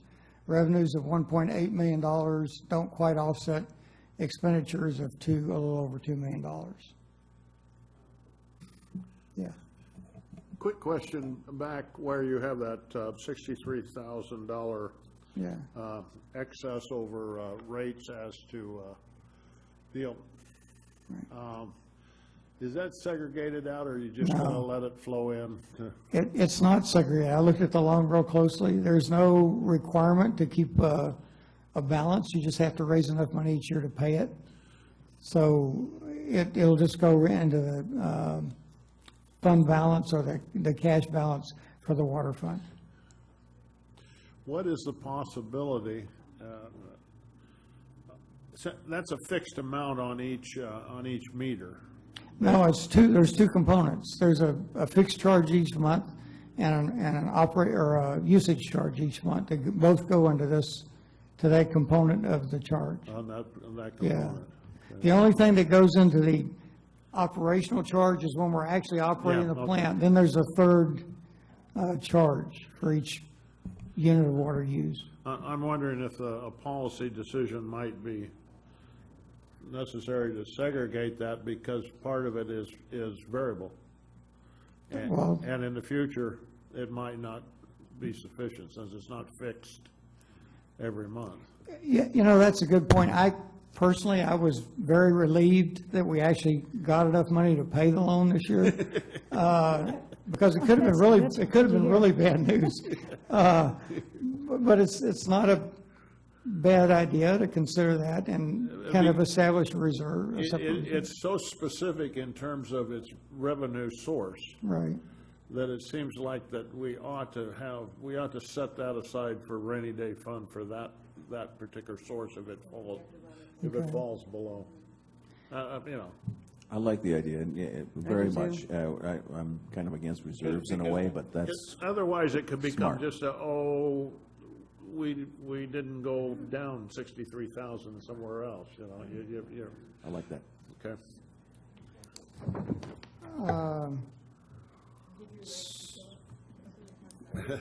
Okay. No, but so should I revise the budget when I bring it back to reflect that 63 will go into a reserve? Why not? Suggestion, so that's been the second. We can maybe go through everything and then say we can go back around and say. I think so, yeah. So the first one was a conservation component, and then the second one was segregation as it relates to the $62,000 and $63,000, and then I'm sure there'll be some other comments before we get to the end of this. But these are great things. I mean, I appreciate you guys. That's why we have 3 shots at this. This is great.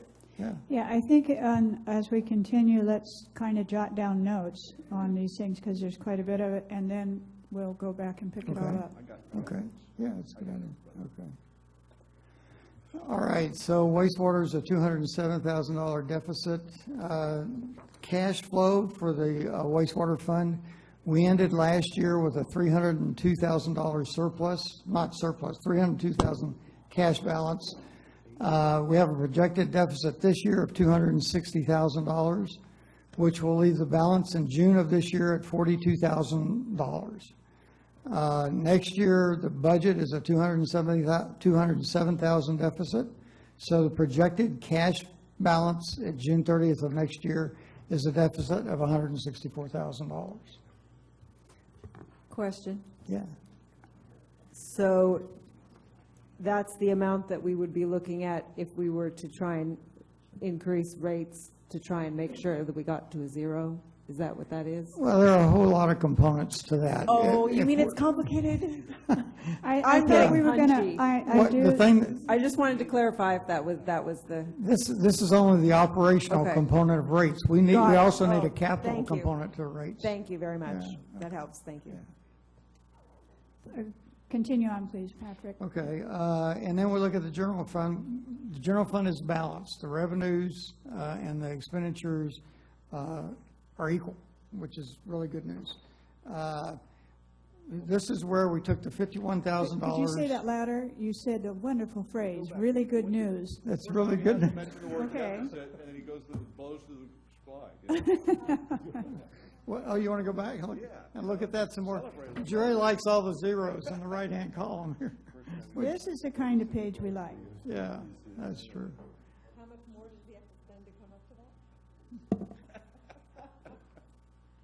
that? Okay, Good enough. continue. I'm ready, I'm fine. All right. Come on, let's go, let's go. This is where the actual cash was transferred from the fire department to the facilities and resources department to help with the dead tree removal, $51,000. The total is, for tree removal in the facilities and resources department, is $75,570. That's the budget, the current budget.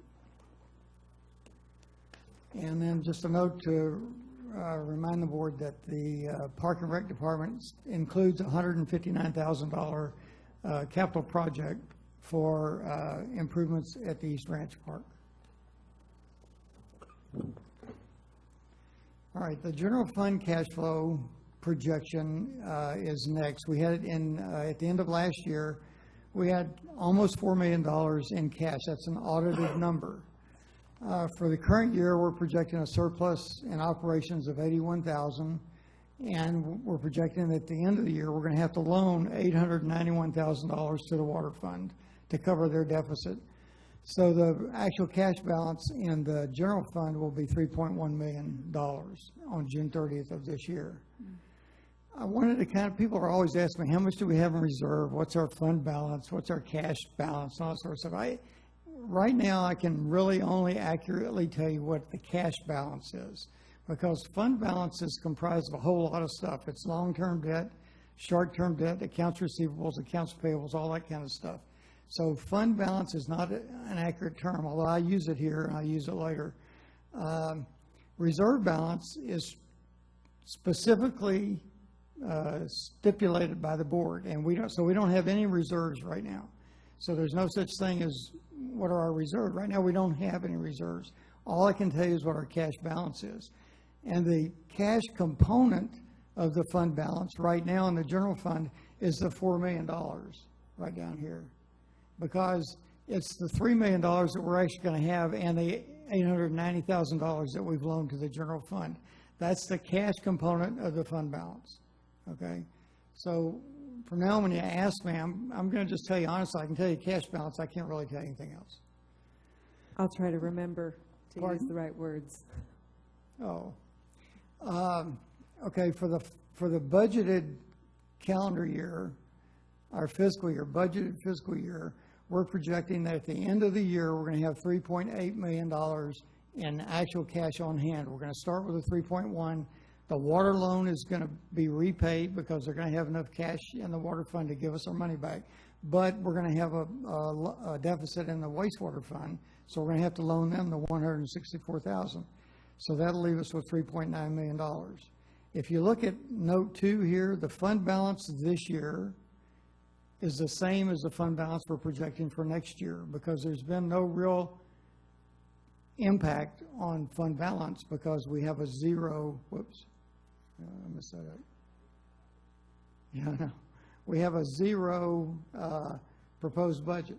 The only way the fund balance goes up or down is if you have excess cash out of your operations or a deficit in cash. So the cash component of the fund balance will be the same next year. This is just another way of looking at it. The actual cash we have is $3.2 million, or projected. $4 million in the general fund. There's only 3.1 after we make the water fund zero balance. Just a different way of looking at it. I'd like to talk real briefly a little bit about staffing. This slide shows the difference between last year's staffing levels and this year's staffing levels. In the administration, we've gone down slightly. And in water and wastewater, we've added 1 position, and you've already approved all those changes.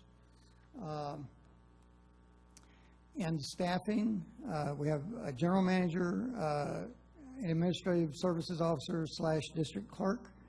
And under the district clerk, we have We're including an admin tech 1 position for 24 hours. That's currently a vacant position. There's nobody in there. We have a district engineer, and we have an admin tech 1 working for the district engineer 24 hours a week. That's also a currently vacant position. Once the budget's approved, then we can hire these people. Under the finance manager, we have 2 full-time admin tech 2 positions, one primarily responsible for utility billing, one primarily responsible for payroll. But they do a whole lot of other stuff, both of them. Everybody's very involved in this area. We have an admin tech 1 who is a part-time 28-hour-week person who is there when the office is open. When the front door is open, that person is there. And then we have an admin tech 1 for 16 hours a week to do accounts payable and accounts receivable. Yeah, right, yeah. And Monique pointed out that position right now is also vacant, currently vacant. Facilities and resources, we have a facilities and resources supervisor and 2 maintenance technicians, which is the same as we had last year. In the fire department, we have the same staffing that we had last year, a fire chief, 3 captains, 3 engineers, and then reservists who are the 3rd person on the truck.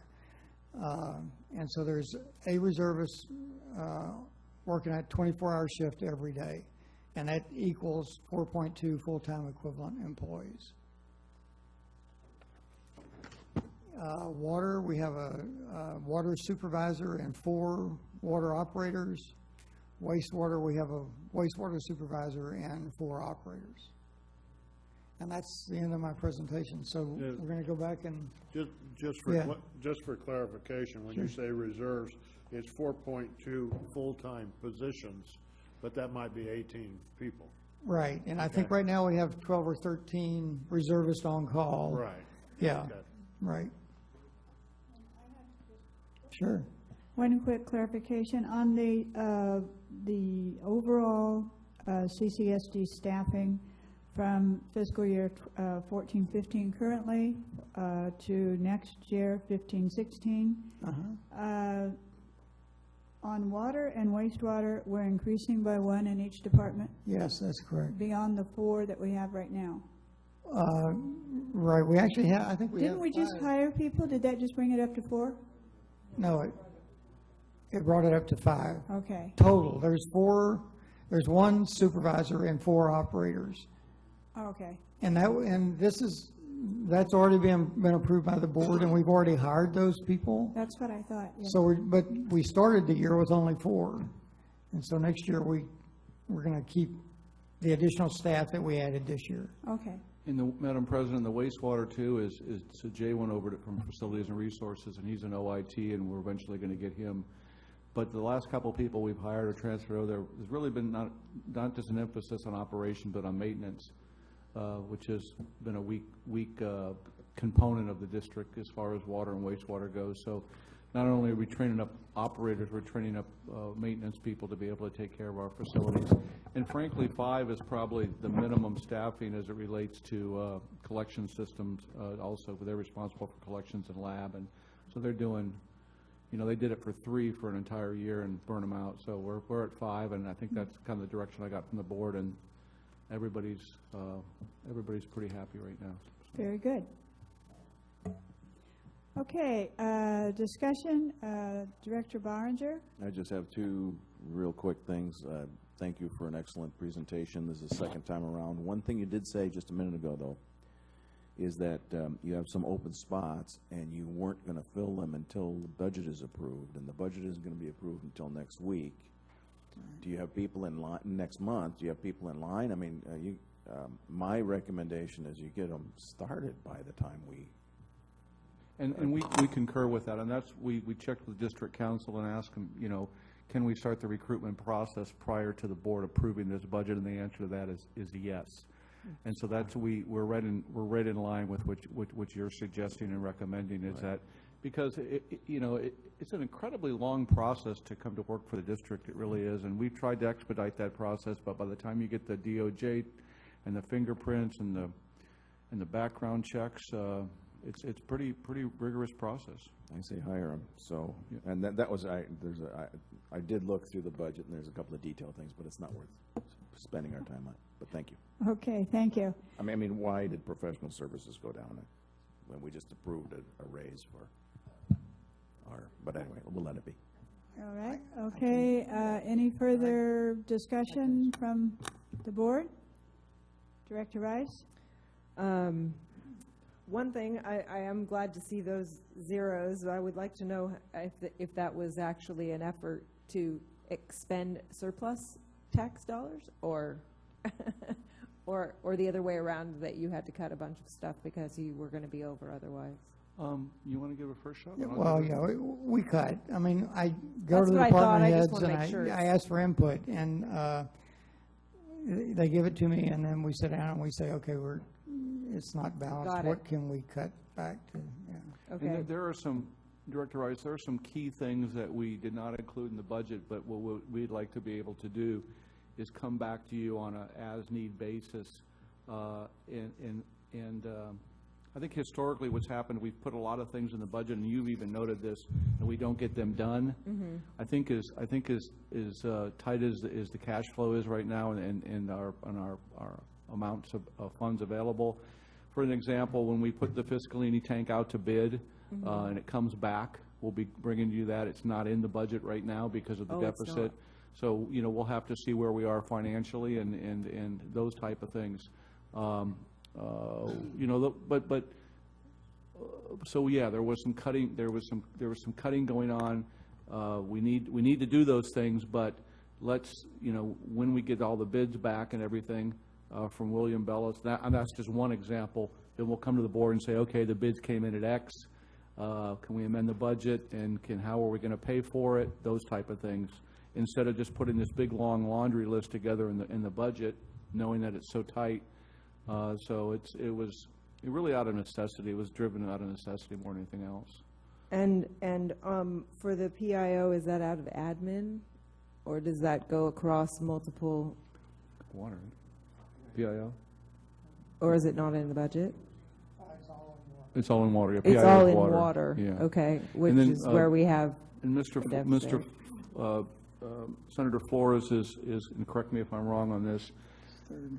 It's 30-30. Third, which really is really truly what represents the level of service that he'll be providing for us, as opposed to saying, okay, it's all water, as he indicated today. Some of it was wastewater, you know, admin, those type of things. So, or EWS, right? EWS, Yes. EWS, water, EWS, wastewater. I'm sorry. Wastewater. Yeah. Okay, I just was curious about that, because I mean, I noticed the last couple of months it's been about $3,000 for the services for the PIO, and I just want to, I mean, when we are on such a tight budget, are we making sure that we're not over? I mean, clearly, if you've got 2 vacant positions in admin, that you are overworked as it is. I'm not saying that we don't necessarily need them. I'm just and trying to make sure that you're being discriminating about making these decisions. Yeah, and that his current contract is you're absolutely right, $3,000 a month, and you know, one thing that's good about that agreement is it's I think it's always open for renegotiation and based on the amount of time he's spending with us and things like that. So yeah, and we haven't filled those positions only because as we compiled the budget and we made adjustments to staffing within the office when the billing clerk left, you know, we kind of retooled things. It was an opportunity for some part-time staff to move into some other positions, and so they're not filled right now, not because we're just trying to be really tight. It's just because we're finally figuring out how we work best, the optimum level of staffing in the office, and still getting everything done. In the past, I think it was just the kind of the practice, well, somebody leaves and we'll throw a full-time position with fully benefits at it, and you know, before you know it, you got a $100,000 position. So we're really looking at,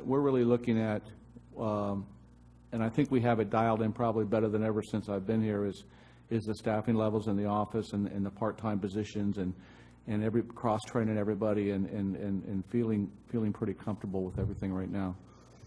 If I might, President Robinette, I don't want to go too long, but I do want to find out on, it would be nice to see broken out what we've got set aside for things like, it looks like we're paying somebody to do some extra finance stuff. And you know, we do all of these ad hoc, hiring somebody to kind of backfill when we were paying Alan to come in and help out during the transition period. And it would be nice to kind of see that, how many people we're talking about that are as part of that, versus things like when we're talking about Senator Flores' professional services or the district council, but the people that you are hiring to come in and help kind of with the daily operations kind of stuff. Because although they're not benefited type employees, they are people who are helping out with the work. And I think that would help me feel more comfortable that we're not overworking the people that are actually on staff, because we've got it covered there. I think it would, if that's not too hard of a thing to do. Not specifically, but I can work it out. Yeah, sure. And lastly, I'd like to appeal to the board to really examine the fact that we don't have anybody, I don't see anybody anywhere that's doing conservation. And I know that we've cut the rebates now. I noticed that people are still coming in for rebates, so those are still water savings. This board spent a lot of money on a plan for conservation and efficiency, and we are in a drought. We funded for a fairly significant amount of money somebody to have somebody in that role. We have a plan that says we'll have somebody in that role.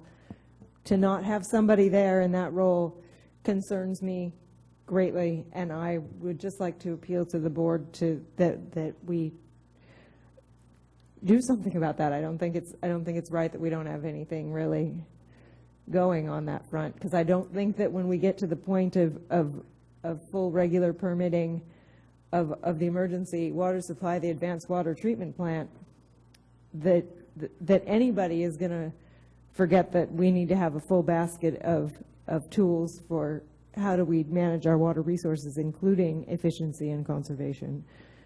After the drought's over, when we're getting our regular permit for the advanced water treatment, I think it's imperative that we have records, that we're keeping the data, and all of that stuff is still somehow being tracked, and we can't be expecting that we'll just look at the billing to know what's going on there.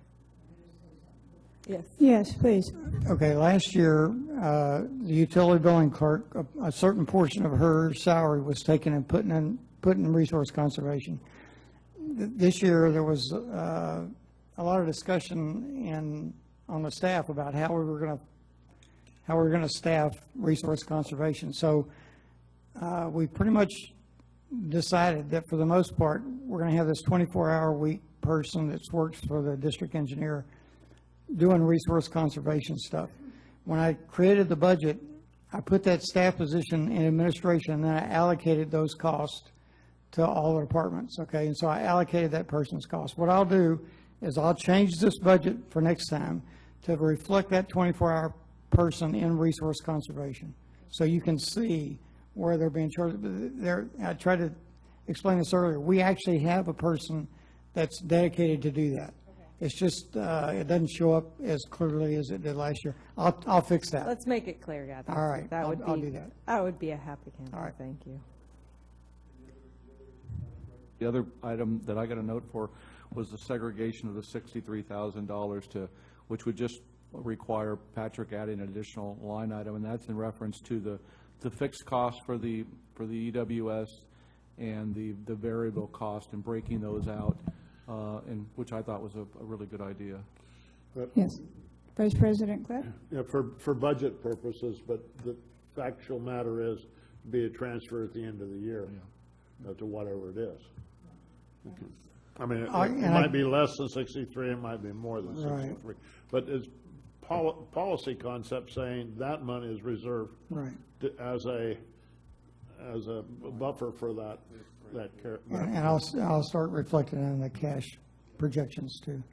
Yeah. Okay, any further discussion? Amanda Rice? This is budget related, but not exactly budget.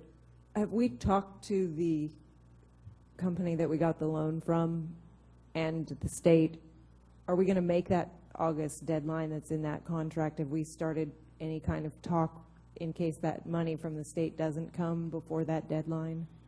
No, basically, all we have now is $600,000. I did talk to our consultant, I can't think of his name right now, and he said that he could, Mark. Norcross. And he said he could talk to the bank if we wanted him to see if they would extend the length of that, For the balloon the or ability to whatever. pay it back. So if it looks like we're going to, I'd have to be given direction to return that $600,000 now, and I'm not sure that's what we want to do. I don't think that's what staff wants to do. No, and that's not what I'm saying. I'm just trying to make sure that, because we had an agreement that when we get the grant funding, we can make a big bump of a Right. payment that would reduce the long-term amortization of the interest. Right. And if we are not going to get the money from the state before that deadline, I just want to make sure that the staff has at least got an eye on that in case, because it may not ever pencil out that we would want to make that payment. I'm Right. just saying, can we, as long as I feel better, as long as I know staff is paying attention that's deadline. I've asked, he said he could negotiate with the bank, but I haven't asked him to do that because Right. I'm not confident we're going to have any money to pay back. But, well, we're going to get a payment from the state for the grant, right? That's correct. And when we do that, that'll help bring our cash balance I see. out of the negative. I see. But still, right now, we have, with the loan and the grant that we got for the emergency water system, we have $13 million. And we've committed $12.5 million. So there's only, at the most, $600,000. And I see, thank you. That helps me understand that this is an expensive proposition. Thank goodness we have the money available to be able to do it. And there are other things. If we end up with $600,000, we can use it to make payments on the loan and other things that would help us in the future. Okay, thank you.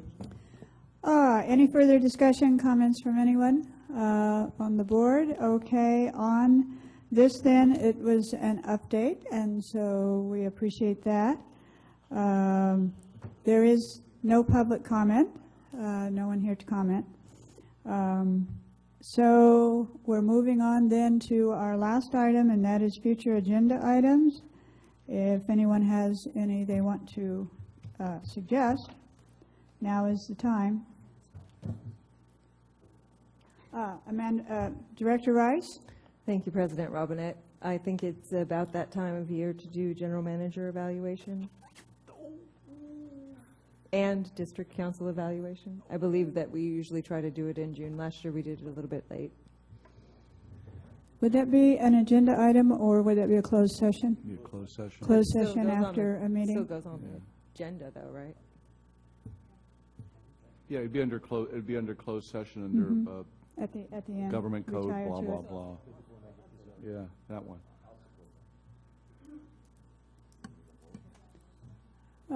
We have a motion on that now?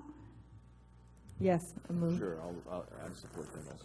Moved and seconded that in June, we have a closed session for evaluation for general manager and legal counsel, Subject to time constraints, I mean, I would say. subject to time constraints.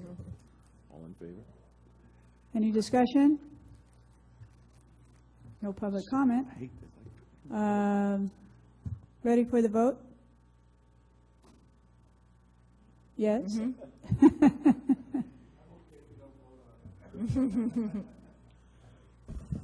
Director Rice? Yes. Director Berenger? Yes. Director Thompson? Vice President Cliff? Yes. President Robinette? Yes. Thank you. If there's no further additions to future agenda, then I would like to adjourn this meeting. And it is adjourned.